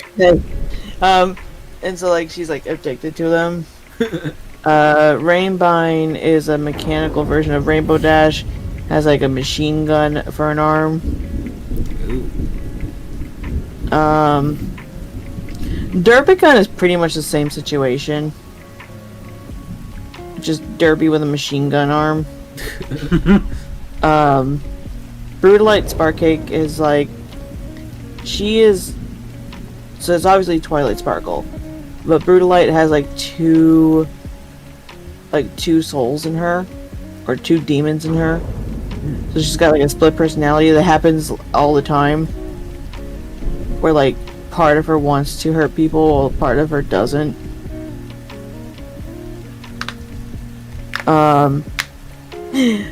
This one makes me laugh. It's Spike's version of Element of Insanity, which is Ass Spike. That's his name. And his gimmick is that he just yells ass the entire time. Kind of reminds me of like a series that Duck and I and a few other folks from a few other folks from the FFT server. Yeah, we kind of got together to do another side project on our own. We do like something called Improv. Yeah. And then yeah, like Ducks as Spike, like pretty much like the 80% of his gimmick is that he just goes around saying "bitch."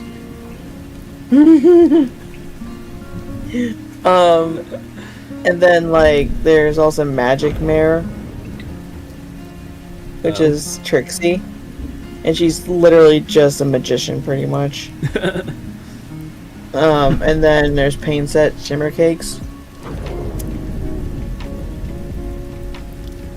and she's supposed to be like the equivalent of Brutalite, but. And then you have the Cutie Mark Monsters, which are just insane versions of the Cutie Mark Crusaders, who actually have cutie marks. Oh. Because this was made back before they had cutie marks. I see. Oh, by the way, sorry. Oh, you're good.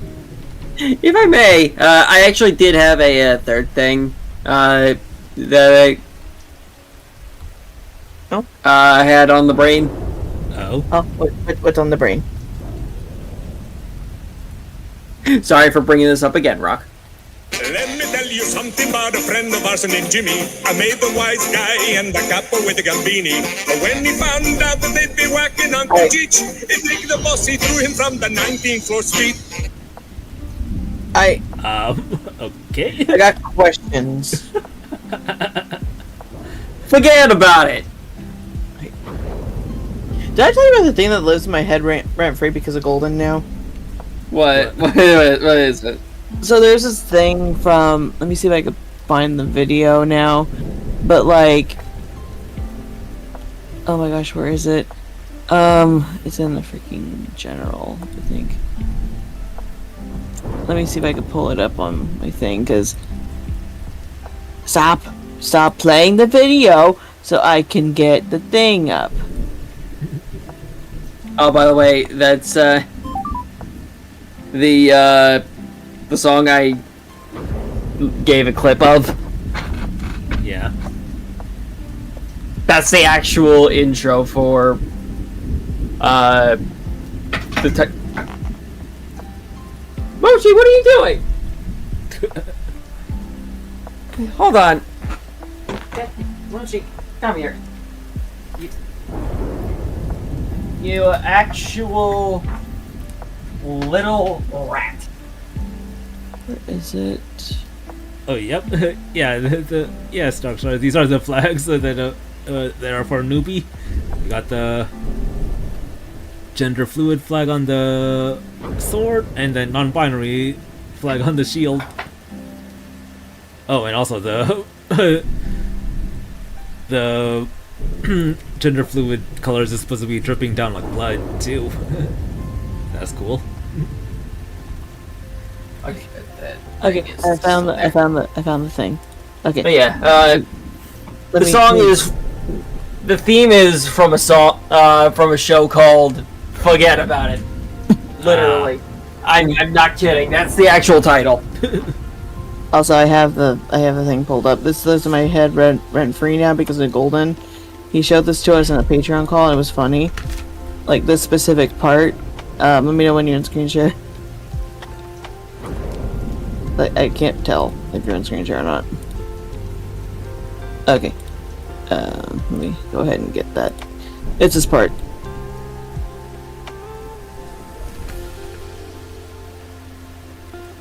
This part.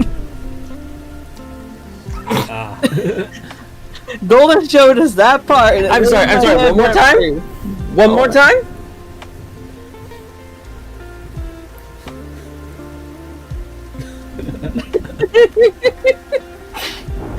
Blame Golden for that living in my head rent free. Blame him. Could you send me that particular clip later? Yeah, let me just figure out what the timing's at. Okay, 5:13.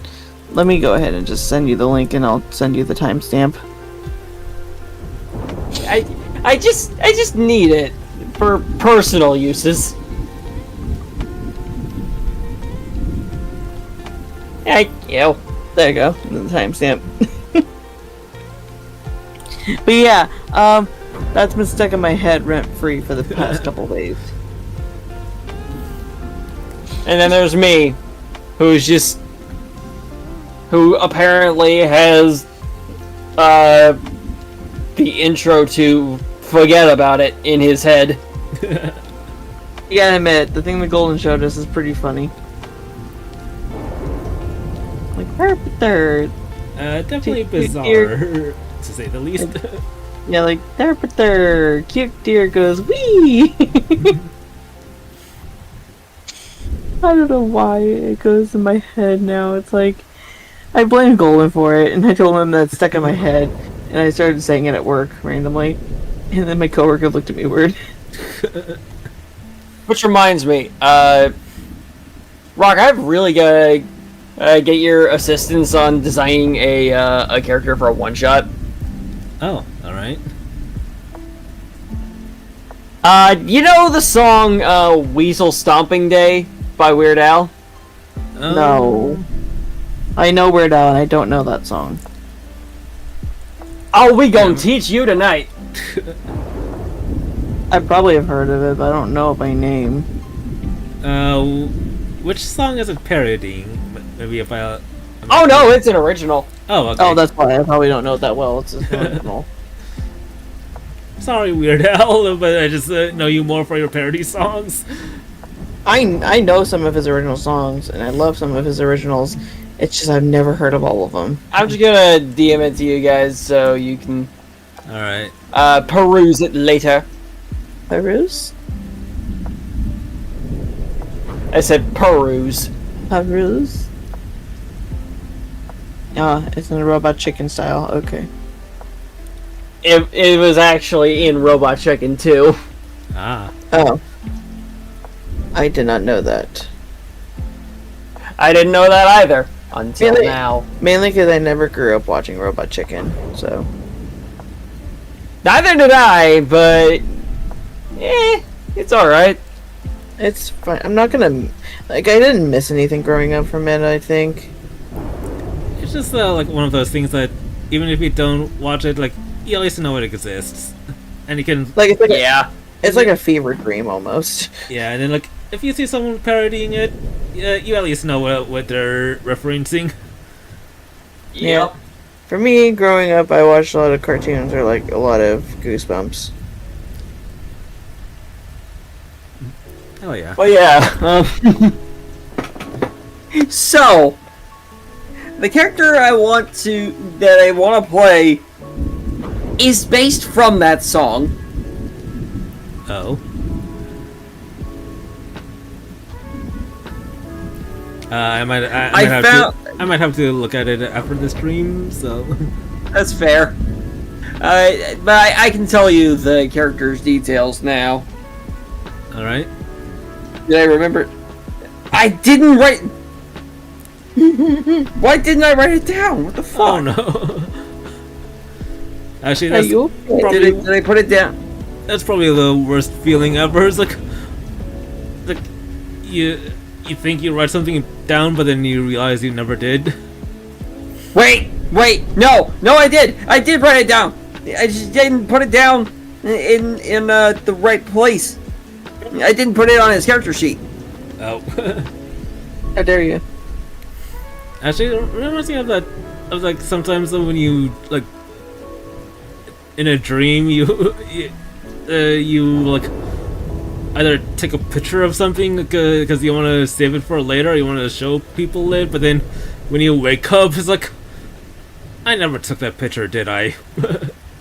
Yeah, it's like a thing of like, oh, did I do this? Yeah. It's like one of those things. I feel like it's like a fever dream almost, where you're like, did I do this? Yeah. It's sort of like the situation of like certain TV shows, and it's like, was this an actual show, or am I just thinking it was? Like because when I was younger, I grew up watching a lot of Animal Planet. Like you guys have heard of Animal Planet, right? Yeah. Like growing up, I used to watch this show called The Little Zoo That Could, and like I swear to you, I cannot find anything about the show online. I couldn't see any episodes online after I got older. I couldn't find any like reviews about it. I almost thought it was a freaking fever dream, the fact I couldn't find anything about this show. Maybe I was like, oh no. Did I never see this show? This is like Candle Cove, where I was just staring at a static screen. So it's like, oh my god. It's like that situation where it's like, did I actually do this?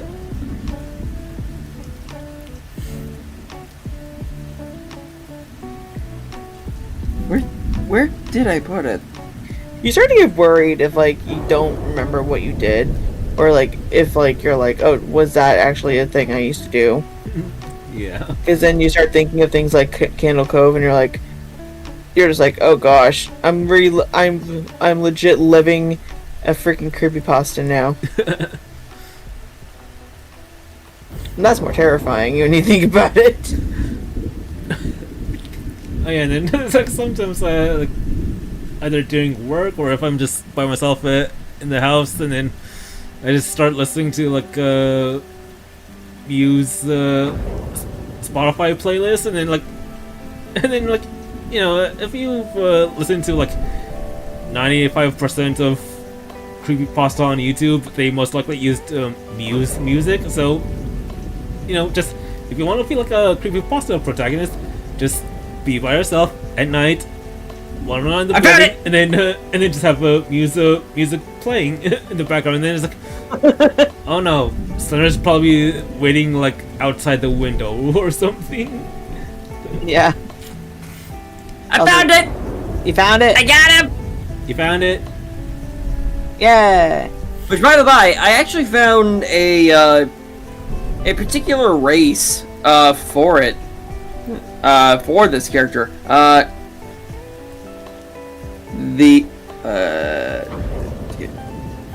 on.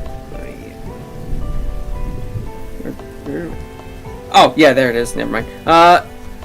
Called the Stoatlet. It's essentially a weasel folk. Ah. Cute.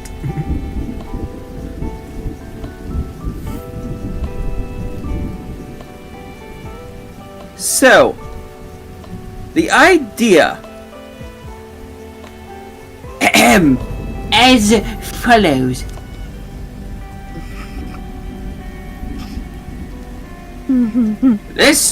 This warlock found their patron after being traumatized by an event that caused him to not lose just his family, but his neighbors as well. The pact he struck? It was meant to get him strong enough to take revenge on the citizens of the town that wronged him and his kin. Nobody, not even the elderly or children, would be spared from the reckoning of the lone survivor of that town's final weasel stomping day.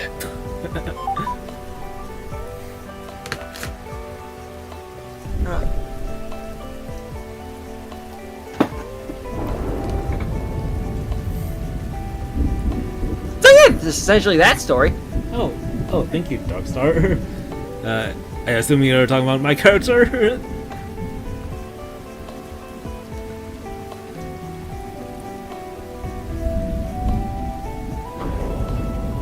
But yeah, also, yes.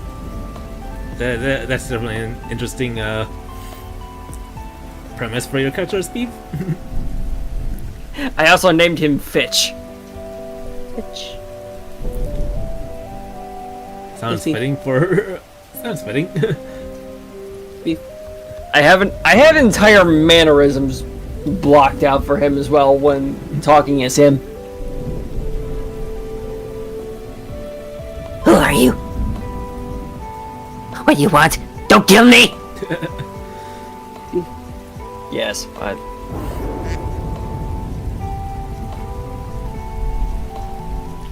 Okay. I quack at you.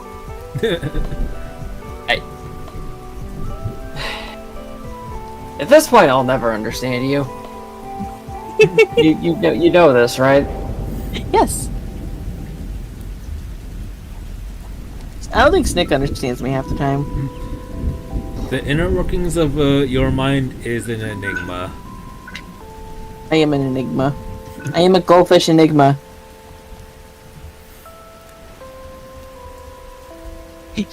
Copper, were you there when I said like I belong in the toilet like a goldfish?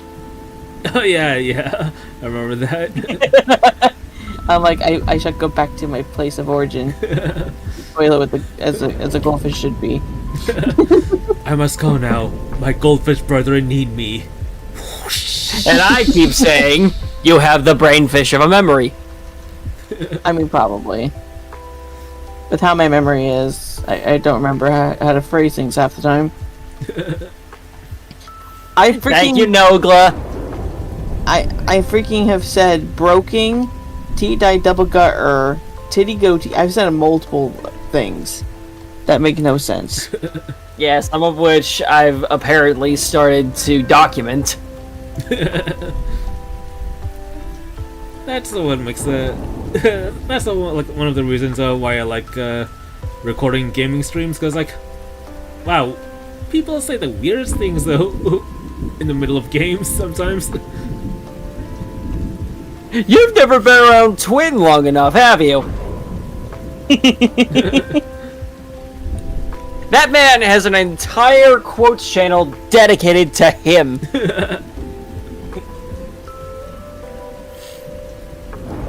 Also, Rocket, we haven't been around when both Speeve and Twin have to babysit me.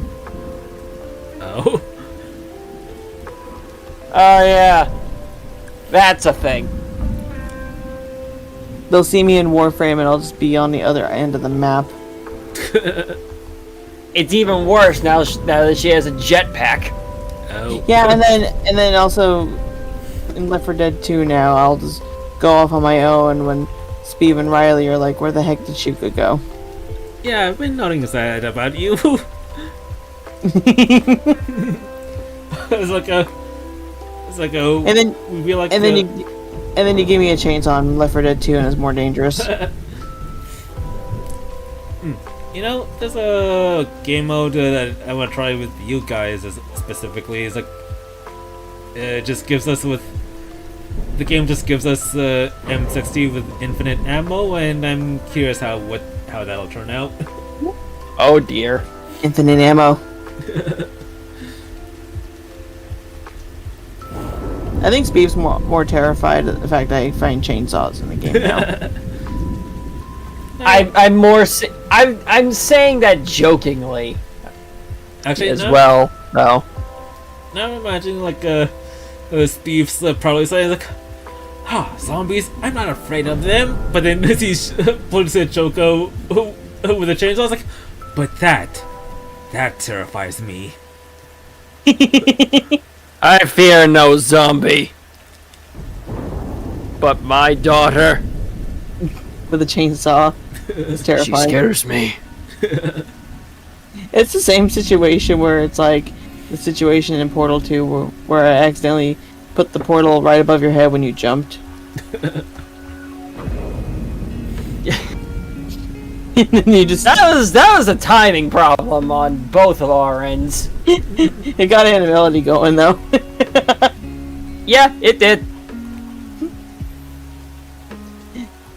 And Which since I'm thinking about it, and since I have it pulled up, would you like to hear some of the lovely quotes that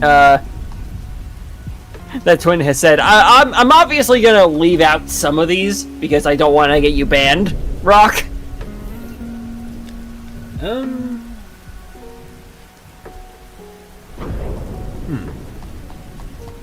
Trust me, some of these are not that bad. All right, yeah.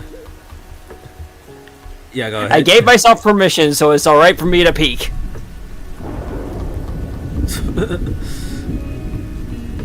Fuck the power of friendship, punch the damn thing!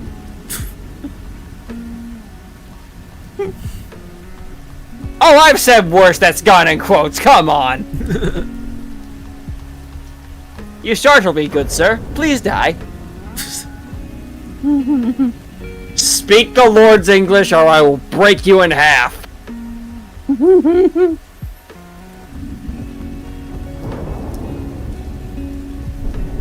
What do we do? I don't know. Grab the bitch.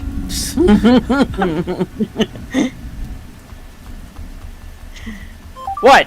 If there's no body, there's no crime. It's flawless. You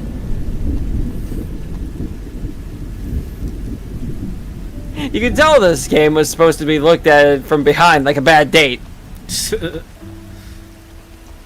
A lot of these are said in-game, too. You want to hear the more recent ones that were put in my quote channel? What?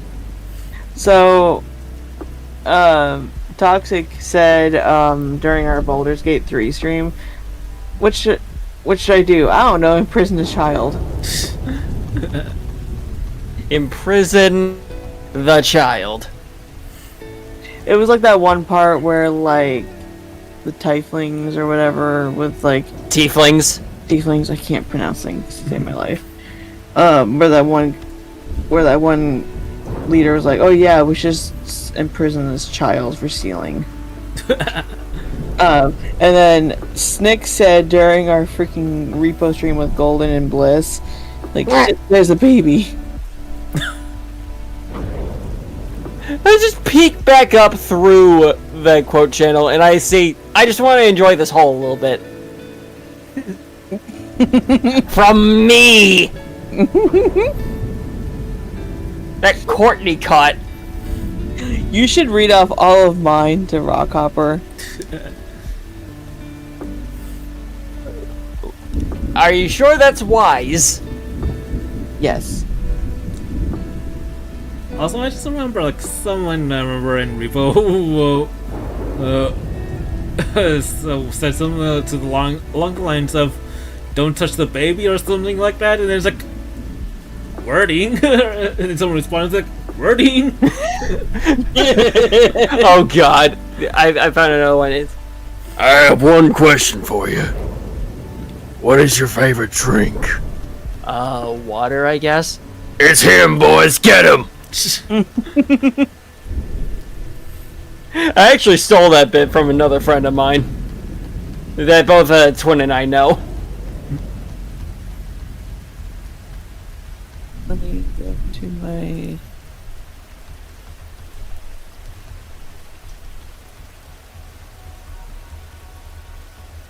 I have a thing. Let me log into my Streamlabs because I have some quotes on there that I have.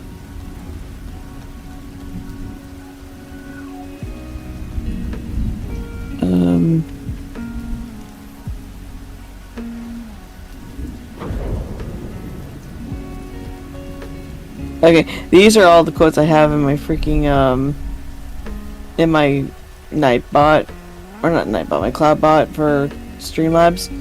Oh, Someone, I forget who said it. I think it was probably Wolfhead at one point, who said, or not Wolfhead, Toxic at one point, who said, Wolfhead can cosplay as Shuka.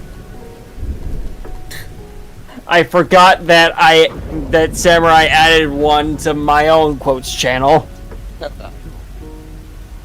I'm gonna toss you like we're in a 3-wing circus. I wanted to say ring, but wing came out first.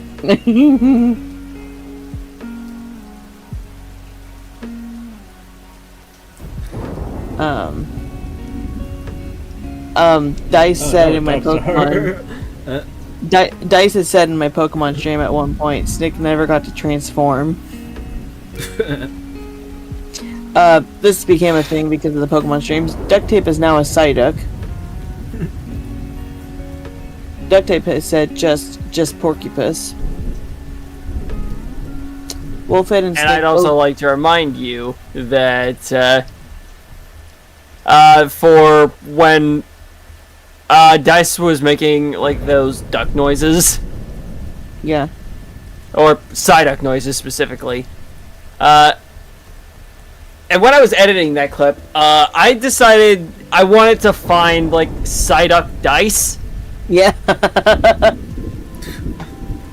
And what I found, oh god, I both love and hate. Also, both Wolfhead and Snick during my KFC dating simulator game screamed at me a titty goatee because I couldn't say tidy. Snick said during my podcast at one point she was a dorka. I have one of Duct Tape's rage moments in my quote, where it says USB not recognized. Fuck you, recognize it. Piggy has said, I will rip out my hernia. Oh god. Wolfhead said, Shuka, I found a shirt with an orca on it, and it says, fuck them boats. I'm gonna get you that shirt. You need to get off the bike! Piggy said, Duct Tape, bro's got them super hiccups. Logic and Wolfhead had a rant going on in my Pokemon stream about Koraidon, saying, Logic said, why do wheels exist on this Pokemon and can't use them? Wolfhead's like, are we really gonna go down that rabbit hole? And then Logic's like, let me see what the entire thing is. Yes, I fucking will. That's what Logic said. And then Duct Tape said during my Doki Doki Literature Club, I stand, what the fuck is that word? And then I'm like, what word are you looking at? And he's like, and I'm like, ankles? He's like, oh. And then Logic. I remember editing that clip as well. Yeah. Logic said, is that a Psyduck? And then Duct Tape just screams in the distance. Blue Griffin has said, I clicky, why you no jumpy? I just realized I need to pop off for a bit, I'm getting tired, man. Alright. Are you serious? I just wanted to pop in because I wanted to chill with my buddies. And you got to see Newbie again. And my own old art. I say old like I haven't improved at all. Old art jump scare.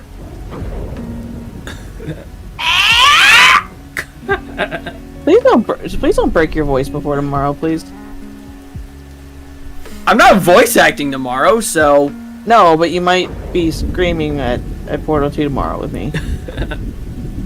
Bold of you to assume I will be. I mean, you did last time. I wouldn't consider. I'd have to check the VOD to make sure, but I wouldn't consider that screaming. Oh, knowing that all of your past Let's Plays, I'm pretty sure it can be counted as screaming. Yeah. It just comes as naturally to you like breathing. His breathes are slowly becoming screams. That's rude.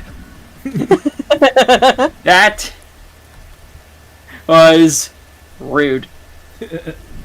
That was pretty fucking rude. Look at me. Get off the bike! Look at me. I've been shot. I also really like this from my streams. Ma'am, you need to get off the bike! I know. I just said that. Anyway, I'm hopping off for the night, y'all. I'll see you All right. later. Okay. Talk to you tomorrow, Speed. Good Bye night. bye. Later. I can stick around for like maybe a few more minutes. Alright.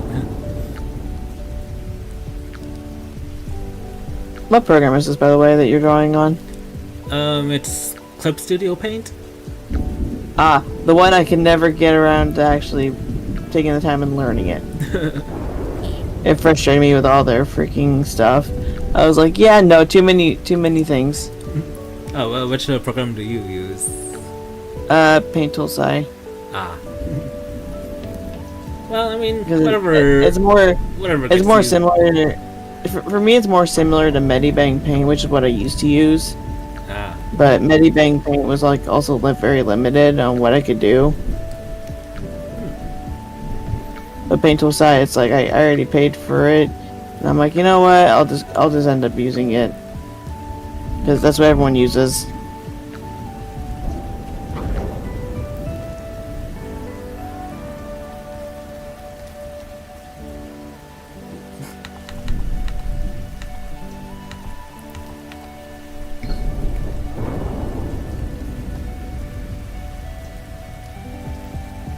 He looks weird without teeth right now. Oh, yeah. It's going to draw his teeth in. It's just like it looks like he's just smiling for no reason.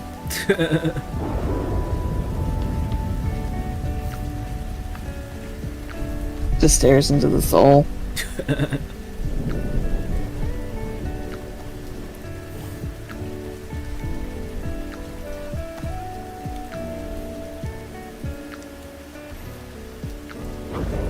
Oh yeah, so like, if you do ever get into like a D&D, do you have any ideas on what kind of character you want to play as?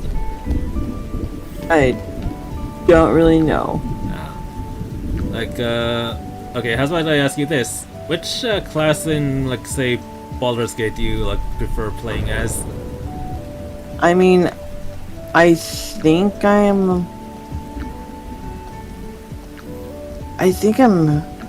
My gosh, what am I?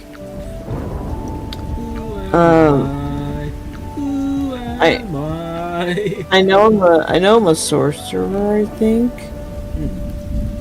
But I also know I'm like I know I'm also kind of druid, I think. So like I do a lot with animals. So at the very least, you can at least know that you gravitate towards like spell casting classes.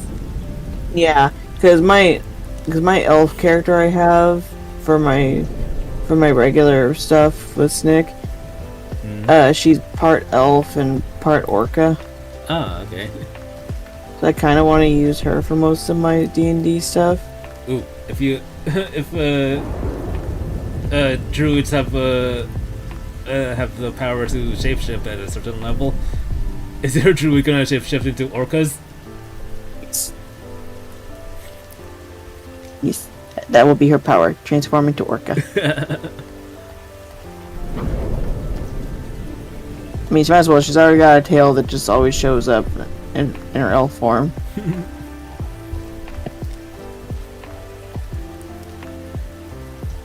right, yeah. So yeah, spellcaster, and you said you're an elf too. So yeah, it sounds like you have. It sounds like you have already a pretty solid building block for what kind of character you play as. Because I know in Baldur's Gate 3, when I'm a druid, I have the ability to like talk to animals and animal handle them, and I do pretty good high rolls on them half the time.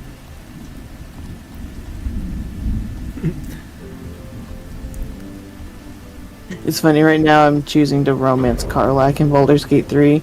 Karlach is so weird. But she's not as weird as Lysel. We end up not leaving Lysel alive. We killed her. Oh. Because I didn't like her. She was way too weird. And I really wanted to be with Karlach because I like Karlach. She's my favorite character so far. Alright. She has said some of the weirdest things though to my character.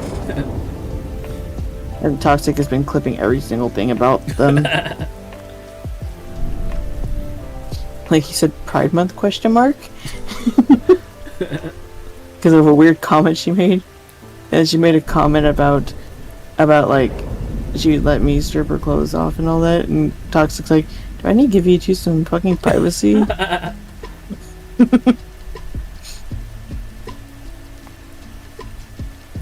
And then she made like this comment about like if 1 + 1 is 7. I'm like, that's not how math works.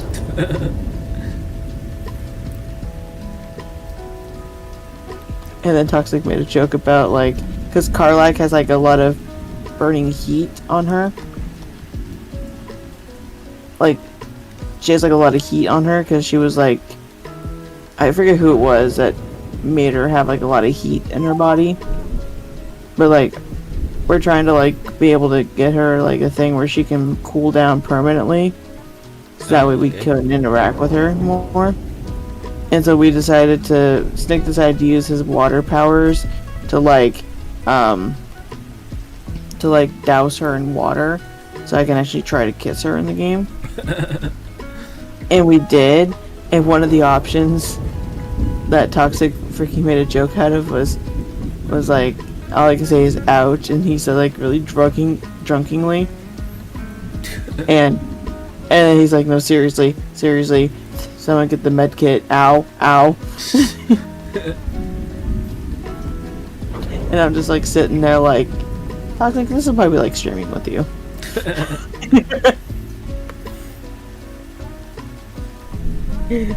So like, yeah, Baldur's Gate 3 is my only experience with any type of D&D scenario.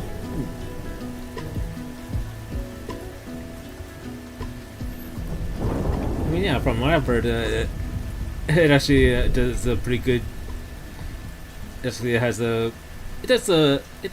actually a pretty good what do you call it?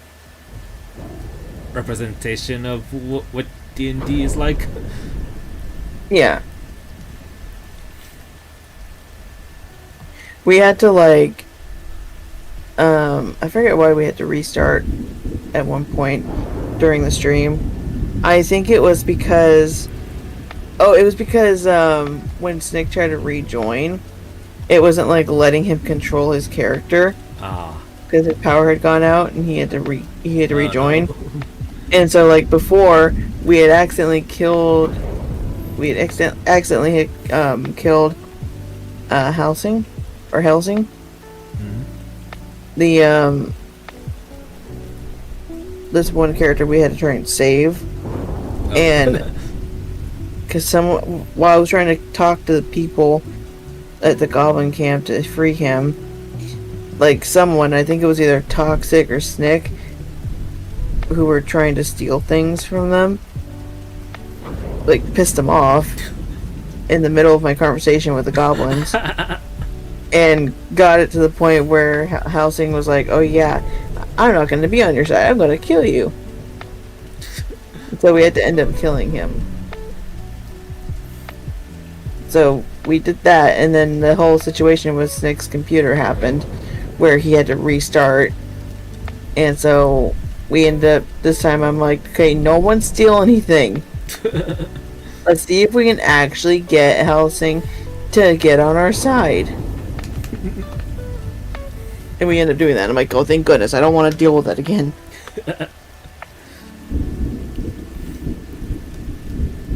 Well, but yeah, that is something that also happens sometimes in D&D games. Like, you want to do something diplomatically, but then suddenly, too bad, one of your players are a murder hobo, and then another is a kleptomatic, and they just pissed off your potential allies.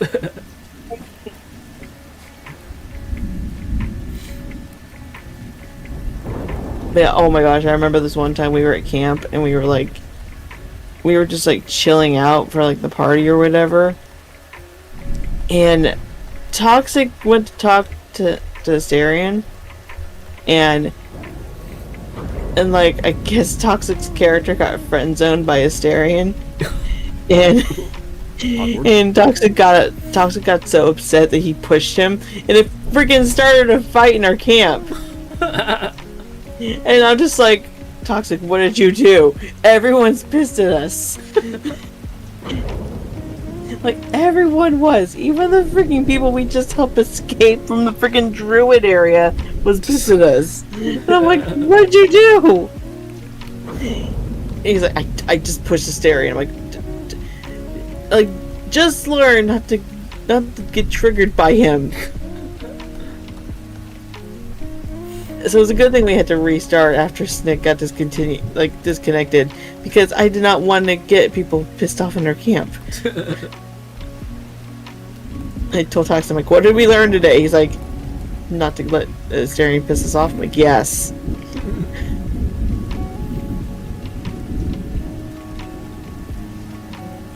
This is how my life is when streaming with Toxic.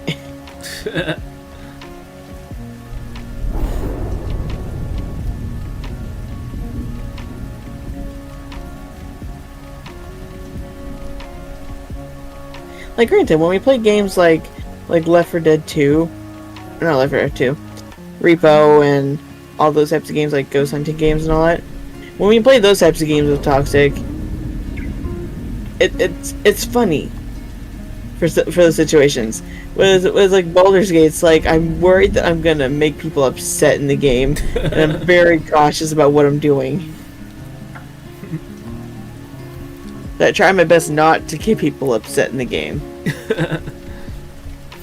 Yeah, I gotta be more careful when there's actual stakes involved. Yeah. Oh, we got the owlbear cub to show up at camp. It was so fun. The owlbear cub is adorable. It must be protected at all costs.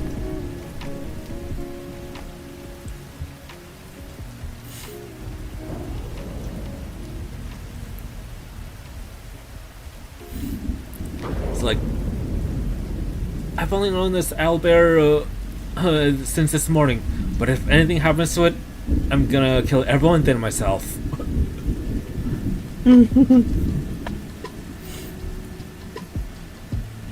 It's just an adorable little owlbear cub. It's like, oh, he's so cute.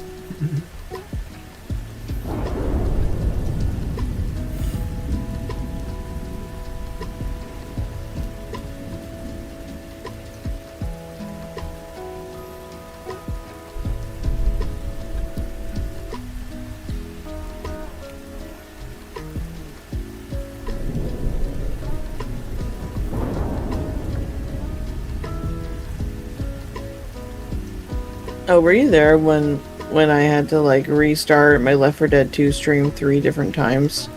No, I think I only came in after you had to restart everything. Yeah, so every single time, like we started on the Left 4 Dead 1 map, it crashed my entire game. And it turned off my computer completely in the process. Oh no. And I was like, okay. Next time it was like, oh, it was while we were doing the gnome thing in the freaking Dark Carnival. Like, it froze when I had to deal with when I was dealing with the hunter and it was attacking me. It froze while it was attacking me. Oh no. The second time, or the third time, it was like we had to restart the gnome thing because when I joined back in the game after I came back from unfreezing, it decided, oh, like, we're gonna leave the gnome in the other level. So we had to go all the way back and start the freaking level again just to get the gnome. It took us 4 tries to beat the gnome thing and to get the achievement. That's like a series of bad luck there. Yeah, we kept having restarted, and I'm just like sitting there like, can we please? I want to get done with this.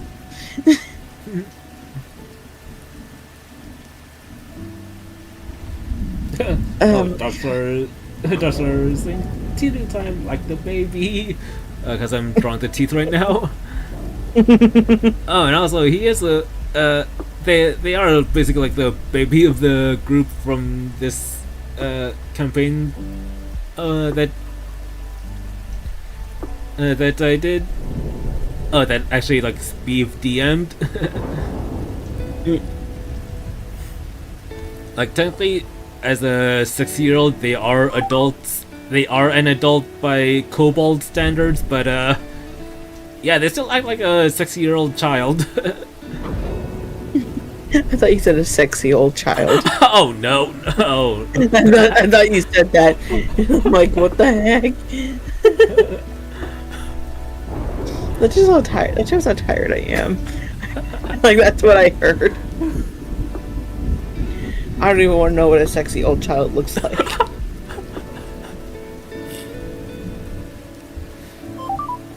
This is my one brain cell at the end of a day when I'm worked. It's like, oh. Like, my brain makes no sense half the time anymore. I get to tell Speeve, hey, add this to my list of things I've said. You know what? Screw it. I'm DMing him.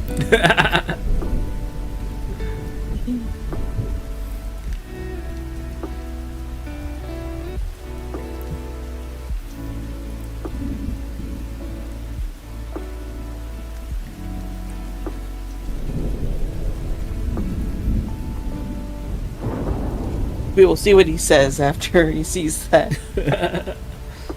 He's probably just going to be so tired of me at this point. Like, imagine that's gonna be the first thing he sees when he wakes up. That is going to be the first thing he sees, and he's going to be questioning me in the morning. He'll be like, Shuka, why? Why are you like this, my child? Oh, wait, no, he's online.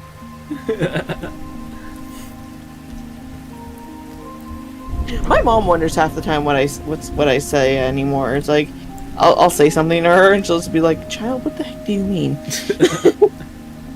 I'm like, I don't know.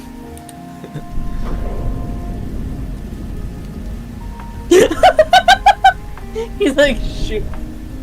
He's like, dot, dot, dot, dot, dot.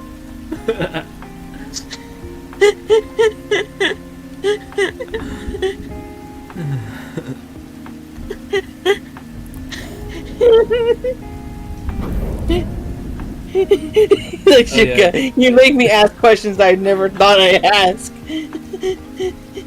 Oh yeah, Doctor, we're talking about Steve.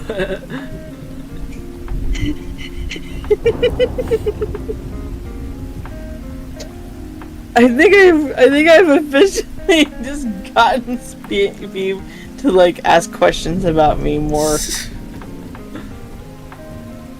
He's like, Shuka, you make me ask questions I never thought I'd ask.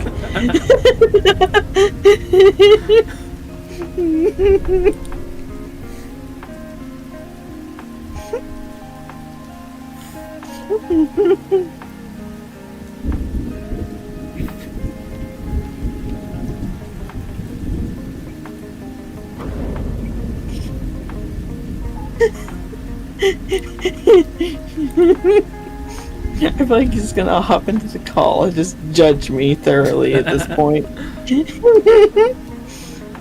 Yeah, I wouldn't be surprised.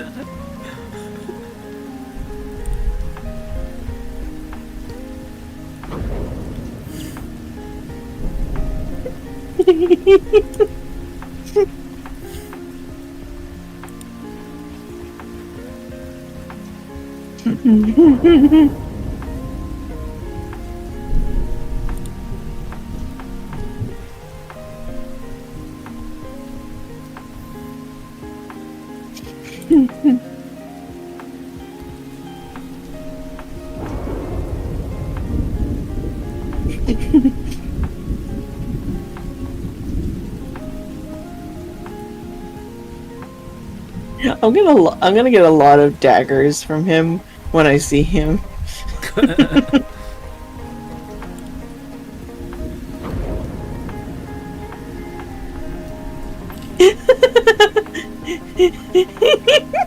He added it to my thing.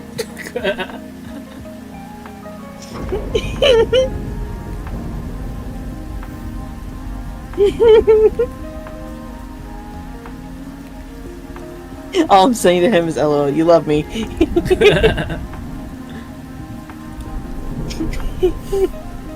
I never thought it would make him question himself. I feel like that's an accomplishment.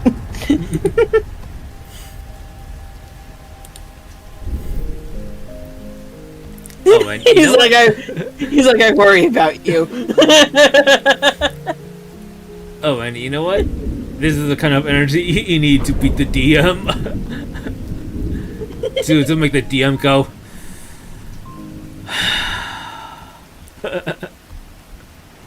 He's like, I worry about you.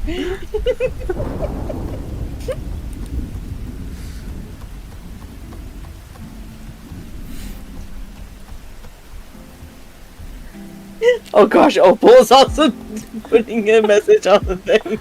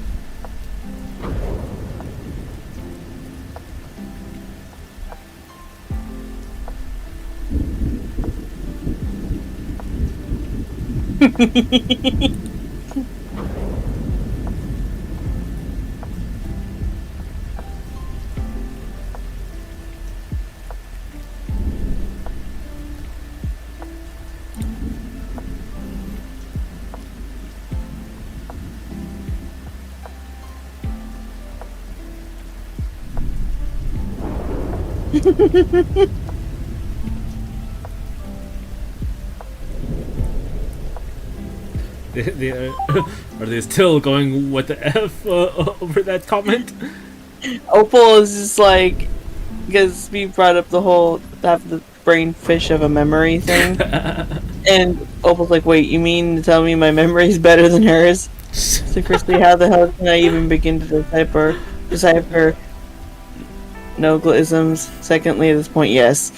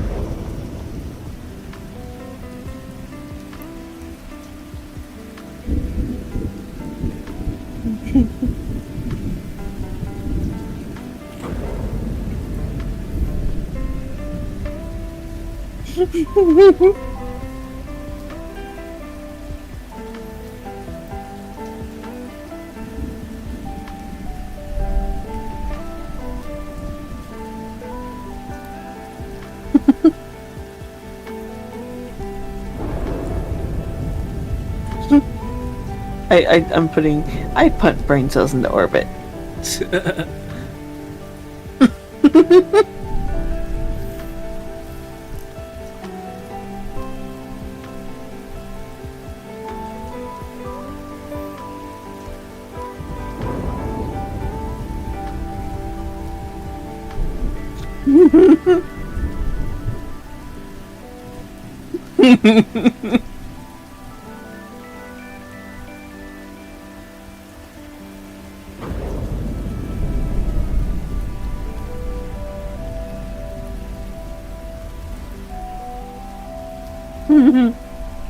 Opal's still typing.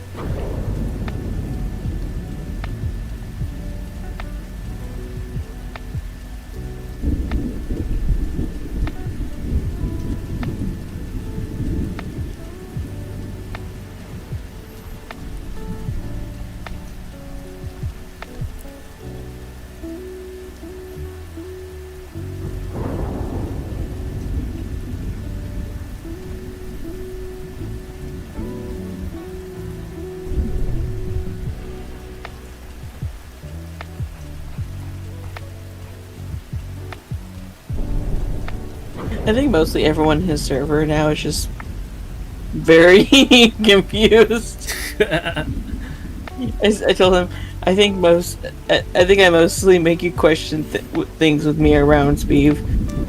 He's like, maybe so.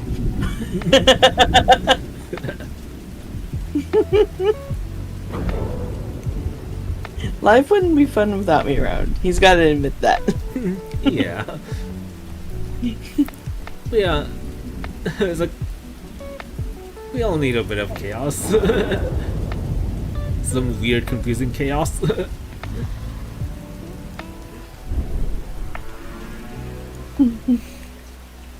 One second, I'm gonna do a thing. Let me see if I can do this. Where is it?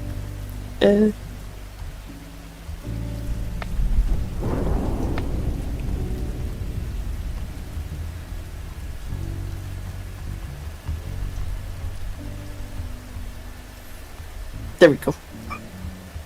Response to his comment is just an image of me sticking my tongue out.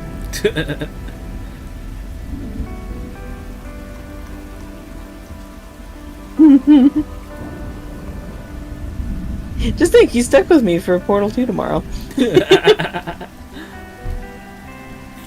me and my limited brain cells I have left.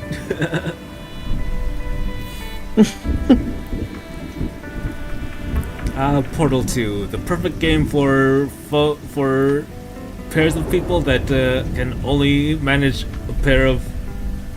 No wait, the perfect game for a pair of people that can only handle one brain cell. The perfect game for adopted father and adopted daughter to play when the adopted father questions everything about the adopted daughter.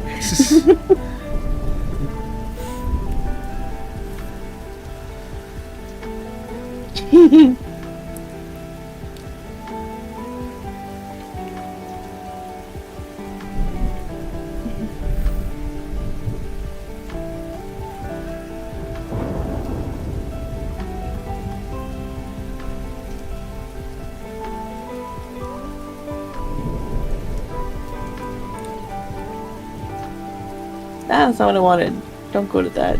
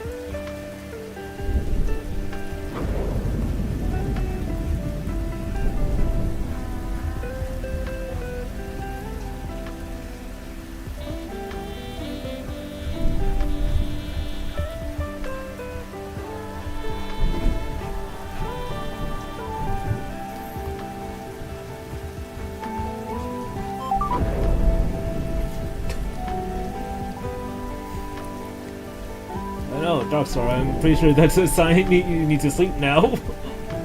What? What happened? Apparently, his phone fell on top of his face. Go to bed! If your phone starts falling off of your hand onto your face, that's a sign to go to bed. Yeah, whenever that was to my mom, it's like, that's when I have to step in and tell her, like, okay, mother, time for bedtime.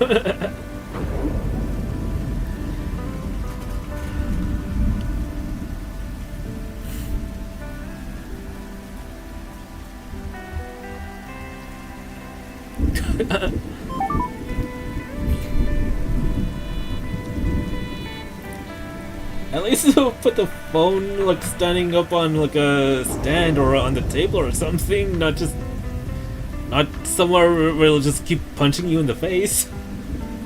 Punch! Falcon punch!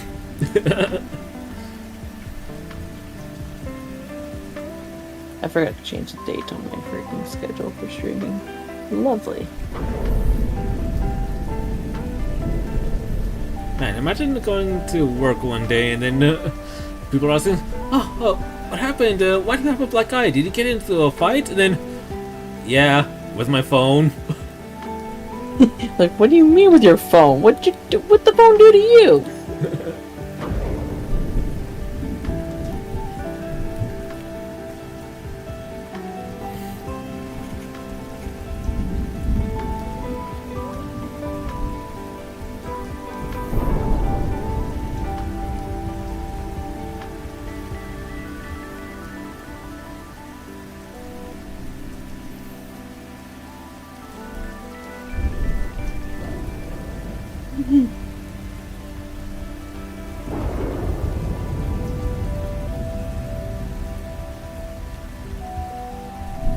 Go ahead and post my streaming schedule here.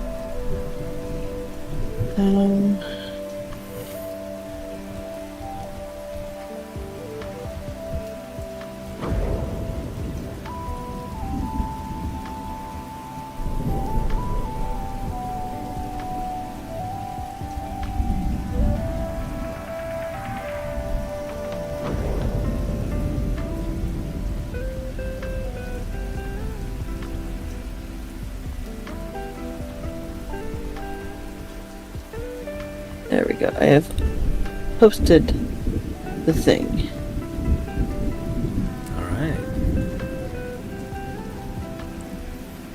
I probably should delete some photos off my computer because some of these games I finished playing, like this game, this game,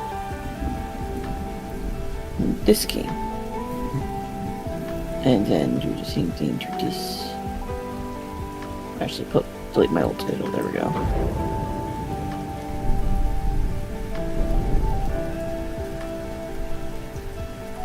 Gonna try my best to go back to Doki Doki Literature Club next week.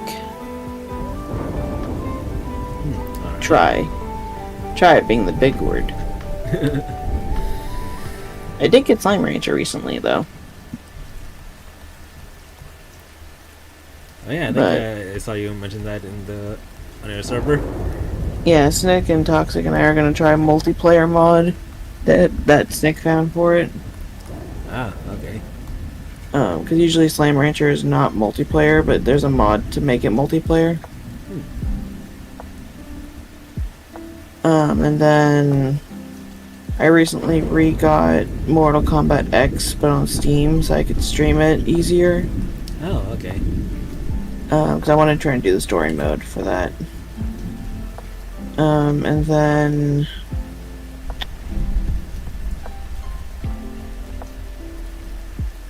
what other games did I get recently?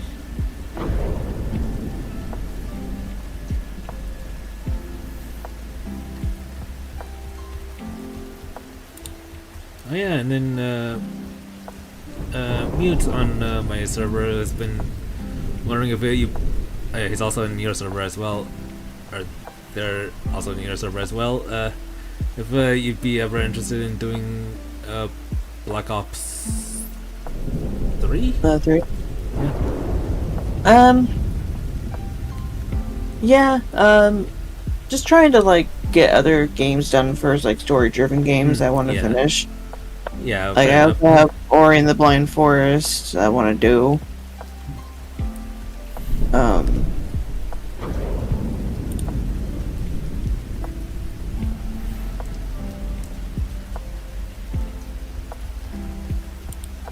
Uninstall that. Just discard your archive parties. Okay, good then. Games I need to finish still are Death Stranding. Oh yeah, I was gonna start Hades, but then I realized, I could do Okami instead, so gotta finish Okami. I need to still start Suicide Squad, Kill the Justice League, because I started wanting to play it, and then it just didn't end up ever starting it. I need to finish Undertale still, so I can get Delta Ruin. planning on doing Undertale myself sometime. Yeah. Oh, I also have Infinity Nikki, which is also like Wuthering Waves, which I also need to finish Wuthering Waves because I haven't been playing it at all.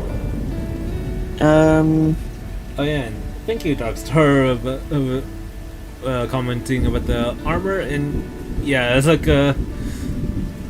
it's something I mentioned like earlier in this stream, like over 3 hours ago at this point. That I kind of got started with posting online art because like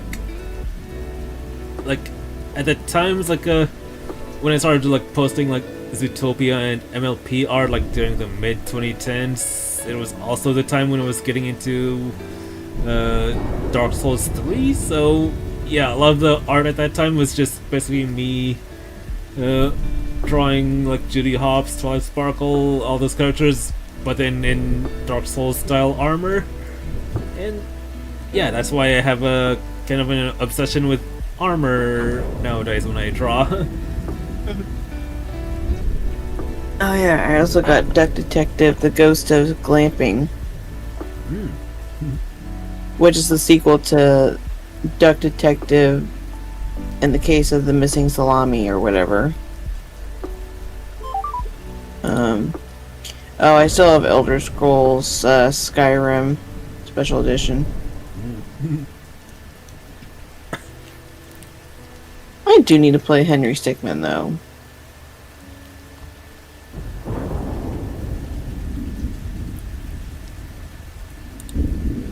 I also want to play the Monster Prom series, but I want to get the first Monster Prom so I could play that first. Because I was gifted, I was gifted Monster Prom 2, but I'd rather play the first one first. Yeah, it's like I even asked Steve, was like, oh, do I need to play all these in order? It's like, yeah, he told me, he's like, no, you don't have to. But then I was thinking, like, I still kind of want to play them in order, though.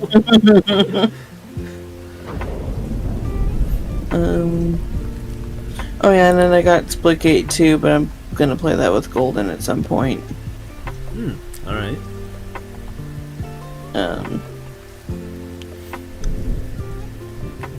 What else do we have? I do want to try and get more people to play, like Goatman with me, Folklore Hunter.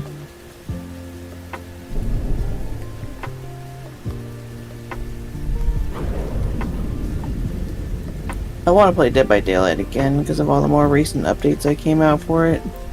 Oh, really? Oh, they're still updating Yeah. it? That's good. Yeah, because they recently released Springtrap as a downloadable character now. Oh, nice. All the And Ferraris are gonna love that, I bet. And he's played, his voice actor is the same as in the Five Nights at Freddy's movie that came out.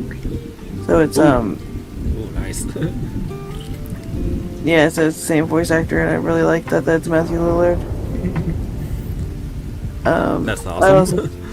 I also still have Content Warning that I want to get back to playing. Oh yeah, I missed that game too. Yeah, and then I do want to get more people to play Fast Food Simulator. Oh, yeah, I think that's on my wish list. Is it on your list? I might pick that up sometime. I don't think it's on your wish list. Oh, it's not? No. Oh. Because I'm friends with you on Steam, and the only friend of mine that has it wishlisted is my friend Banny. That's it. Ah. I'll put it on my wish list then. Oh, and I have Exploding Kittens too. What the? They have a new expansion coming soon called Barking Kittens. Okay then. Oh yeah, and then I also want more people to play Ghost Janitors with because it's actually fun.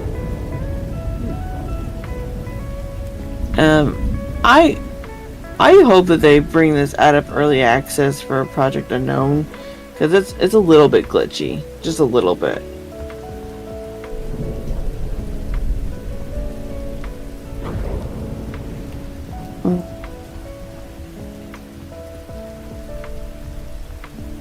Also, I'm sorry I wasn't around for repo earlier when I was at work. That's alright. Understandable.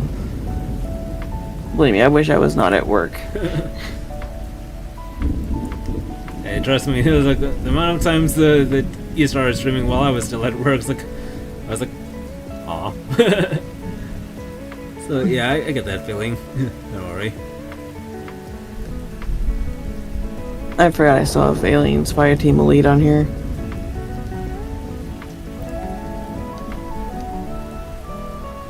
It's a fun game. I just wish I had more people to play it with. Sheesh, I had 43 hours of playtime in Astral Party. I play this game way too much.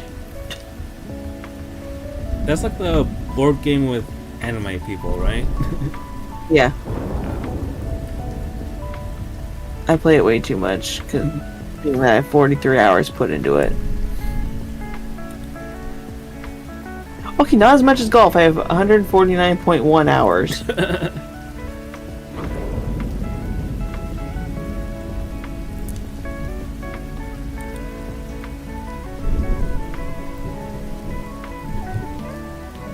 I'm scared to know how much time I have on Phasmophobia. 257.2 hours. Sheesh. Okay, I have a problem. I play it way too much.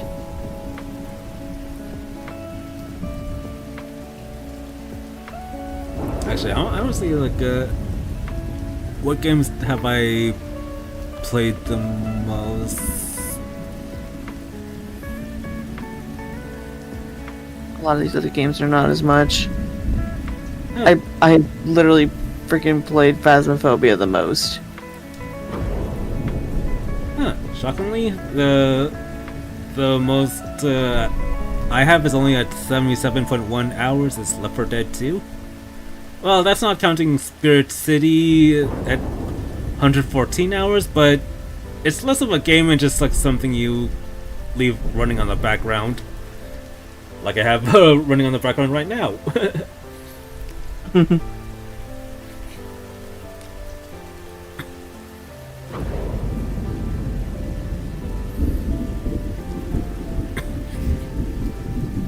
But yeah, besides the Spirit City, the top 5 is Left 4 Dead 2 at 77.1 hours, American Truck Sim at 75 hours, Phasmo at 74 hours, Ravenfield at 61 hours, and Doorkickers at 55 hours.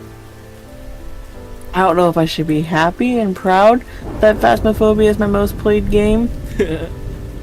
I mean, it is a pretty good game. Yeah. I just can't wait for them to release the character customization update. Yeah. Would be nice to have our characters be able to differentiate each other more than just the standard 8 models. Yeah, that's mainly why I'm like not playing it as much right now, because I'm trying to not play it too much. Like I want to be able to like say like, oh, I'm gonna like save this for when updates come out, like different game updates, like the holiday stuff and all that, and when character customization comes out, because I don't want to overplay it too much. Like it's the same situation with demonologists and all that. Even ghost janitors, I don't want to play it too much because I don't want to get tired of it. Yeah, yeah, I get that.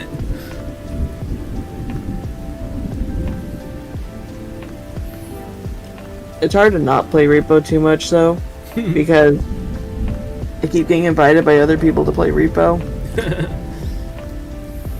Especially the fact of like when I play with Golden and Bliss and Riley, I'm the only one in that group besides Snick and Rain who know how to play the game.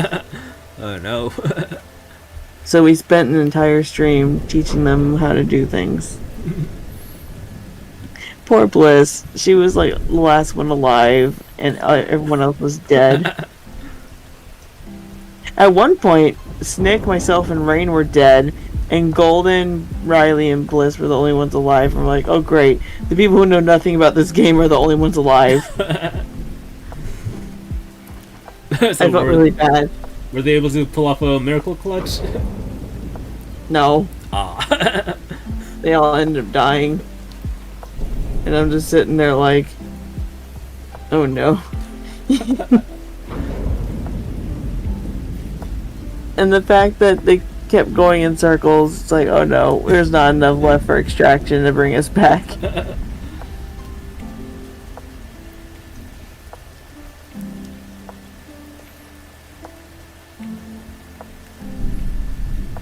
I mean, I'm probably gonna go ahead and head off now because I'm kind of getting a little tired Alright, now. yeah. I think I'm almost finished with this character too, so yeah, after I finish this guy, then I think that's gonna be it for the stream. Yeah. I'll talk to you later then. Bye-bye. Alright, bye.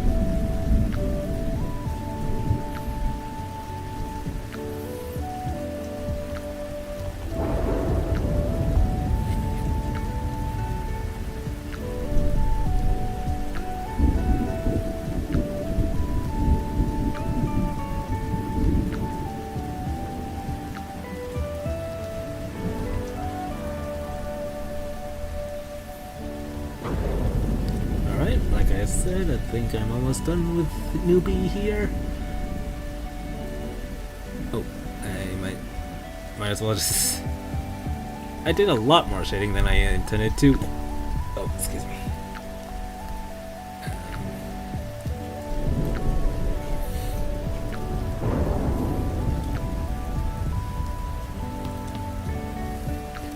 Yeah, it's like, I keep saying like, alright, I'm just gonna do some mild shading here and there, but then I end up being like, you know, that doesn't look right so when this part is shaded and then this one's not, so let me just shade this part real quick and shade that part, and then it's like, oops, I'm shading the whole picture.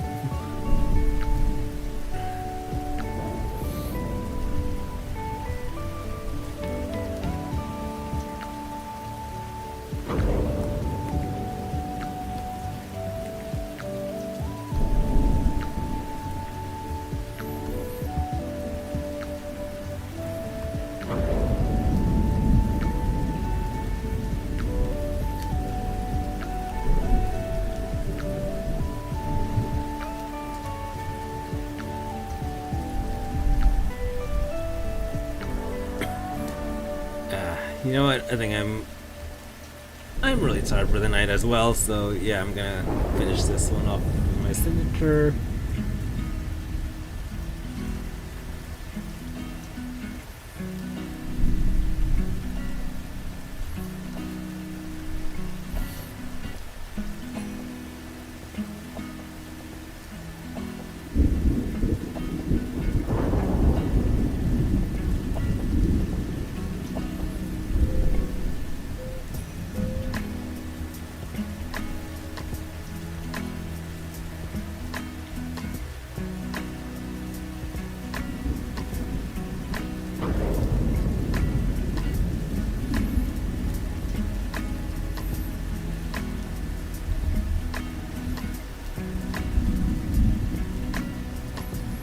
technically most of this was finished on the 20th, even though right now it's technically the 21st, but still.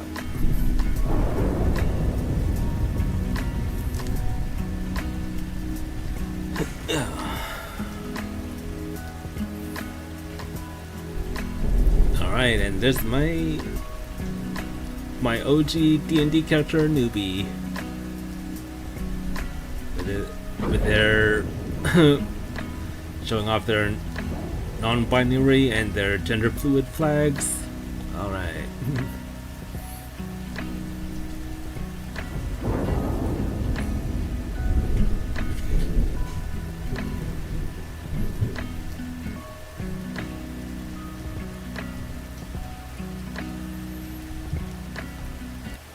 Just exporting the time lapses.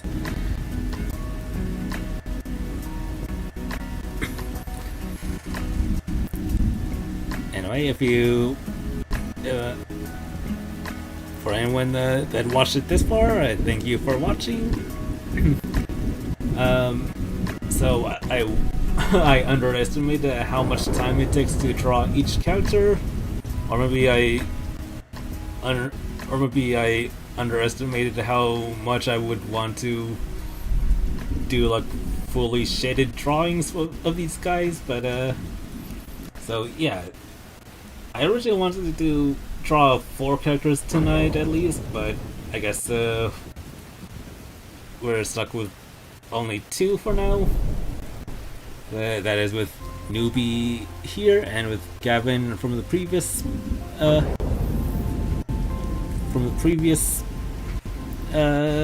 drawing I did. I'm just realizing I drew my 2 blue guys from mercenary companies, so that's fun. Yeah. Anyway, what I'm trying to say is, since I only drawn 2 of the... okay, so I have 8 characters lined up that I wanted to draw. I was planning to do 4 at least tonight, but I ended up only doing 2, so I guess I have no choice but to say I'll host more art streams of me drawing my gay D&D characters.